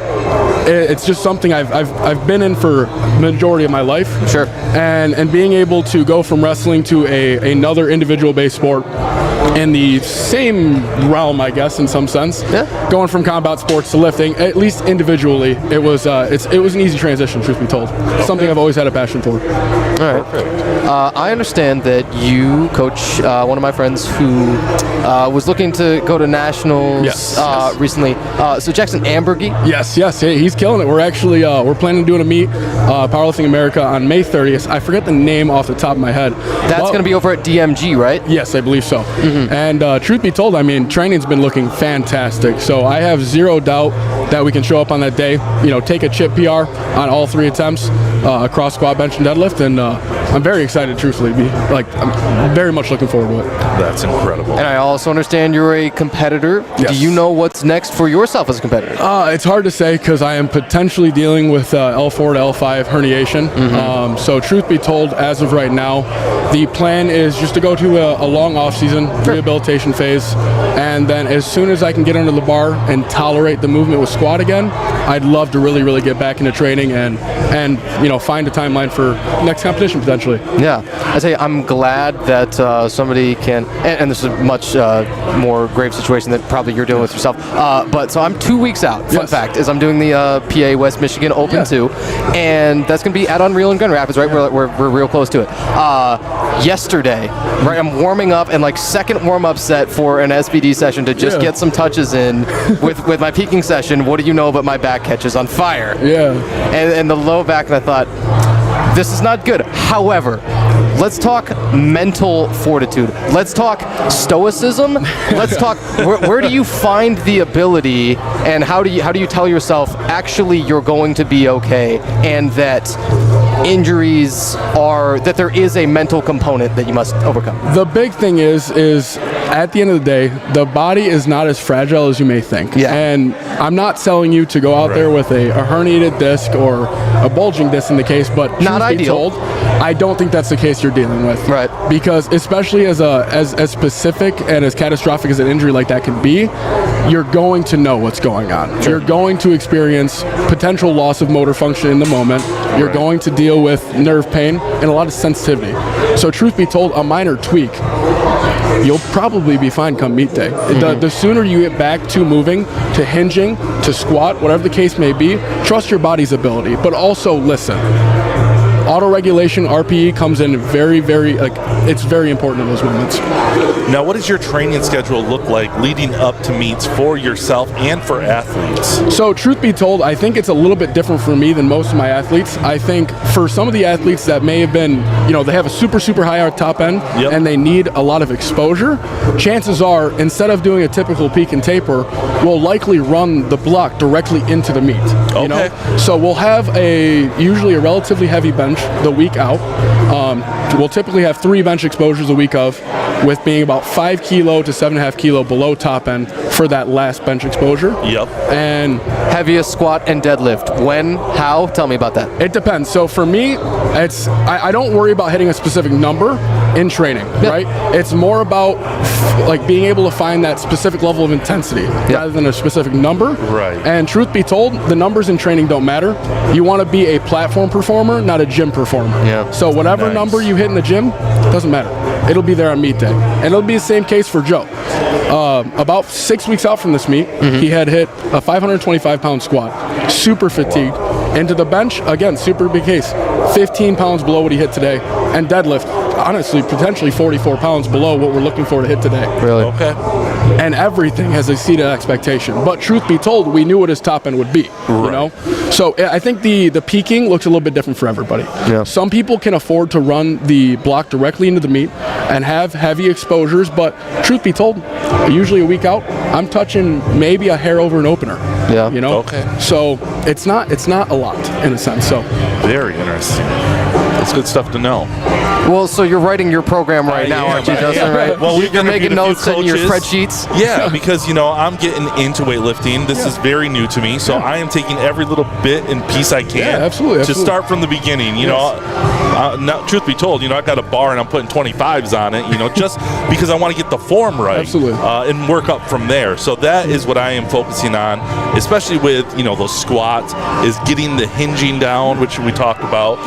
So when you have someone that has bigger, how do you get them? Do you have them squat to a box, or how do you get them to standards? So it typically depends. It depends. Like for me, I'm a lifter that has a relatively long torso in relation to my femurs. So for me, the hips have to travel. I have to trust them, which is a difficult portion right now. But truth be told, a longer torso individuals, as long as their femurs are shorter and relatively, they can typically afford to be a really, really strong low bar squatter. The point is making sure that you're not over fatiguing the back, because in truth to be told, most cases, especially if you're conventional puller, you have a good amount of frequency.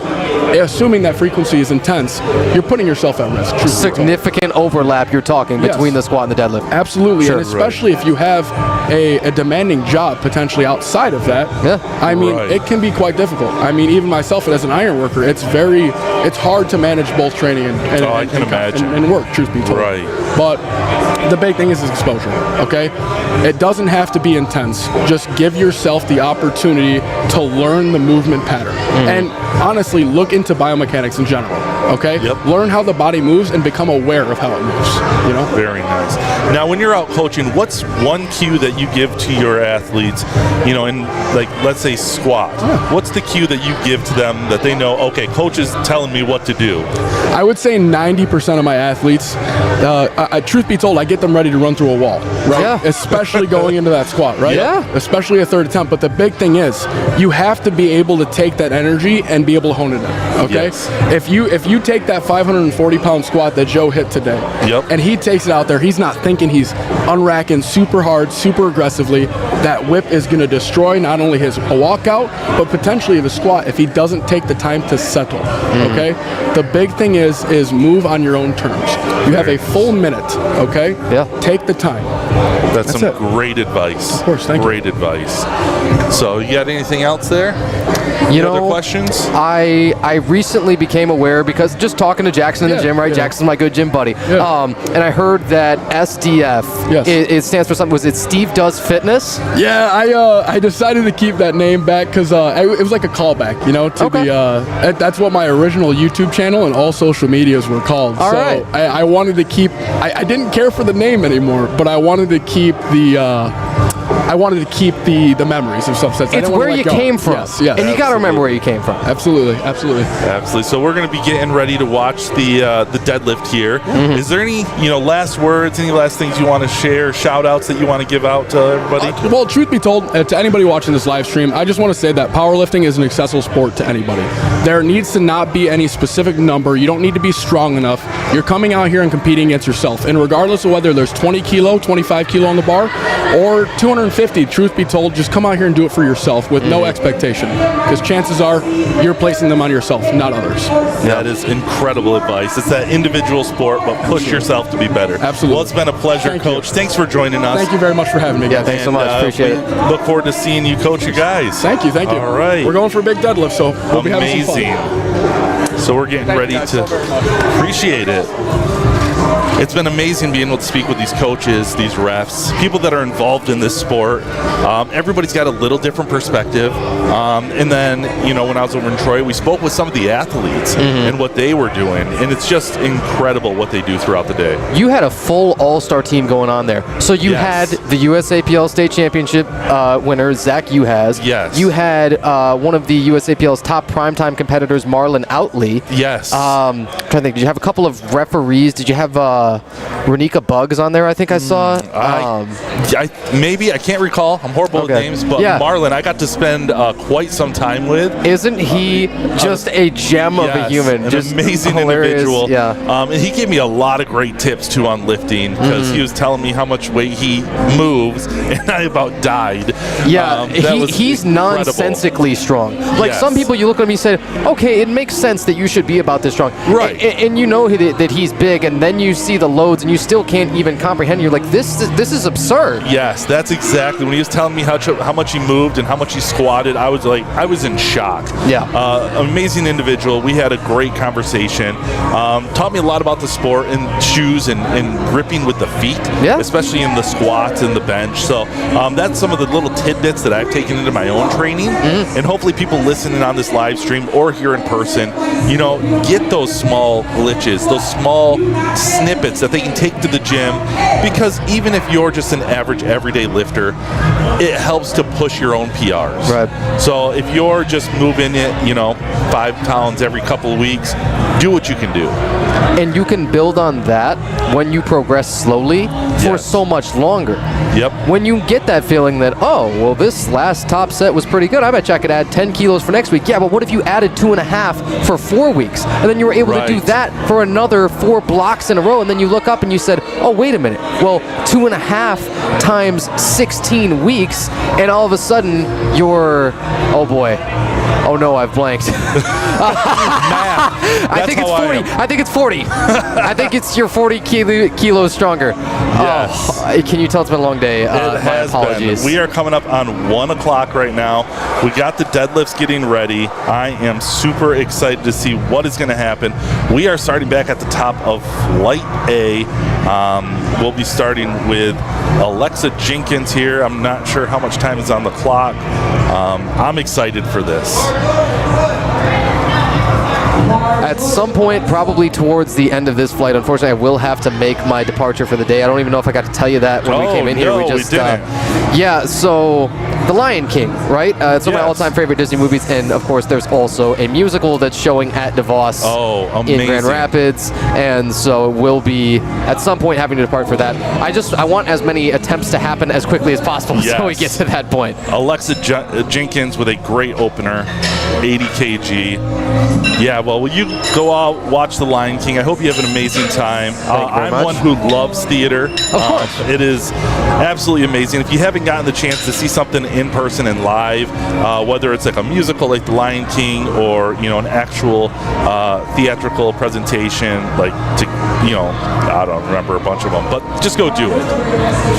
I think Hamilton is it's been trendy for several years, right? And if you don't know the music of Hamilton, you're way behind. We're hearing our next guest is going to be, I believe, Liz Cleveland, the aforementioned 100 kg USAPL state champion. Oh, I hope I'm still around for that. If we're going to get her in, we better get her in pretty quickly. And here she is. In just a moment, she'll come into the camera frame and be down with us.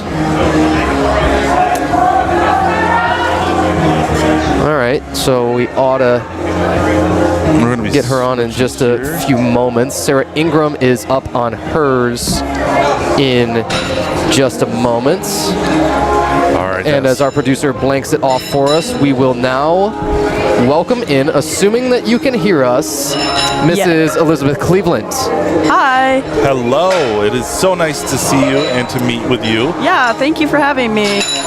All right, so I think the really obvious thing that we've got to start with, we understand you were a 100 kg national champion. Talk to me about just the competitive atmosphere of nationals. Collegiate Nats is just, a good time. Like, there's over 1,200 lifters, and we brought 24, which is a full roster. So we were excited, and we're loud, we're present, and, that's one big thing that Davenport does. And we're always just there to cheer each other on. That is incredible. So tell me a little bit about yourself and how you got into powerlifting. So I'm from Wisconsin. I'm one of the only out-of-state kids on our team. All right. And I tore my ACL going into my sophomore year of high school. And basically that just put me in the weight room for recovery and stuff, and I realized, I was pretty strong. So I was like, I'm just going to keep doing this. Sure. That's incredible. Yeah. Do you think she made the right decision, Justin? Oh, I think so. Now, tell us a little bit about your training. What does it look like prior to a competition? What do you like to work on going into a competition? So I've been lifting for 5-6 years now. Yep. Coach Connor programs all of us, which I'm really thankful for. He has me on a 6-day training block, and it's just always benching, always squatting, always deadlifting, doing perfect reps and stuff like that, and making sure my form's perfect. Okay. That was a really good first attempt from Sophia. And thank you for guests who are hey, we really want to get some about the attempts in, because we didn't get to ask Connor enough of that, and his take on, yes, of course, your Davenport competitors, many of whom are outstanding, but also just everybody, and hey, what do you notice as a coach when you're sitting here as close as we are and we've got this big old screen and this big monitor? What do you see and what would you remark upon from lifters' techniques? Yeah, I'm just Flight A is full of strong women, and it's just great to see that there's so many women competing out here today that are we're just gonna put it all to the test, and we're gonna prove that we're really strong. Especially as Nala as a teenager too, that's incredible. You're literally coming out here, you're making yourself vulnerable, and making sure that you are doing what you need to do. That's incredible. I don't know if I've ever heard an athlete before embrace the vulnerability of powerlifting, but it is in 1,000 different ways. It's actually one of the more vulnerable sports that you could do. I mean, talk about that and your perspective of it. It's just really hard. It's just you are constantly looked at your weight and how much you weigh, and the singlet too. Literally my junior year of high school, I was I'm not going to compete in this singlet. No one can force me. And then I decided, I was okay, I'll do it. Yeah. But it's just you're showing 12, 14 weeks of dedication, and you know what I mean? It can either go really good or really bad. And that sumo pull is something I'm really jealous of. I cannot sumo pull at all. I'm a conventional girl. Sure. But Michelle really went out with that sumo. And the grip of all the way on the smooth. Have you ever tried it? Are you even capable? Because I don't know if I am. I'm not capable at all. Personally, I think I would just slide out the bar. I don't think there's enough chalk in the world for my grip strength. I fully agree on that. I've seen it, and I know that it works better with a sumo pull, but I don't think I could even really make that happen to have all the... I mean, you see, there's a handprint clearly that's Michelle Clapp's own, because she's the only one that can grip that arrow. Yeah, I can't. And even with Hannah, she's still gripping the smooth part of the bar somewhat, and I just don't think I could. Very nice. Now, Tanner and I were talking earlier, and what is your favorite non-competitive workout? When you go to the gym, what's the one that you love to do that isn't a squat, isn't a bench, or a deadlift? So I kind of Olympic lifting. That's something that I want to do after I'm done powerlifting. That's amazing. I love hang cleans and stuff like that, because I grew up being a multi-sport athlete, volleyball, softball, all these things where it's I never really trained powerlifting fully till I got to college. Okay. Where it's I squatted and benched and deadlift, but I also did hang cleans and stuff like that, where it was power explosiveness. That is incredible. Yeah. I love that. That is one thing that I am scared to do, is those power cleans. Those are intense. Yeah. Now let's see Briley here. She's been having an amazing day. Oh my God, that was so fast. That was great. Also, competing as like a older woman or like a mom or someone that is like in their older generation, it's so like empowering for us younger women to see that. Even as like a team, we're like, oh my God, we can keep, this is a lifelong sport. Like we can keep doing this till we're 40, 60, stuff like that. And it's really like, oh, we can grow with this. And that's one thing that we've talked about also, is this is a sport that is accessible to anyone. One of the first ones that I announced, there was a young child. He was probably 8. And then another one, we had someone in the 80s. So it is the whole wide gambit. I just love seeing it accessible for everyone. And what is like the most important for us is that our coaches actually lift too. Sure. So it's so fun to like sometimes Coach Connor and Coach Maddie sit in on a practice and hang out with us and lift with us. So like we're squatting with Coach Maddie and deadlifting with Coach Maddie that can do like over 400 some pounds. Yeah, that is and Coach amazing. Connor is like just repping out 500. So we're just sitting there like, oh my God, what's going on? That is awesome. And then we have Capri here. She's one of our freshmen, and she is so full of energy and so talented. Like, she is just a big ball of fire, and it's so fun to watch her compete.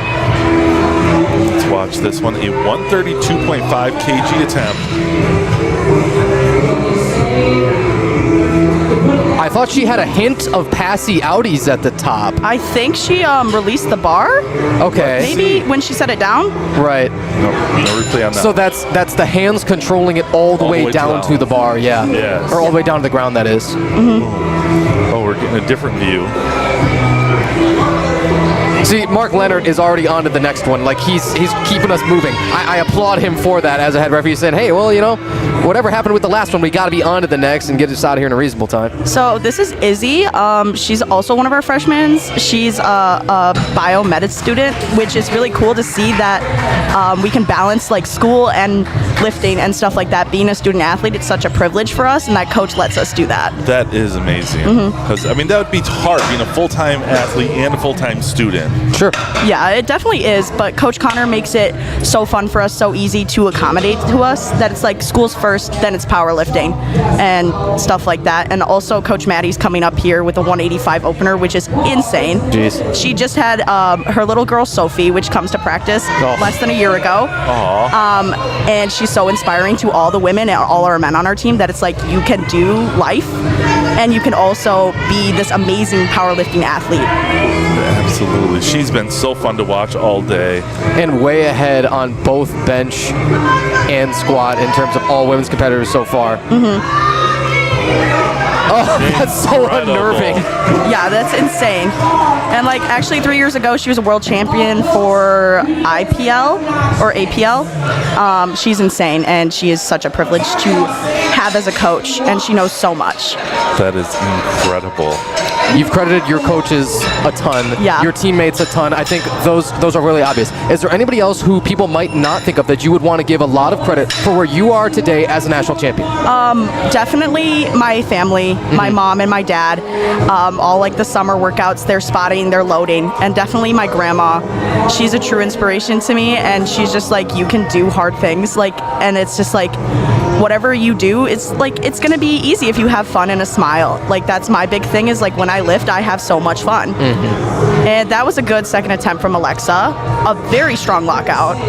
Very nice. But yeah, I feel like that's just us. Like, we have fun, we smile, we're just Davenport powerlifting, and like, I feel like that's a big part of who we are too as a whole, and like having that big personality. Yeah, there's so many huge personalities. I think that's the thing that jumps out to me the most, is how all of these mix on the team. Zach, can I call him class clown? Would you tell him that I said that? Yeah, I will. Delaney being, you know, I mean, the captain in every sense of the word, and so dialed in at all times, and they're champions, but both did it in their own ways. And you yourself, there's 1,000 different kind of personality types within all of you. Yeah, and I feel like we just balance that so well as a team, and it's like, it's so much fun. So yeah, that was a good lift for Sarah. All right, let's watch the replay on that one.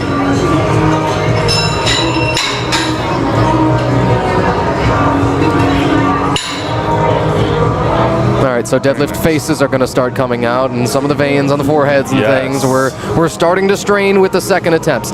Talk to me about deadlift attempt selection. What you like to do? Does it depend on the warm-up room? I'm gonna be honest. I have no control over my attempts. I go, Coach Connor, Coach Maddie, that's all you. I get so nervous where I'm just like, I don't want to deal with this. Go away. I'm like, sometimes I don't know what's loaded on the bar, and you know what? That makes it more fun for me. That does make it fun. You ever heard of coaches on the squat putting the weights in like a trash bag or something and like covering them so that you don't know what's on there? I just close my eyes if I'm gonna be honest. On the platform, you're saying? Sometimes I'm just like, no, I'll just go. Yeah. That's incredible. And so that might be the thing. If you want to ever want to win national championships, is just like, don't know. Just have somebody else load it for you. Yeah. I'll just get under the bar, load it Whatever up, it might be. Yep. Absolutely. Yeah. Well, it has been such a pleasure having you. Is there anything else that you'd like to say? Any more shout-outs you'd like to give? Nothing really. Just go Panthers always. Rawr. Awesome. Claws out. All right. Well, it's such a pleasure. Yeah, I'm Justin. thank you so nice much. to meet you. Enjoy the rest of the meet, and we'll get here watching Sophia here. Thank you. Have a good one. Thank you. Elizabeth Cleveland, Davenport University's own 100 kg national champion at Collegiate Nationals. Fresh off of that win, and we thank her so much for joining us. Yes, that was an incredible interview. She is amazing to talk with. Loves supporting her team here. It's an easy team to root for, let me tell you. All up and down them, that entire roster is just, like I said, it's the personalities of them, but they all bring their own positivity and their own flavor, their own zing to it. Right. They are characters, all of them. They are.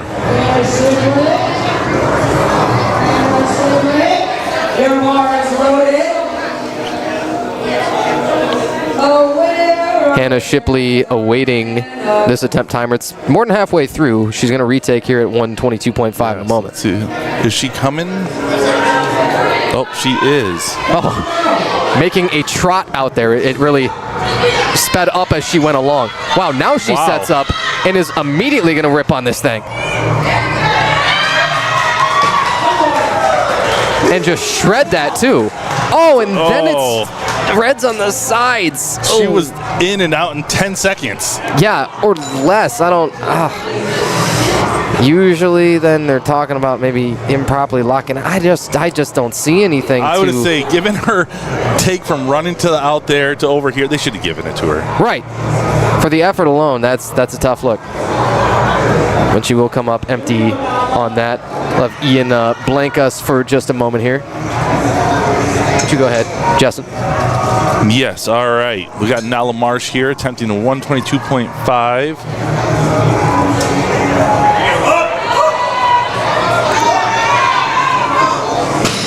All right, let's see what the judges say. It is good.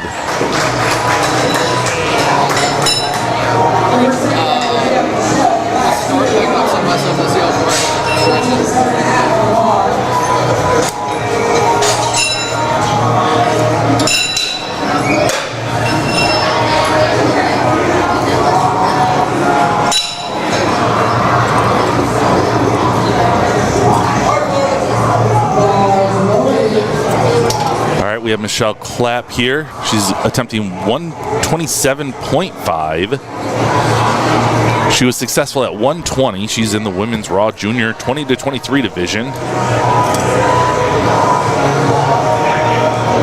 Very narrow grip on the smooth. Let's get the full lockout. Let's see what the judges say. It is not good. Okay, I'm going to say that it is on the knee lockout, maybe. Let's see. Again, I am no expert here. Just don't think she got that lockout.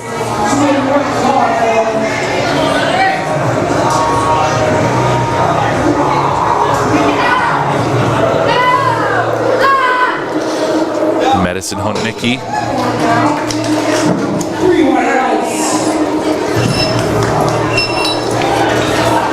127.5 on her second attempt.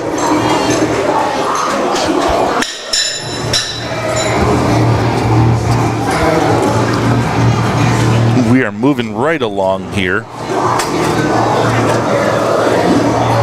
Madison Honicki attempting 127.5. Got her first attempt. Oh, that was... Yeah, she got that one. Okay.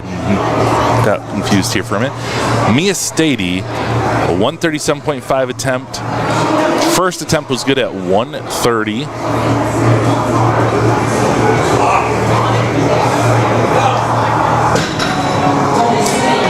And that is a good lift.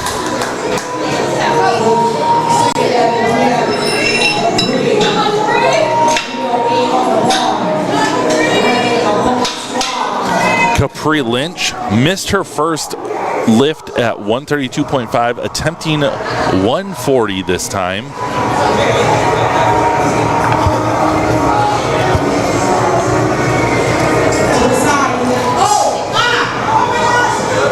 All right. The bar is loaded. That timer's going to go. Waiting for Capri to come in. You can hear her teammates in the background yelling at her.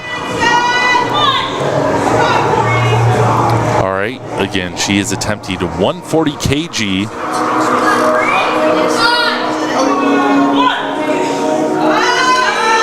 And it is a good lift. Let's see what the judges say. They agree. Perfect. Breely Anderson, nice big jump. She went from 125, jumping up to 142.5 for her second attempt.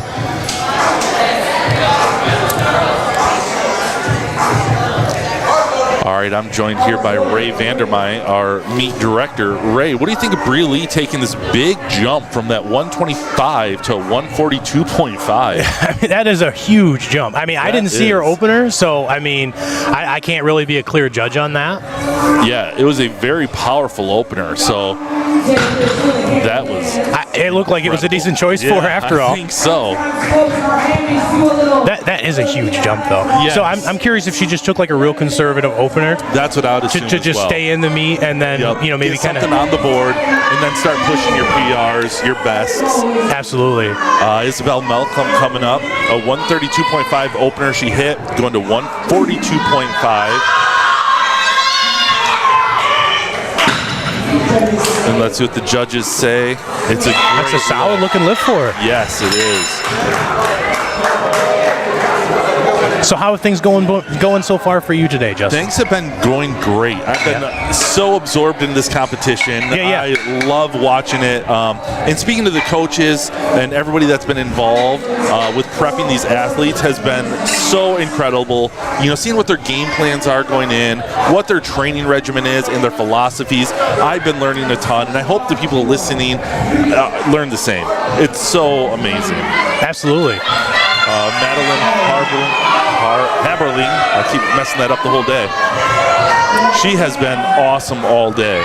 Yeah, she's actually the assistant coach for Davenport. Oh, that is incredible. That's what Liz was saying, and she said that there are days where they're lifting right alongside of their athletes. And which is amazing to see. Yes. It was a very fast pull for Maddie. That is great. And 3 white lights.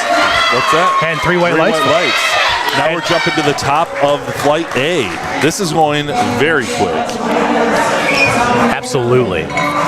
And what we were talking about earlier with some of these coaches is it is an individual sport. So 100%. you don't have to come in and say, oh, I'm not a power lifter because I'm not throwing up reds. You know, you can come in, lift what you can lift, push yourself personally, and grow personally.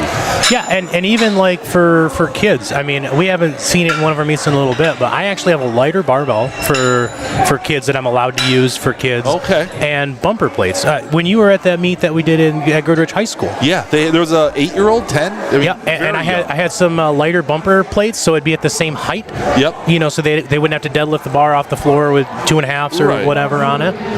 So I mean, there's options. Yes, and that's what I just love about it. The camaraderie, everybody supporting everybody. I'm sure later today, you know, when the bigger men are up here, there's going to be some people on their feet. Alexa Jenkins here throwing up that struggling a little bit at the top there. She did. I have a feeling that maybe a little supporting on the thighs is probably what was called, if I had to guess. Yep. I don't think I gave you a cheat sheet for this one. Oh, the hitching. Yeah, they can't have that on their thighs. Yeah, I think technically this, the rule books is like supporting on the thighs, but it's commonly like known as like hitching. Look at the old commentator. Little commentator view there. Yes. We got Sarah Ingram coming up. She's going to attempt 100. Yeah. 97.5 from her. Yeah, I mean, we got a packed house. Like, I don't know if you've seen the parking lot. Oh, yeah. That parking lot was nuts. Parking lot. I have a video that I think our live stream guy can throw up there when we have some time. There we go. Oh. Yeah, I got a little drone footage there. That is incredible. And this is such a beautiful facility here. It really is a great facility. I walked in and I was like, this is amazing. I thought I was walking into a $1 million facility, which it is. It's beautiful. Right. Alexander Phillips here, going for 107.5. That's a 5 kilo jump for him. Yes. Now, have you, and I'm just asking you, and I'll just ask in front of everybody, I have a little TV on the side there for you to show you what it is in pounds easier. Has that been working out pretty well for you? Yeah. It's nice when you get up to those heavier weights. I don't know what all the plates are. So given the live stream listeners, the normal person, what that is in pounds, it helps make it easier. Absolutely. Let's watch Alexandra here. That looks like a solid deadlift. Very solid. Let's see what the judges say. 3 white lights. And it was strong the whole way through. It didn't really seem to slow down a whole lot. And one thing Tanner and I were talking about is being on this side, or being on this side of the screen, you get desensitized to how much weight they are actually moving. Absolutely. Like this 2 red plates here by Hannah. What's she going to be put up? 275 pounds. And she needs this. Yeah. She needs this to stay in the meet. And this is just incredible amounts of weight. So when we say things like that, they made it look easy. They do. But it is very hard work. Hannah needs this one to stay in. Getting that grip locked in. There we go. Knees might have been a little soft on that. Yeah, that's what I saw on her last one. Was 2 white lights is all she needed. The state chair, technical director, did red light her on that. Maybe for some downward movement, maybe. I think that's what the red under the red flag is for on deadlift, mainly. I could be wrong on that, but that's just my guess. But she got it, and she's able to, post a total for the meet. Absolutely. And, have a good day. Yeah, and I always but that was the make it or break it moment for her, for sure. Incredible. Yeah, the second attempt, she was running in from the outside. I don't know if she just didn't know where they were in the lineup, but I'm glad she was able to get that on the 3rd attempt. Absolutely. Nala Marsh coming for a 125, a 2.5K increase from her second. This should be a solid lift.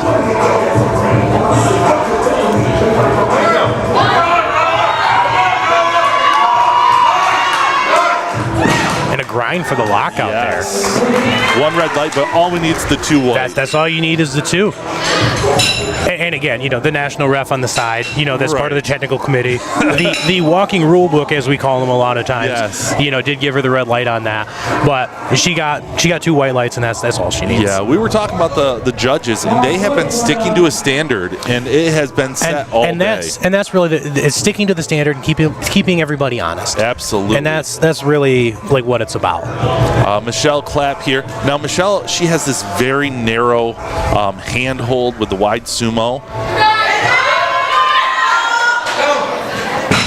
Let's see what the judges say. And that's 3 white lights. That's good. I mean, that's a grip that I wouldn't be able to take. I couldn't. I don't think I can get my hands that close together. I mean, even if I could get my hands that close together with no knurling at all, right? I could see that bar. That might have been where it wobbled a little. Is maybe your hands. Well, you got to think. If you have the bar super close, it is going to weeble wobble. Versus if you were if you went the other extreme, that it would be a lot more stable. Wouldn't be able to weeble wobble on you. Sophia Siegel, come here. 127.5, a 7.5K increase. That's a big jump. That's 281 pounds.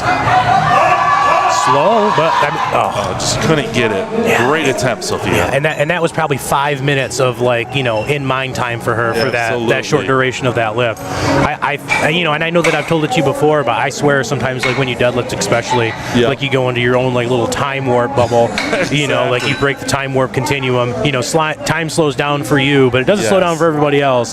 But it just, I know that like a cue that I like for the deadlift is to just keep pulling. Okay. You know, just keep pulling. Just keep pulling. Don't quit. I mean, you know, throw some expletives in there if we weren't, you know, on here. But let's take a look at Capri Lynch with her third attempt. Capri has been doing great all day.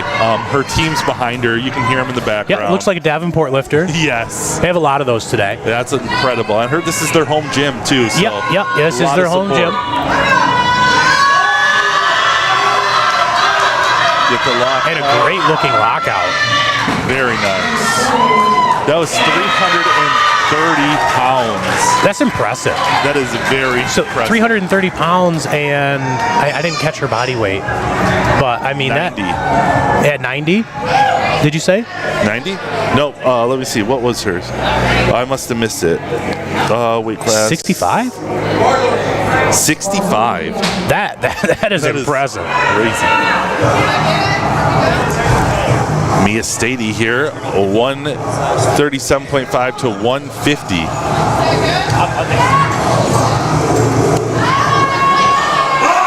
Can she get the lockout?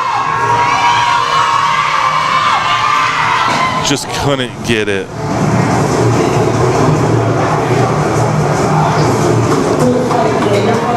It's an unfortunate. Good attempt.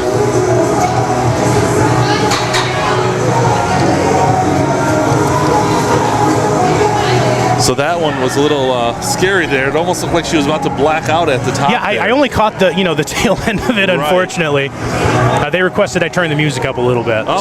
Which is always something I love to do for deadlift. But absolutely. This is their third attempts. They're getting into it. We want to get this crowd into it. Brelee Anderson, she's been doing amazing. And she had made that bigger jump before. Yeah, and it moved solidly, but I would say it moved a little slower. So I'll be curious to see what this jump does for her. I'll be interested to see this as well.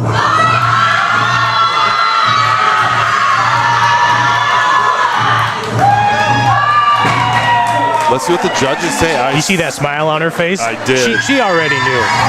she already knew that was good. And you can't see it, but she's dancing over here. Incredible. That is an amazing, just powerful deadlift. That was incredible weight. And shame on us for even doubting the jump that she made. Yes, I do not doubt any of these lifters. Yeah. They can be the smallest lifter and outlift me. It's amazing. Isabel Malcolm, another Davenport lifter.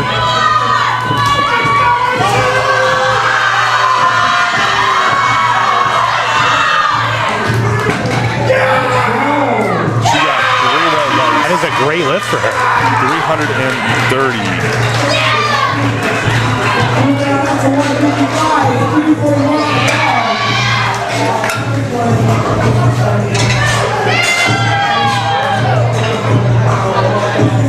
So I do see a lot of lifters still turning around looking at the TV, even though I have a small screen in front of them with the lights on it. I don't think any of them quite realize. No, they don't. I can see it right here from where I'm at with the timer. Yeah.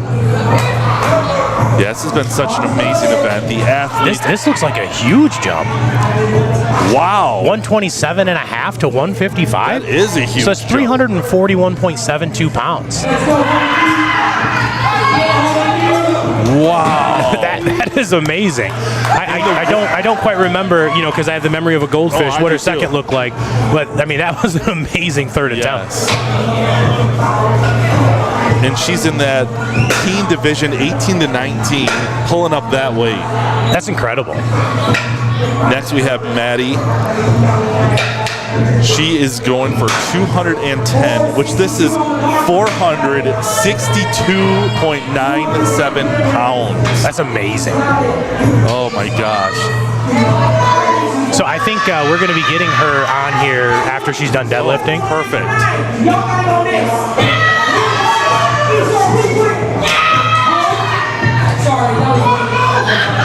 So a 10-kilo jump for her.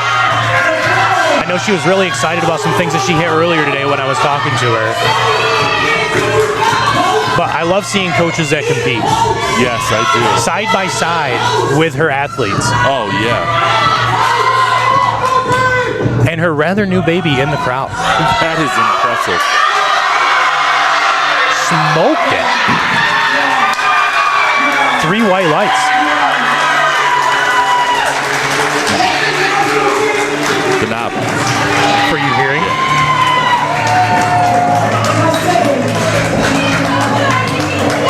There we go. She's happy. She's real happy with that. She's real happy. Yeah, with the music volume going up, it was getting No, for sure. Well, and I had actually, it didn't look like it went through. I tried, my cooperative, my cooperative unit that's watching the live stream for me. I asked to make sure that the music wasn't too loud on their end. Yes. And looks like we got the live stream view that I had taken earlier today of just how packed the parking lot is. It is incredible. I got here and saw all the cars, and I was excited. Here we go. We have Bryce Duvall with his opener at 105 kilos, which is 231 pounds.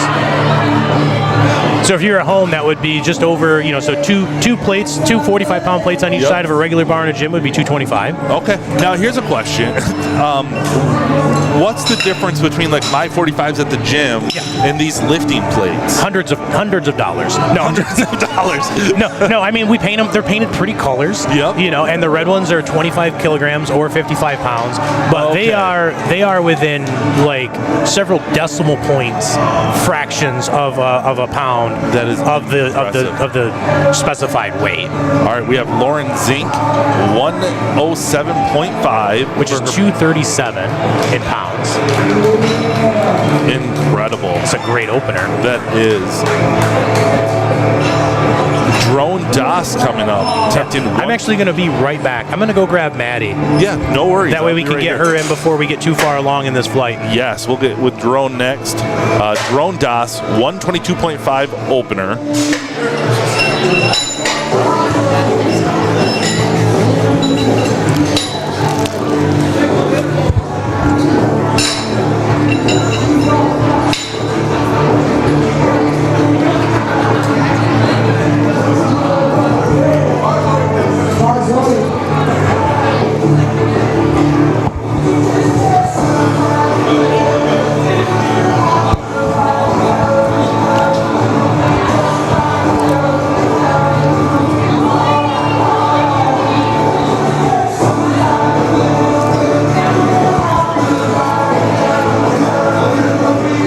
Drone's attempting that 122.5. Had to do a little equipment adjustment. Then should be right over.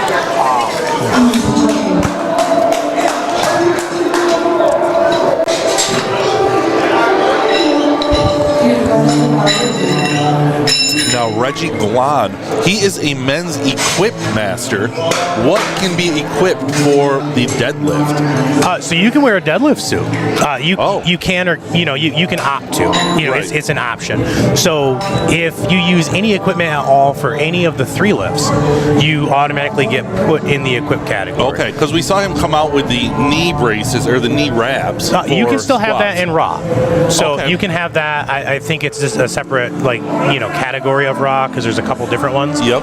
But you can have the knee wraps and not be equipped. Okay.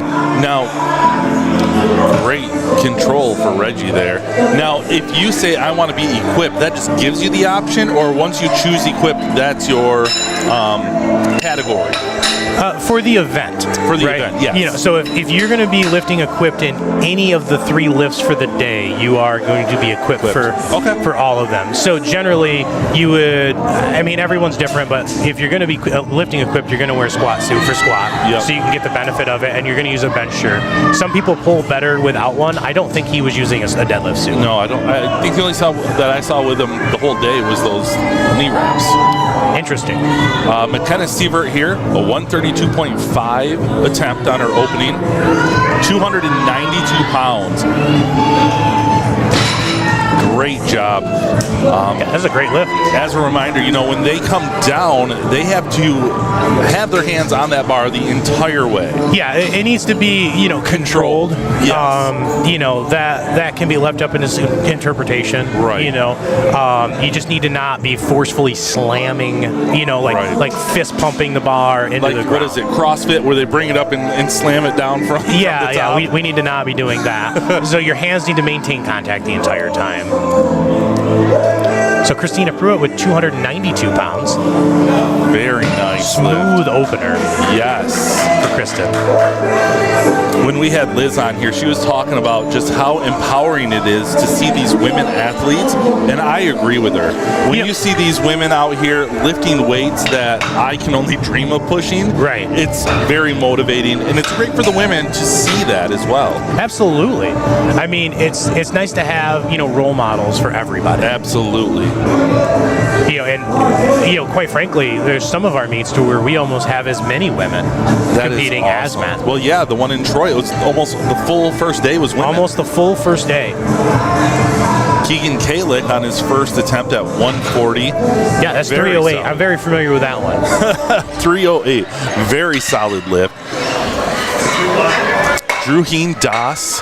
Now, the Dasses, are they brothers, cousins? Honestly, I have no idea. I don't know, but they are both great competitors, great lifters. It's been fun watching them all day today. Drew Heen is going for 150. We're looking at 330.69 kgs. Did he just put that camera in the top right? I just noticed that. Yes. Okay. Yes, But that just came on. Just making sure I'm not crazy. Earlier.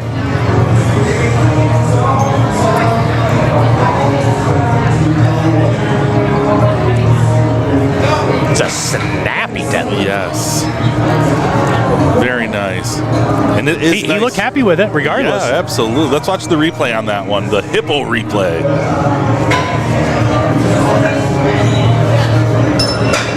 That is a very snappy deadlift. Once he gets his setup dance done, he gets into position. That was a very snappy deadlift. Yes, and his feet were almost touching the plates. Yeah, I could see him, if he has the confidence to do so, making a rather significant jump. Oh yeah, I think so. We have Elsa Noor, 157.5, 347 pounds on her first attempt. I think we are going to see some very heavy lifts in this I'm pretty sure that we are going to see some heavy deadlifts today. Pray for our platform, right? Yes.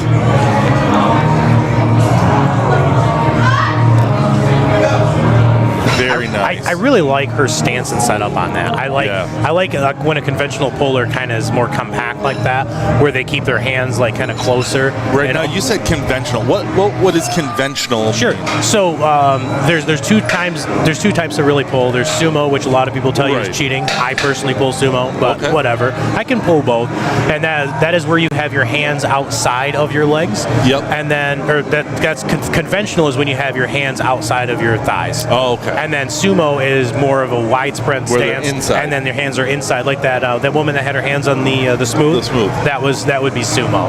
Right. We got our team taking off all the powder there. Yep. Caden Pecora, 352 pounds as an opener. And I believe this is coached by by that Justin that you guys interviewed earlier. Yes. We've had some great interviews with the coaches. They were incredible. Looked like he's going with the hook grip too. That looked like a good deadlift to me. Very nice. Yeah, I just learned about the hook grip at the last meet. That sounds awful. Oh, I'm telling you, I think hook grip is for people that just hate their thumbs. Yes. That's where you actually hook on there, wrap your hands, and basically all the weight is on your thumbs. Yes, yeah. I mean, and a lot of times they'll lose some skin. That is wild to learn about. But if you're proficient at hook grip, and barring anything catastrophic, the grip should not be the issue. Right. And your pain tolerance for your thumb skin might be, but the grip itself shouldn't be the issue. Mason Polson, 177. That's 391 pounds. To where Mason is going with the over-under hand grip, which is like what I personally use. great lift. That's a great deadlift for him. I'd be interested to see what he does next, to see how big of a jump he makes after that opener, because that opener looked pretty smooth. It did. Very nice. Well, maybe a little slow at the top. Yeah, a little slow on the lockout, but he got it. Yeah. Benjamin Park coming up, a 185 attempt in the men's raw team 2, 16 to 17 division. One thing I've taken from these competitions is little bits and pieces that I take to the gym. I'm not doing a lot of weight, but what I'm working on is the form.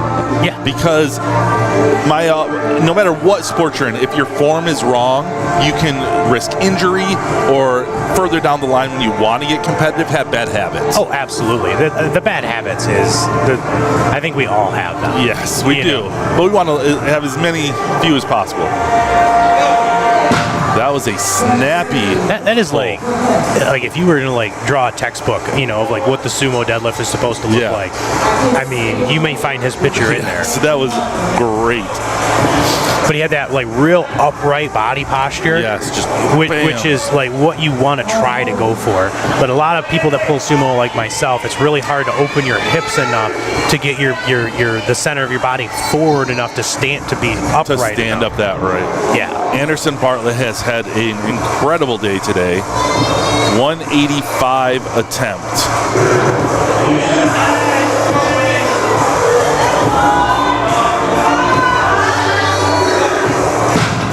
Very solid. Yeah, that's awesome. So you noticed on there, Justin, how he got his grip and then he kind of released all the tension so he could take a nice big breath in. Yeah. That's something that a lot of people do, because the more air that you can get in, the more air you have to push against that belt to get that better brace for tightness. Yeah. Now, I'm personally a fan of trying to get the brace while I'm standing upright. Okay.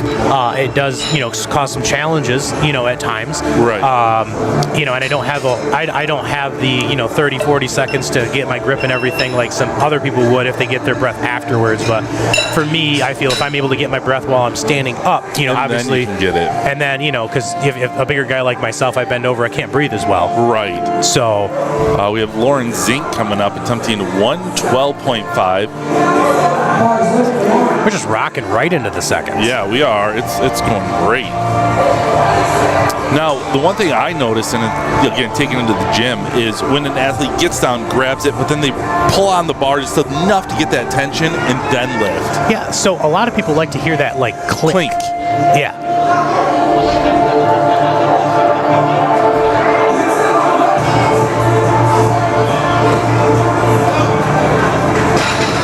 That's a good attempt for Lauren from what I saw. Yeah, that 248 pounds. Yeah, and again, let's take a look at the replay here. I think that was a pretty snappy deadlift too.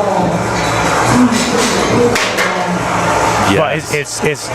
But it's interesting to see how different athletes have different habits, to where she wants to like set her hips a few times, until she gets that right. To try to really just get that wedge locked in there to create the most tension as possible. And then pulling the slack out of the bar is kind of what we were getting at earlier, to where you can hear that clink. Now, with these plates, there's not a lot of tolerance in them, but there is a little. Let's take a look here at Bryce with his second attempt. Went up 10 kilos. That's a nice jump for him, and we said he could do it. It looks like 253 pounds, and that's 3 white lights for him. Very nice. McKenna Sievert going for 140. Nice jump there. So, and again, trying to go back to the pulling the slack out of the bar and hearing that clink. So there is a little slop in the bar, and theoretically, you put a bunch of plates on there. You can slightly lift up, maybe 80-90% of the weight of the first couple plates. Yep. And then that way you're not, when you go to give your pull, you're not yanking all the weight off the ground with that initial pull. Like your initial wedge, I can float with just getting into position like 400 pounds or so with the wedge, with just how aggressive that you wedge in there. And now some, especially sumo pullers, need to be careful of that, because if the bar leaves the ground during their setup, that is considered, whether you like it or not, that is considered your attempt. Yes, and I did see that over in Troy. McKenna Sievert pulling up. That's a 308-pound attempt. Wow. And 3 white lights for her.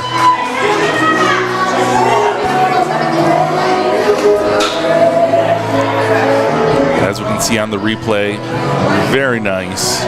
Great control. Reggie Glon, 140. Jumping from 125 to 140.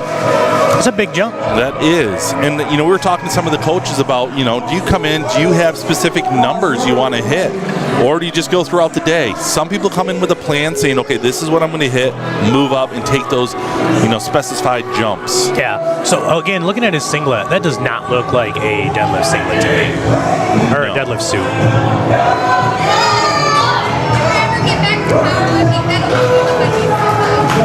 Three white lights. Wow. Does that say 65 to 69 years old? He's our oldest competitor today. Yes, pulling up that much weight. It's insane. Yeah, and just people like that just make you believe that, you know, hey, maybe age just really is a number. I know, and that's how active I want to be when I'm at that age. Absolutely. Kirsten Pruitt coming up. Attempting 145, a jump from the 132.5. It's a nice solid jump for her. She was very solid on that first attempt. Absolutely. Again, that multiple hip setting there, trying to get that wedge locked in there. Slow lockout, but looks very strong. Nice. Three white lights. That's what we're looking for. I'd be curious to see how big of a jump she makes for her next attempt. Yeah. And yeah, I'm not saying it should be 2.5 kilos, but I don't see her making as big a jump from her first as she did for her first I could see her maybe taking the 5. I mean, maybe 7.5. Depends on how confident she is and her ability to finish that lockout. Yeah. Keegan Kalick took a, I can't even count, 12.5. Yeah. 336 pounds here.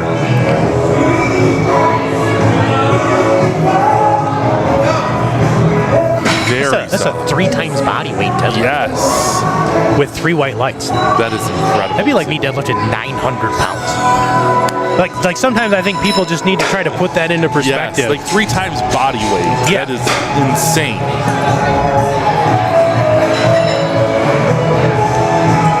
I think our spotters have been doing a great job. They have, and they have been on it, keeping the safety of our athletes here.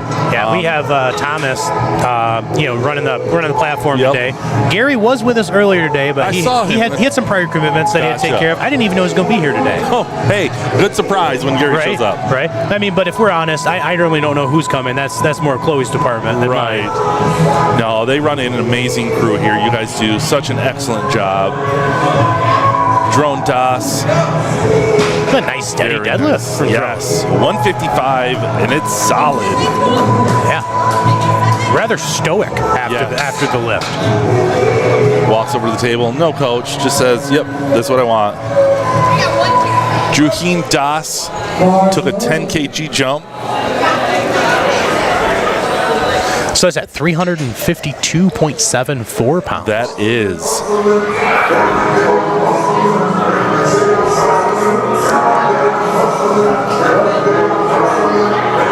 Let's see.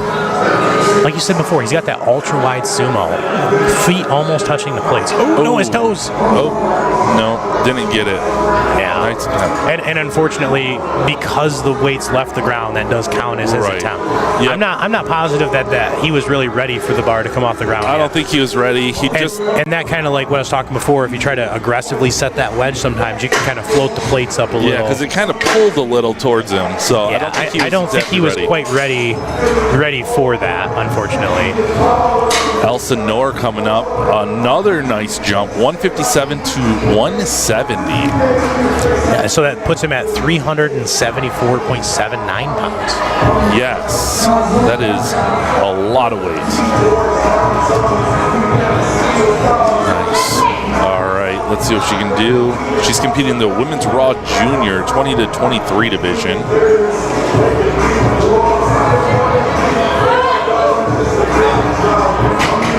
Solid. I think I mentioned it last time. That is a beautiful looking conventional deadlift. Yes, you did. Yeah, look at the lance. Hands outside of the feet, about shoulder width. It seems just a very efficient stance for Elsa. Amazing. Kaden Pecora, 12.5 kg increase.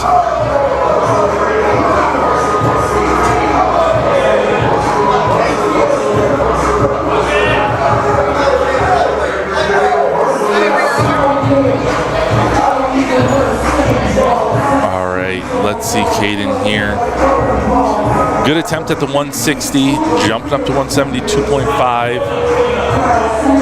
Oh yeah, you see that head nod? Yes. Three white light. Now I would say for me, the quickness in which the bar dropped is probably borderline. Really? Yeah. Okay. I mean, I'm not saying he slammed the bar, but I mean that bar came down quickly. Yes, it did. So I mean, I didn't see any slamming or anything like that. But you know, some judges, you know, I mean, Dana's over there, you know, the walking rule book. Right. He didn't flag it, but you know, I could see being on the cusp. Now, have you done the officiating before? Are you an official? I have not officiated for USAPL, but I have officiated, or I've been a ref for another federation. Okay. And again, we're getting, he's almost touching the plates with his toes. Yes, he is. Let's see what Mason can do here.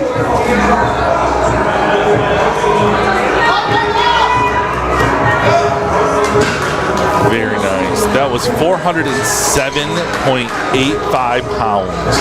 Solid deadlift. And I like how, if we watch during the replay, if you watch his feet, as soon as he's ready to go down, he like quickly moves his feet back in.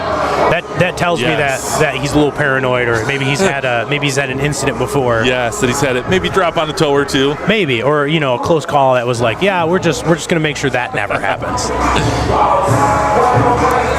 Anderson Bartlett, 10 kg jump. That's what I thought he would take, going from 185 to 195.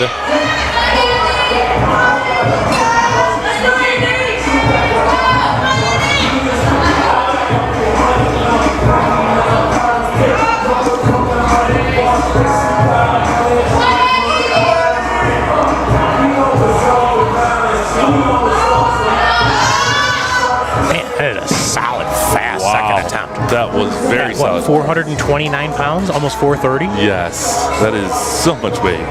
All right, now we're going back to the top of Flight B. Bryce Duval jumping up 2.5 kg.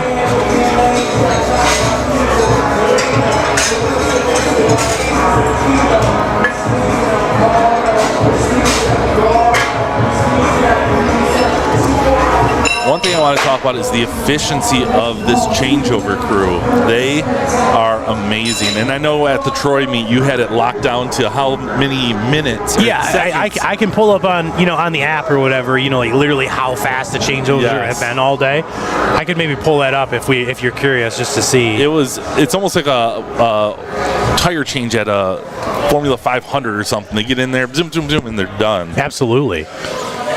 Bryce with 117.5, making that 2.5 kilo jump. Solid. Let's see. Coach, judges say that's 3 white lights. That's a good lift. Nice. Lauren Zink going for a 10 kg increase. Lauren is competing in the women's raw teen 2 16 to 17 division, pulling up 270 pounds on her third attempt. I mean, just looking at the jumps that she's made it rather aggressive. Very aggressive. And sometimes you think, you know, they could almost put that second one as their first, but then you got to think of the overall day. Absolutely, which is the main thing, you know, is that total. Yes. Gonna set the hips a couple times like before.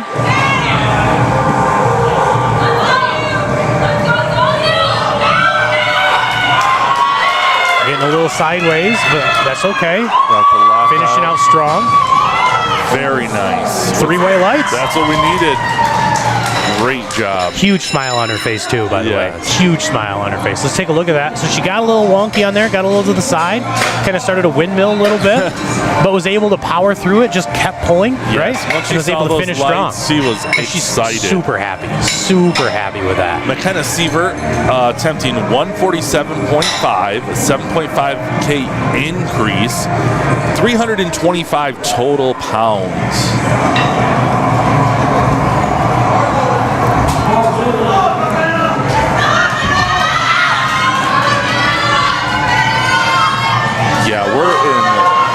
So we got a 7.5 kilo jump, so 325 pounds. You can see her shaking on that. She just needs to keep pulling. I don't know if you guys can hear the crowd, but the crowd is super excited for her. Let's see what the judges have to say. That's 3 white lights. Now she came up and grabbed that bar. She almost looks like she's crying back there, giving her coach a big hug. That's amazing. Coach Connor. super. That's one of the best things about powerlifting is just how exciting and how much passion. Oh, it is. There is. It's a team effort. She is crying. She's over there. She's giving both coaches, Maddie and Connor. That is amazing. I think Maddie's crying now too. Oh, they all are. That's what I'm saying. Oh, that's so amazing. Reggie Galan, a 12.5K increase.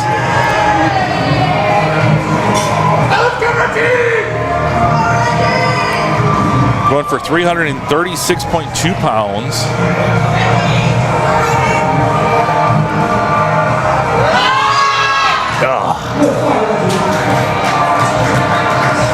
But I mean, that was a pretty large jump.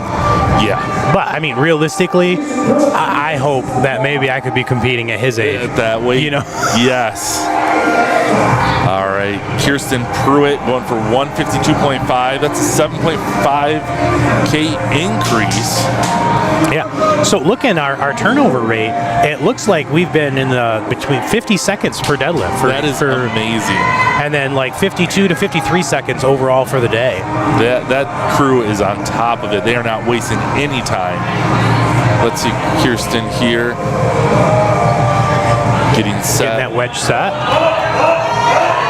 Struggling at the top, trying to get their shoulders back, locked out. There she goes. Let's see what the judges have to say.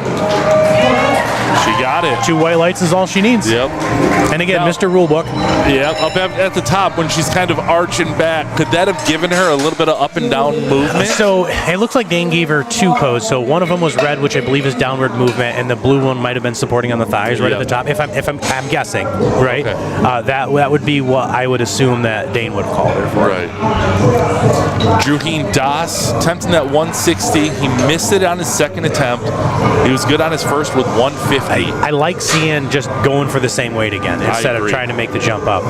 But that like 50-some second time over, that includes the lifter lifting and everything, and they get 60 seconds to make their lift. Right. Oh yeah, this has been very efficient. Yeah, which is what I like to see. Yes. Right. I mean, as much as I like being here, I do like to go home before it's dark. Exactly. And it makes it easy for the lifters too. Absolutely. Doesn't make the day super long.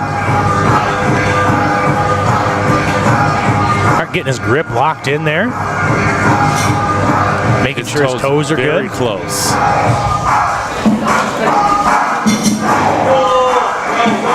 There we go. Nice. That's unfortunate. I mean, he had downward movement there. Did. And he knew it. He did, for sure. Good attempt. But I think that was the one that where during his wedge and his kind setup that it came up and kind of popped his dose a little bit. So I think that kind of goes to show that kind of wasn't accidental, because that one looked a lot better. He just had a little issues there. Yeah, and which can definitely happen. Absolutely. With some practice, he can definitely hit that, and he may have hit it in the gym. Yeah, just and in a lot of cases, that's what it is. A lot of people are like, well, this is my gym PRs, but this is like my competition PRs. And they're never the same. Never the same. Keegan Kalick attempting 165. Keegan has been solid. Keegan just mean mugging the camera there. Yeah, he is 363. See what the judges have to say? No. Let's. Yeah, so blue, I believe, is supporting on the thighs. Let's take a look at the replay, see if we can get a closer look. That looked like maybe downward movement to me. Yeah, I'm thinking it was that downward movement. Yeah, maybe blue is downward movement. I thought it was supporting on the thighs. I could be wrong.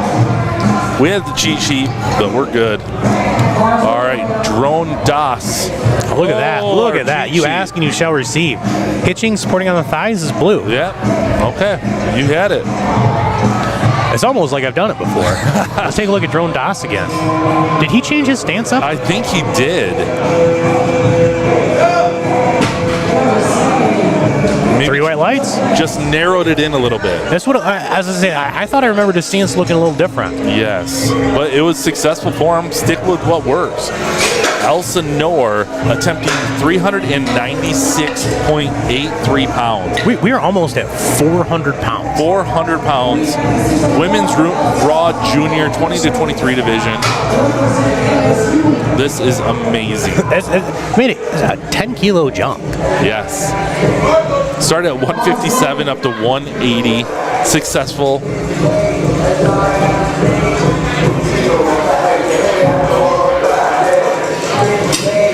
We talked about her stance being almost picture perfect. You know, I think she could have went more. Wow. I think she could have went more. 3 white lights. That was Let's take another look at that.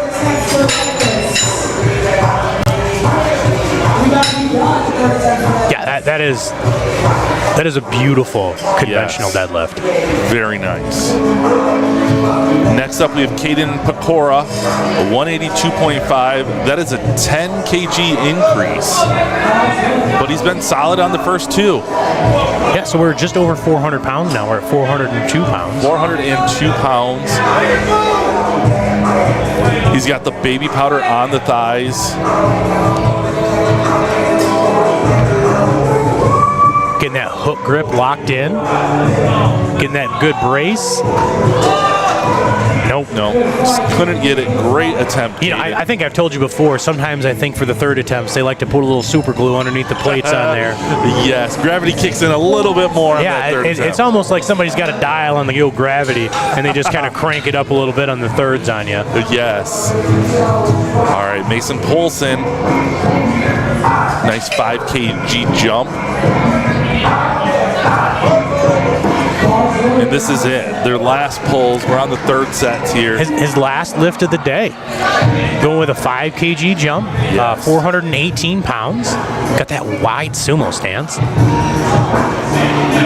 Getting that wedge locked in there. Wow.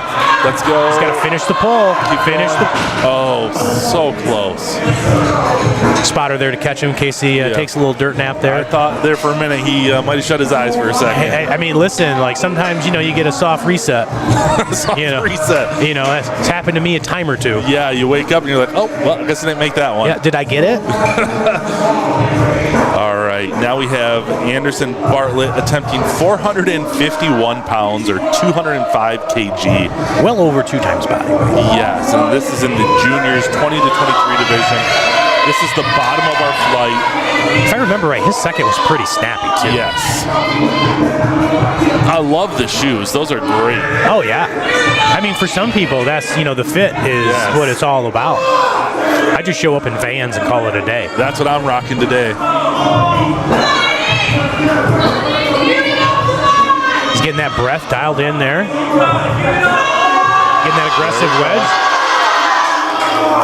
That looks more like a second than a third to me. Yes. That should be, I was going to say, that's 3 white lights. That was amazing. All right, now we're jumping into he's super excited. Let's take another look at that.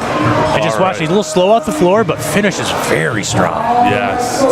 Oh, he was happy after that. I seen him over on the side with his coach, and he's super happy, which I love to see. That's the cool thing about today is we have Davenport here, big teams. This is the second meet within the last few months that Davenport's wanted us to have for him. Oh, that's amazing. Yeah. I love that connection with them. The cool thing is, you know, this is an individual sport, but it can also be a team sport. Absolutely. Or a gym sport. You get that group of people that you're with. Yeah. They're pushing you to be your best. I absolutely love that.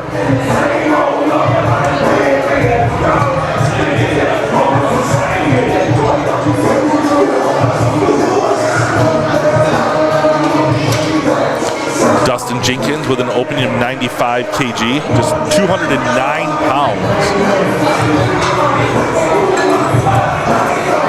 And it is no good. So we got that red, which is soft knees or shoulders aren't back. Hopefully you can make those adjustments. Yeah, so you need to have your shoulders and your hips and your knees all locked out. All locked out. Yep. And some people kind of take that to an extreme and kind of hyperextend a little bit. I've seen that. Yep. Peyton Fidel, 155 kg. We're up to 340 pounds here in opening lifts. Yeah. That is amazing. It's incredible. And if I believe this is Peyton's first competition.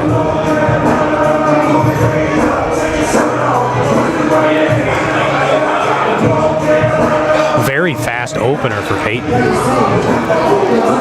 Very nice. Go ahead and put the headphones on. There there we go. So I don't think I gave Ian quite the heads up that he needed, but we have Maddie with us. If you can go ahead and get like real close to the mic, I should probably turn it on. That would help. So, that helps. So everyone can hear you there. So Maddie, I know who you are, but if you could just tell everyone like who you are. Hi, so I'm Maddie Haberling. I currently am the assistant coach at Davenport University. Also, don't mind my voice. We just got back from Collegiate Nationals. I sound like a frog right now. My voice is still coming back. So I've been coaching at Davenport for 2 years. Been in the sport of powerlifting for almost 10 years. Okay. So I started in like 2018 in APF, then went to USPA, then WRPF for my first pro meet in 2024. And then now this was actually my first USAPO meet. Really? Yes. That's amazing. You know, I really love seeing a coach compete side by side with some of their athletes. How is that experience for you, like literally lifting side by side with your athletes? I know that's usually a rare case. Like normally we won't have coaches lifting alongside our athletes. We have a big team, but thankfully we had a lot of our team go to Collegiate Nationals, and we just have several athletes here today. So the head coach is handling them along with me, which allowed me to compete here. So I really, really enjoyed it. I mean, the environment is 100% familiar. This is where I coach. This is also where I train. And I'm around all of the athletes. It's just a very motivating environment. Yeah, I'm sure that really gave me... And you have your whole team here. Yeah, it was super motivating. Yeah. They got me so amped up for my lifts, and knowing they legitimately have my back. They are spotting, they are loading for me today. Absolutely. That was really fun. Yeah, we do have several members of your team helping us today. Mm-hmm. So let's take a look at Blake here real quick, going for 468 pounds. As an opener. Let's go, Blake. Amazing. Easy. And I don't know if you see that or not. This is 14 to 15 years old. That's crazy. I was not deadlifting 468 pounds at 14 or 15 years old. I wasn't even lifting at that point. Yeah. So tell us a little bit, how did you get into powerlifting? So honestly, I didn't get into powerlifting till after I graduated college. Okay. So I rowed at Grand Valley. I was on the rowing team, and then after college, I wanted to keep doing something. I'm an athlete. I have to have something that I'm doing. So I got a membership at a gym, got situated with a trainer, and with that personal trainer, he started noticing my strengths, and he told me that I should get into the sport of powerlifting, competed for the first time in 2018, and the rest is history. That's incredible. That's awesome. Jose Torres here has been a great athlete to watch. He's a very close conventional stance for bigger guys. It's a solid looking opener for Jose. Very solid. So which out of the three lifts would you say is your favorite to, one, personally do, and two, to coach your athletes for? Deadlift. 100% is my favorite to lift, but I also feel like that's also my strong suit with coaching, because I've transitioned from conventional to sumo, and that's one thing that I'll coach mainly with our athletes, because Coach Connor, the head coach, he specializes more in conventional. I'm more of the, I don't know if I'd want to say expert, but I'm more used to doing sumo and the technique that's involved. So I'll just say sumo across the board. You know, I think his singlet is fiery because he's just He is legitimately on fire today. I'm telling you. I love it. I love seeing some of the cool singlets. Yeah, that is the one great thing. Is the athletes able to express themselves. We've seen a lot of your athletes here with the glitter, and it's incredible. They always got all the bling. Yes, Makes for me sure. feel so plain. For sure. Aaron, he's been a great one watching all day, attempting 225, 490 pounds. It's incredible. Let's go, Aaron. Come on. There we go. That's a very quick opener for him. Great opener. 3 white lights for him. Very nice. So Clean. you say that you like sumo more. I'm more of a sumo puller myself. What kind of cues do you like to give your athletes when they're pulling sumo? Well, one of the major things that I've really tried working with our athletes on is the wedge. Proper wedging, proper slack pull. So it's like opening at the hips and rising with the chest. It's that proper wedge, that leverage has to happen in order to pull that bar. To pull efficiently as sumo. Otherwise, like one of the major things that I'll see with sumo pullers is they'll squat the bar, they'll bring their hips too low, then as they start to drive off the floor, their hips rise first. and then the bar breaks the floor. Wow. 496 pounds for Jacob Brown. A rocket ship. Wow. Great first attempt. That is amazing. Didn't he almost bench that much? Yes. He attempted 227 on his last attempt. Wow. Yeah. Wow, that is a big I remember that. Yes, that was incredible. So, when you're coaching athletes, and for you specifically, are you more of like an over/under or like a hook grip deadlifter? I'm over/under. I have never you enjoy your thumb skin too much? I also just haven't tried it very much, so that's something I might dabble into. Sure. Because I do have goals. I really want to try to break 500 and hit that 501 deadlift. Speaking of 500, we have 512 pounds for Jack here. Let's go, Jack. I have a feeling, well, I mean, you would know better than me. Do you think this is just going to be a rocket ship for Jack? Oh, for sure. He owns his sumo deadlifts. Boom. Oh, yeah, that is a rocket There we ship. go, getting on the board. His thighs are just massive. Yeah, for Hey, sure. those rugby players are built different. We have a couple of dual sport athletes, rugby players on our team.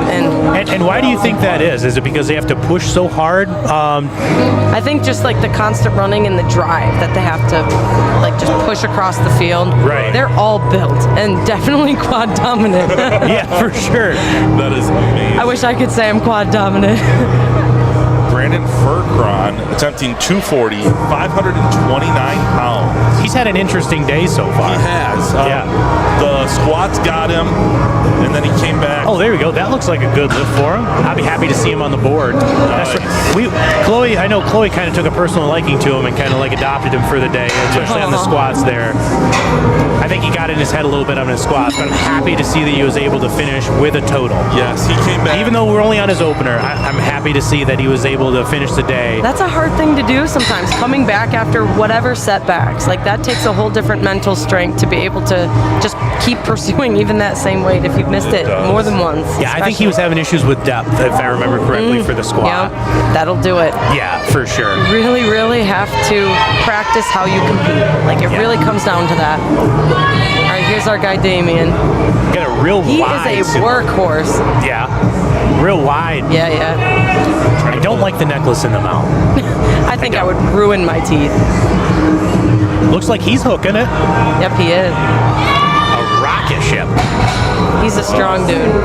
Definitely. That was amazing. A little delay on the lights there, but I mean, I don't think he has anything to worry about. There they are. Now, when you're training your athletes, do you train them to get to depth in the squat on a box, or how do you train them to get that depth when they're squatting? How do you train them what depth is? Yes. Well, one of the major things is that, we'll do different variations. How consistent people are with depth, because let's be real, I tell the athletes, call people out. You need to tell your teammates if they're hitting depth or not. Don't sugarcoat it. Right. So that's one thing. I want to trust the athletes to call people out, making sure they're hitting depth on a regular basis, but also taking video. Let's take a look at Joe Veith here, going Here for we go, Joe. 562. Wow, that's an opener. Has that nice compact conventional stance.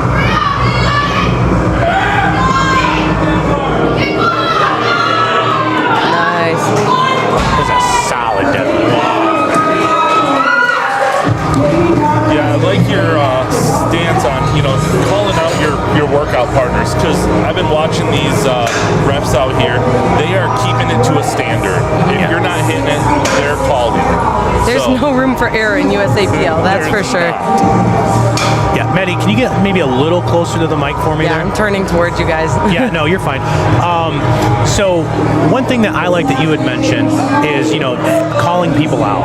I would rather have a very blunt training crew 100% than a cheer squad. Yep. I don't want a cheer squad. I don't want just a bunch of fanboys. I want people that are going to be brutally honest with me, because the judges will be. Yeah, otherwise it's going to be bad news as soon as you take the platform. That's the one thing Was there any weight on that bar for Harrison? I mean, it says 600. put some weight on there. It says 606 pounds. Yeah, let's watch the replay here. This looks so easy. He is. Dang, he means business today. Let's go. I mean, that 606 pounds. That is. I mean, moving like 135. Yes. Right. That was crazy. I'm excited to see I what love his seeing next this. 2 deadlifts are going to be. Yeah, I mean, I don't want to necessarily play favorites, but I mean, he's definitely one that I'm going to be interested in watching for the rest of the deadlifts. 100%. Yeah, so I mean, because I know people, and I said I don't want to call anybody out, but I know some people that have, they don't have training partners. They have a fan club that they just happen to lift with, and I don't think that's good for your lifting career or whatever. And I mean, that's something we're trying to build here with this team is, yes, we want a supportive community. Like, we have to have that. Yes. But one of the best ways you can support your teammates is holding them to standards, making sure that you're setting them up for success in meets. This is a huge jump. 95 kilos to 142 after missing. I mean, I don't know why I doubted it, but... He got it. That is crazy. Yeah, I guess I don't know what happened with the I'm not sure opener. what the tactic is there. Yeah, I mean, that's a huge jump. That looked like an opener. Yeah. I could see him throwing another 20 on there. That could be for sure. You never know. Sometimes people start feeling like a tweak in the warm-up room. They lower their opener, and then, I don't know, maybe he's feeling good. Right, yeah, Taking the platform, he's like, I'm good. Yeah, absolutely. So... with the deadlift, a lot of sticking points can occur depending on if you're sumo or conventional, right? If you're sumo, a lot of times you can be good off the floor, getting that good wedge in to kind of get you off the floor, and then when you get to around the knees, that's where you'll end up maybe supporting on the thighs, hitching, whatever we want to call it for today. What is like a cue that you try to tell your athletes to try to prevent them from hitching and to just power through? What is something that you like to tell them, yell at them, scream at them, whatever, what have you? What is something that you like to tell them? Well, obviously getting the proper positioning with the thoracic, with your upper back, but then making sure that both your hips and your knees are extending at the same rate. Because if we see the knees extend too soon without the hips pushing through, that's where we can get stuck at the knees, or you'll start driving the knees under the bar if the hips come through, but you're not extending at the knees at the same rate. A lot of mechanics in all these lifts. Sumo is far more technical 100% than conventional. You can muscle through and get away with a lot on conventional. It's much harder to do that, if not impossible, on sumo. So we have 429.9, almost essentially 430 pounds for Nathan here. That is rocking the blue. Very nice. Looks like a good lift to me. Yeah, I agree. Another thing that I love about deadlifts is seeing people's deadlift socks, because they get some fun deadlift socks. You know out what here. I like about, when it comes to watching deadlifts is everyone's, deadlift ceremony, if you will. The song and dance that they have to do, for their deadlift. I know Justin and I earlier, maybe even during your flight, we were talking about getting your breath for your brace on deadlift. Now, we see a lot of people, let's just take a look at Adam here with his 435 pounds. It's 197.5 kilos. That was such a quick grip. It's steady the whole way through. I didn't see it slowing down at all. So you see some athletes, they'll reach down casually, they'll grab the bar, they'll bring the hips back, they'll take a nice deep breath in, get the brace, get the wedge, and then do the lift. Sometimes they'll pump a few times to get the hips set, get the wedge where they like it. And then, like me personally, I like to get my breath when I'm standing upright. Same. You're more of that. Now the downside of that is the amount of time from when you take that breath, you don't have the time or the breath, You have no time to waste at the bottom. As soon as you start getting set, you have to get ready to go. Yeah. Right. So I found, though, that athletes, or I would say athletes, anyone that gets their breath at the bottom, sometimes they wait too long and they waste energy down almost in that squat position, if that makes sense. Yeah. Where it's like you don't want to waste too much energy if you are taking that breath at the bottom. So we have Blake retaking the 468 pounds. Let's see what the judges say about what happened at the top there. All right. All right, 2 white lights is all he needs. Yeah. So that was blue, so that would be the supporting on the thighs again, which is why I said we'll see what the judges say about at the top there. Oh, yep, just a little bit of knee drive underneath. Just a little, but from our view, it can be more difficult to see than where the judges are sitting. Yep. Nice nice jump here to 227.5, 501 pounds. But getting back to the breath, like I agree, you don't have a whole lot of time, and it does seem like those lifters, if they take their breath when they're down there, because they have the time, there isn't that urgency to where I need to do this or I'm not doing it. Type of thing. I don't coach one way. Like, you have to find what type of setup works best for you, and I found that for me, taking my breath, getting down, and wedging right away works for me. It was a strong finish for Jose for his 501-pound deadlift. That is amazing. One thing I kind of like about how we're set up right here today, which I know the viewers can't necessarily see, is that we have the big monitor in front of us, but we can actually see under the monitor to watch the actual athlete if we want. Yeah. But also, if we look slightly to our right, we can actually see the athlete as they walk off. Or I could peek over a little bit and I could see him celebrating with the coaches. It looked like you had a little emotional moment earlier today with one of your athletes. I get emotional all the time. That's why I didn't wear makeup today. That's probably a smart move. I get so emotional, like just seeing how hard they work in the gym and seeing it all come out on the platform. It's so powerful.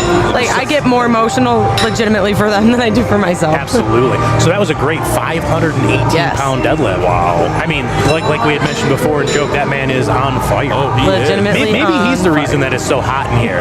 Maybe that singlet has just cranked the room up 20 degrees. Because I don't know if you walked into the other room, either of the other rooms, but it's a good 15, 20 degrees. No, we need to get some better ventilation into this room. We'll figure that out. So we have Jacob Brown. He went to 523 pounds, 237.5 kilos.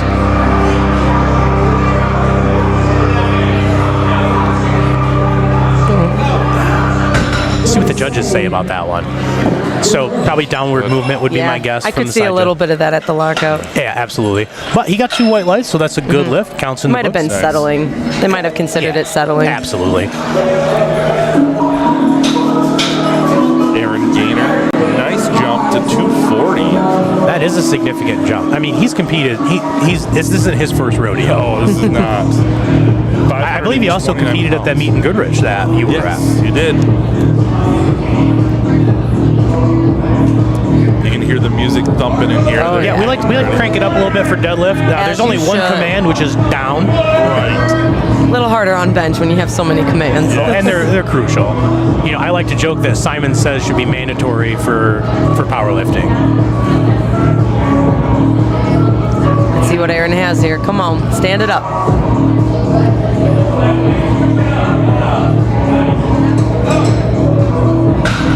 Good speed. 3 white lights. That's a good lift. Like I said, it's not his first rodeo. He's done this at his timer 6. I believe he coaches Merritt High School. I believe that's where I met him, was at a high school meet. Okay, that would make sense. I know I've talked to him a few times, but I talked to a lot of people, and I have the memory of a goldfish. I wouldn't say I'm much further than that. But that guy, he has some crazy knowledge. He remembers everything. Numbers, people, names. That would be nice. Maybe a little bit might drive me crazy. Let's take a look at Brandon here, and with his 7.5 kilo jump, he's at 545 pounds. Nice. So do you prefer your sumo pullers? Where do you prefer them to keep their eyes? I know some people like to maintain eyes forward. Some people say that the body follows the head and you should look up. Where do you fit as far as that goes? Well, I say it depends on the kind of positioning they get with their current wedge. Like if I see their shoulders rounding forward, I say chin taller and try to look up.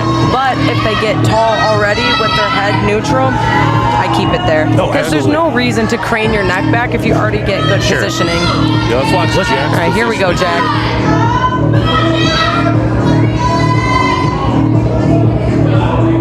This is 545 pounds. I think we need to have a talk with his coach about his weight selection. I'm not. That moved a little too good, Jack. He only gets 3 attempts, right? Does his coach know that? I was just checking. I think that he might know that, but we might need to recalibrate with Coach Connor.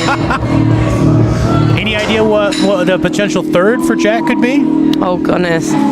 Well, Wait, what did he just hit again? 247. So let's see. Gosh, I'm still getting calibrated with kilos, but he's got to at least throw another,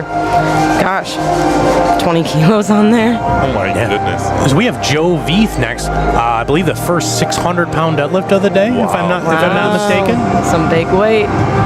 No, it's not the first, because we had Smalley. Smalley did 600 earlier. Oh, yep, 275. But it looked like 135. That's why I was confused.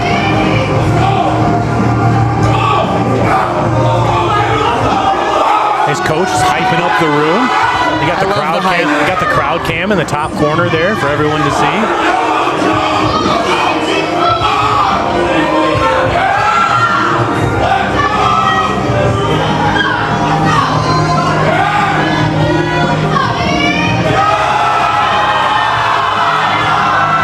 Look at the smile on that. I love that. Gotta be careful. Gotta be careful with pulling down on the bar. Super happy. I love the energy that Joe brings. Joe is just a great person. I don't know if you've seen how excited he got for his squat, but that man was jumping for joy. I love it. I love the energy. Me too. That is awesome.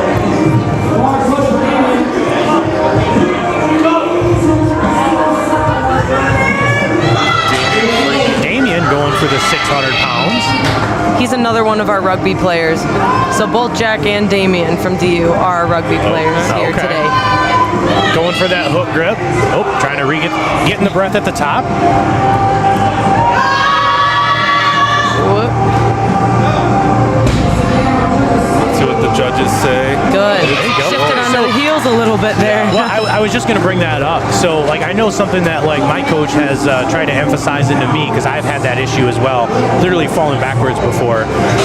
He liked to call it like a tripod foot. Yes. Where you need to consider your foot like a tripod. So you have your heel, and then your pinky toe, and your big toe need to all make firm contact. To where me personally, as the big dummy that I am, I need to actively press down with my big toe and my pinky toe to make sure that the tips of my feet don't pop up like that. And now that I'm thinking about it, it's very difficult. Yeah, you just think about it and you're pushing down, but you need to do that the whole time. The whole time. Yeah, while picking up a max effort deadlift. Yep, and I've even found with squatters, when they don't activate that tripod, that's where we'll see arch caving and stuff like that. And it's not just a deadlift thing. Like you said, it is also a squat thing. Very important.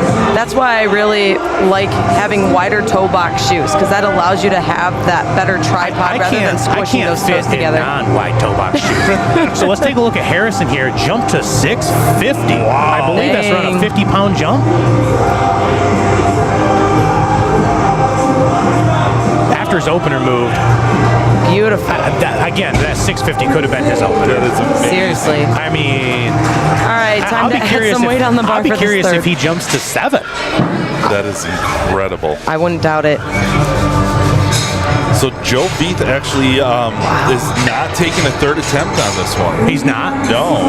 Maybe he's just happy. I mean, maybe, it could have been, so I know that I've done this personally at a meet, to where it was like, hey, my goal, right, is, we'll just say hypothetically, I want a 500-pound deadlift. Yep. I'm going to get a heavier opener that I'll be somewhat happy with, and then I'm going to go on that second attempt for that, say, 500 pounds. Yep. And that way, I get 2 shots at it if I mess it up. Right. That is true. There's tactic with everything here. Yeah. We got Dustin here attempting 396 pounds, 180 kg. It's a big jump from his 142.5. So he's had big jumps in this deadlift. There we go. Stand it up. Oh, so just lost it at the lockout. Oh, I thought he had that.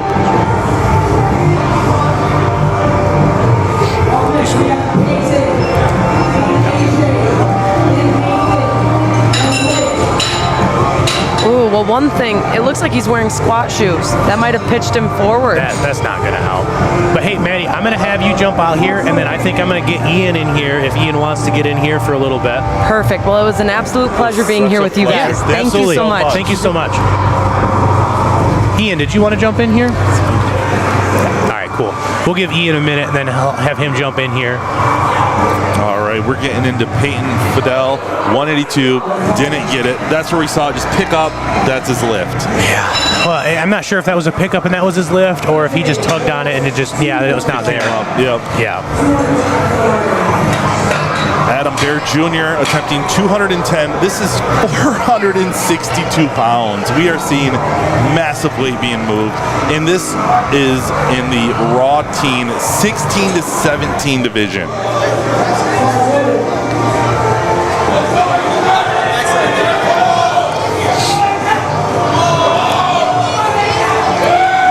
Adam got set, just doesn't get it, lost his grip. Great attempts.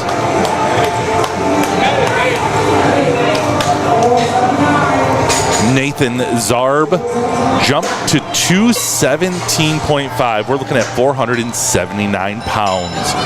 Our team's getting that weight set on the bar. Nathan is in our men's raw teen 14 to 15 division.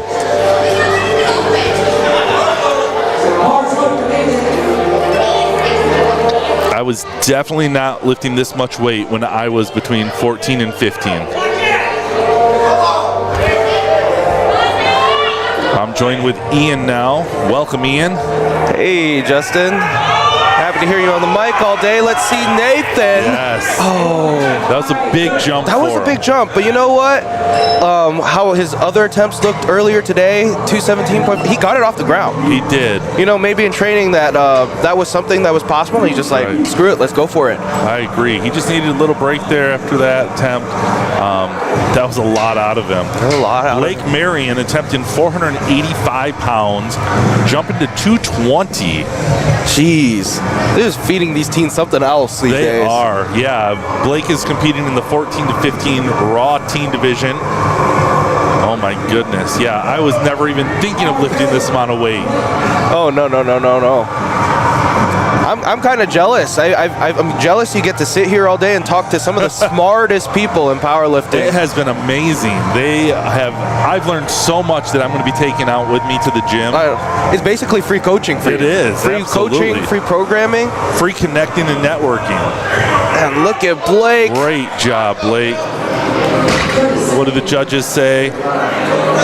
Oh, no good. Right there. It looks soft knees, it looks like. That's what it looks like to me, Didn't too. get the lockout.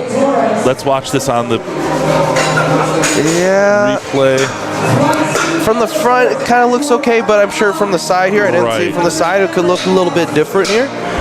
Then we got Jose Torres Jr. He has been one of the fun ones that I've enjoyed watching today, putting up massive amount of weight. He has been doing incredible. Again, a teen 16 to 17 lifter out of Hart, Michigan. I mean, when do you just wake up one day and as a teenager under like 16 to 17 decide, hey, I just want to be able to lift 500 pounds? Yeah, he's attempted 507 right now. Oh, man. There we go. Come on. Let's see what the judges say. Good lift. Let's watch the hippo replay on that one. Ooh, I really aggressive off the ground. Yes. He really just rips it off the ground, and then he just had to grind it off the top there. And did you see it gliding right up his thighs? Oh, I know. Now, I'm going to quiz you here. You've been to a few powerlifting meets now. I have. So what do they put on their legs? So they put baby powder on their legs, chalk on their hands. And what's a bad day? When they mix it up. Correct. You got that exactly correct, Justin. I'm learning as I go. We have Jacob Brown, 551-pound attempt, 250 kg. There we go. Let's see what the judges say. And you gotta love it for a fifth attempt. There's something about bald strength. Yeah, I think there's something about the shiny head that adds at least five points of strength. You know. Oh, that is great. We're getting to the bottom here. The last 6 competitors. This is going to be great. Ryan Hargris, he has had an amazing day today.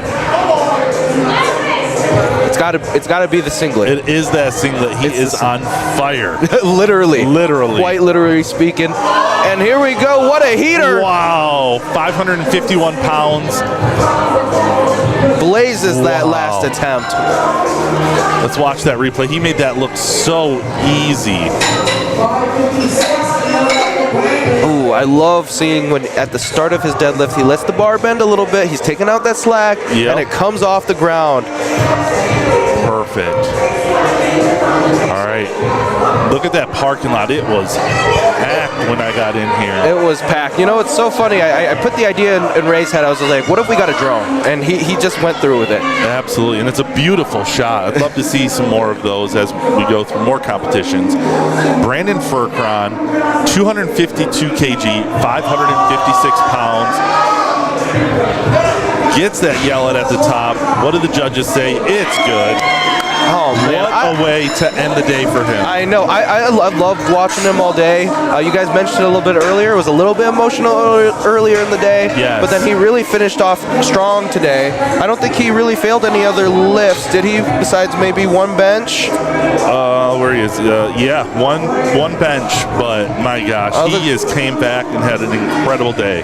Oh, you love to see it. You love the mental fortitude. You can't just be physically strong. You have to be mentally strong to do this sport. All right, we have Aaron Gaynor coming up for a state record attempt. 573 pounds, 260 kg in the men's Raw Master 1A division. All right, Aaron. Show us who is the master. Let's go, Aaron. He has been another fun one I've enjoyed watching. Every meet that I'm at. Here we go. He's really shaking into place. Come on, Aaron. Pull, Aaron. Let's see if the lockout's good. And it's good. That was great. Let's watch the replay on that. I love that. Aaron, you have gained the state record here.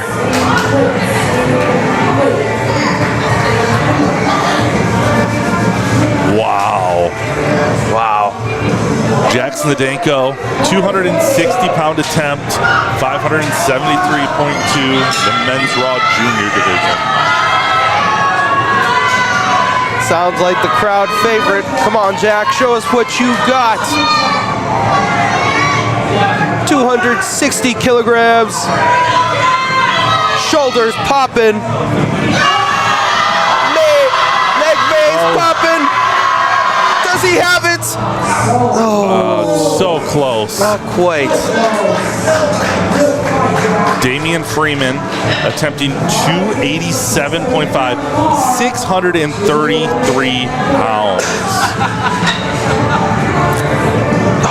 I could tell it was just for him, his grip. He's angry about his grip giving out. It's really hard. Everything is really strong about your body, but your grip is usually the first thing to give up. Especially on your third attempt. It is hot in here. I'm assuming that is having an effect on these athletes. 100%. I mean, if it affects our camera like earlier today, I can't imagine what being an athlete is like here today. Yeah, it's got to be a lot different coming into here compared to an open gymnasium. 100%. Damian, he has another fun one, another Davenport athlete. 285, 633. Come on, Damian.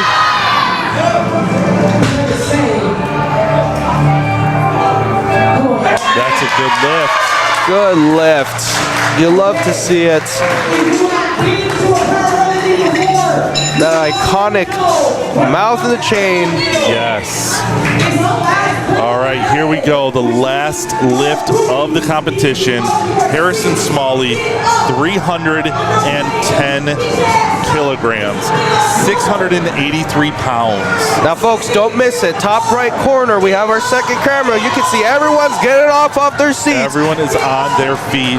This room is electric for this. All right, Harrison, all eyes on you, my friend. Harrison, men's Raw Junior, 20 to 23 years old, 310 kilograms. Everyone on their feet. Let's go.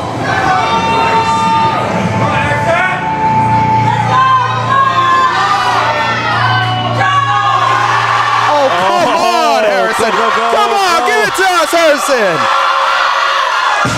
Oh. That was an amazing attempt. Holy cow. Left nothing in the tank, really gave it all. He just got stuck on the top. He was right there too. He just got stuck, and you know what? I have to chop it up to probably some fatigue there. You know, it's been a long day, and he was pulling some weight today, wasn't he? He was pulling a lot of weight. Man, I just love to see all the athletes out here, and you know, thank everyone for coming out today. I mean, it makes my job very fulfilling, and I love seeing you, Justin, come out and learning every time. And we're always learning here at Power Belly Barbell. Ray's always learning, Chloe's always learning. We're always trying to do better here. I want to give a shout out to Chloe and Ray being our meet directors. They do an incredible job. Our setup crew, the load crew, the safety crew. Ian, you've been amazing. Oh, thank you. Tanner, when he was here, he did incredible. I just love it. Another wonderful day here at USAPL Panther Power Clash. Is there anything you'd like to finish out with? Yeah, you know, if everyone, you're watching the live stream or you're coming back to watch some clips, remember, if you want us to keep doing this, come out, support your fellow athletes, support where you can, share what you can. If you got clips, share it with us, tag with us. We need to get the word out there. Let's grow the sport as a community. Absolutely. Let's get it out there, and let's make powerlifting, let's make it to the Olympics. How about that? Let's make it a goal, right? See that. And you know, Power Belly Barbell has been an amazing job. Every event we go to, the quality of the live stream, we just keep getting better. So if you have suggestions, let us know what we can work on. We want to make sure that you, as the watcher, the listener, have the best experience. And we'd like to thank you for tuning in today. Ian, have a wonderful rest of your day. You as well. Have a good one, Justin. I'm out. Thank you. See you, everyone.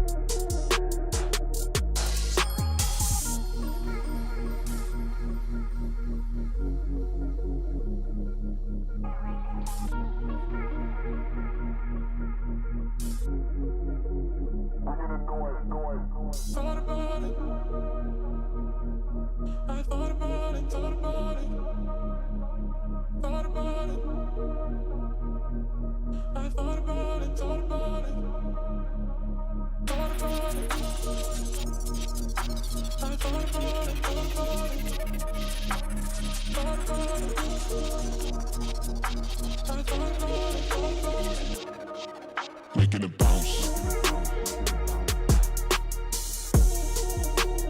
Making it bounce. Lead and drop, making it bounce.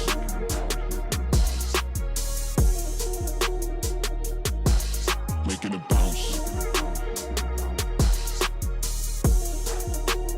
Making it bounce. Lead and drop, making it bounce.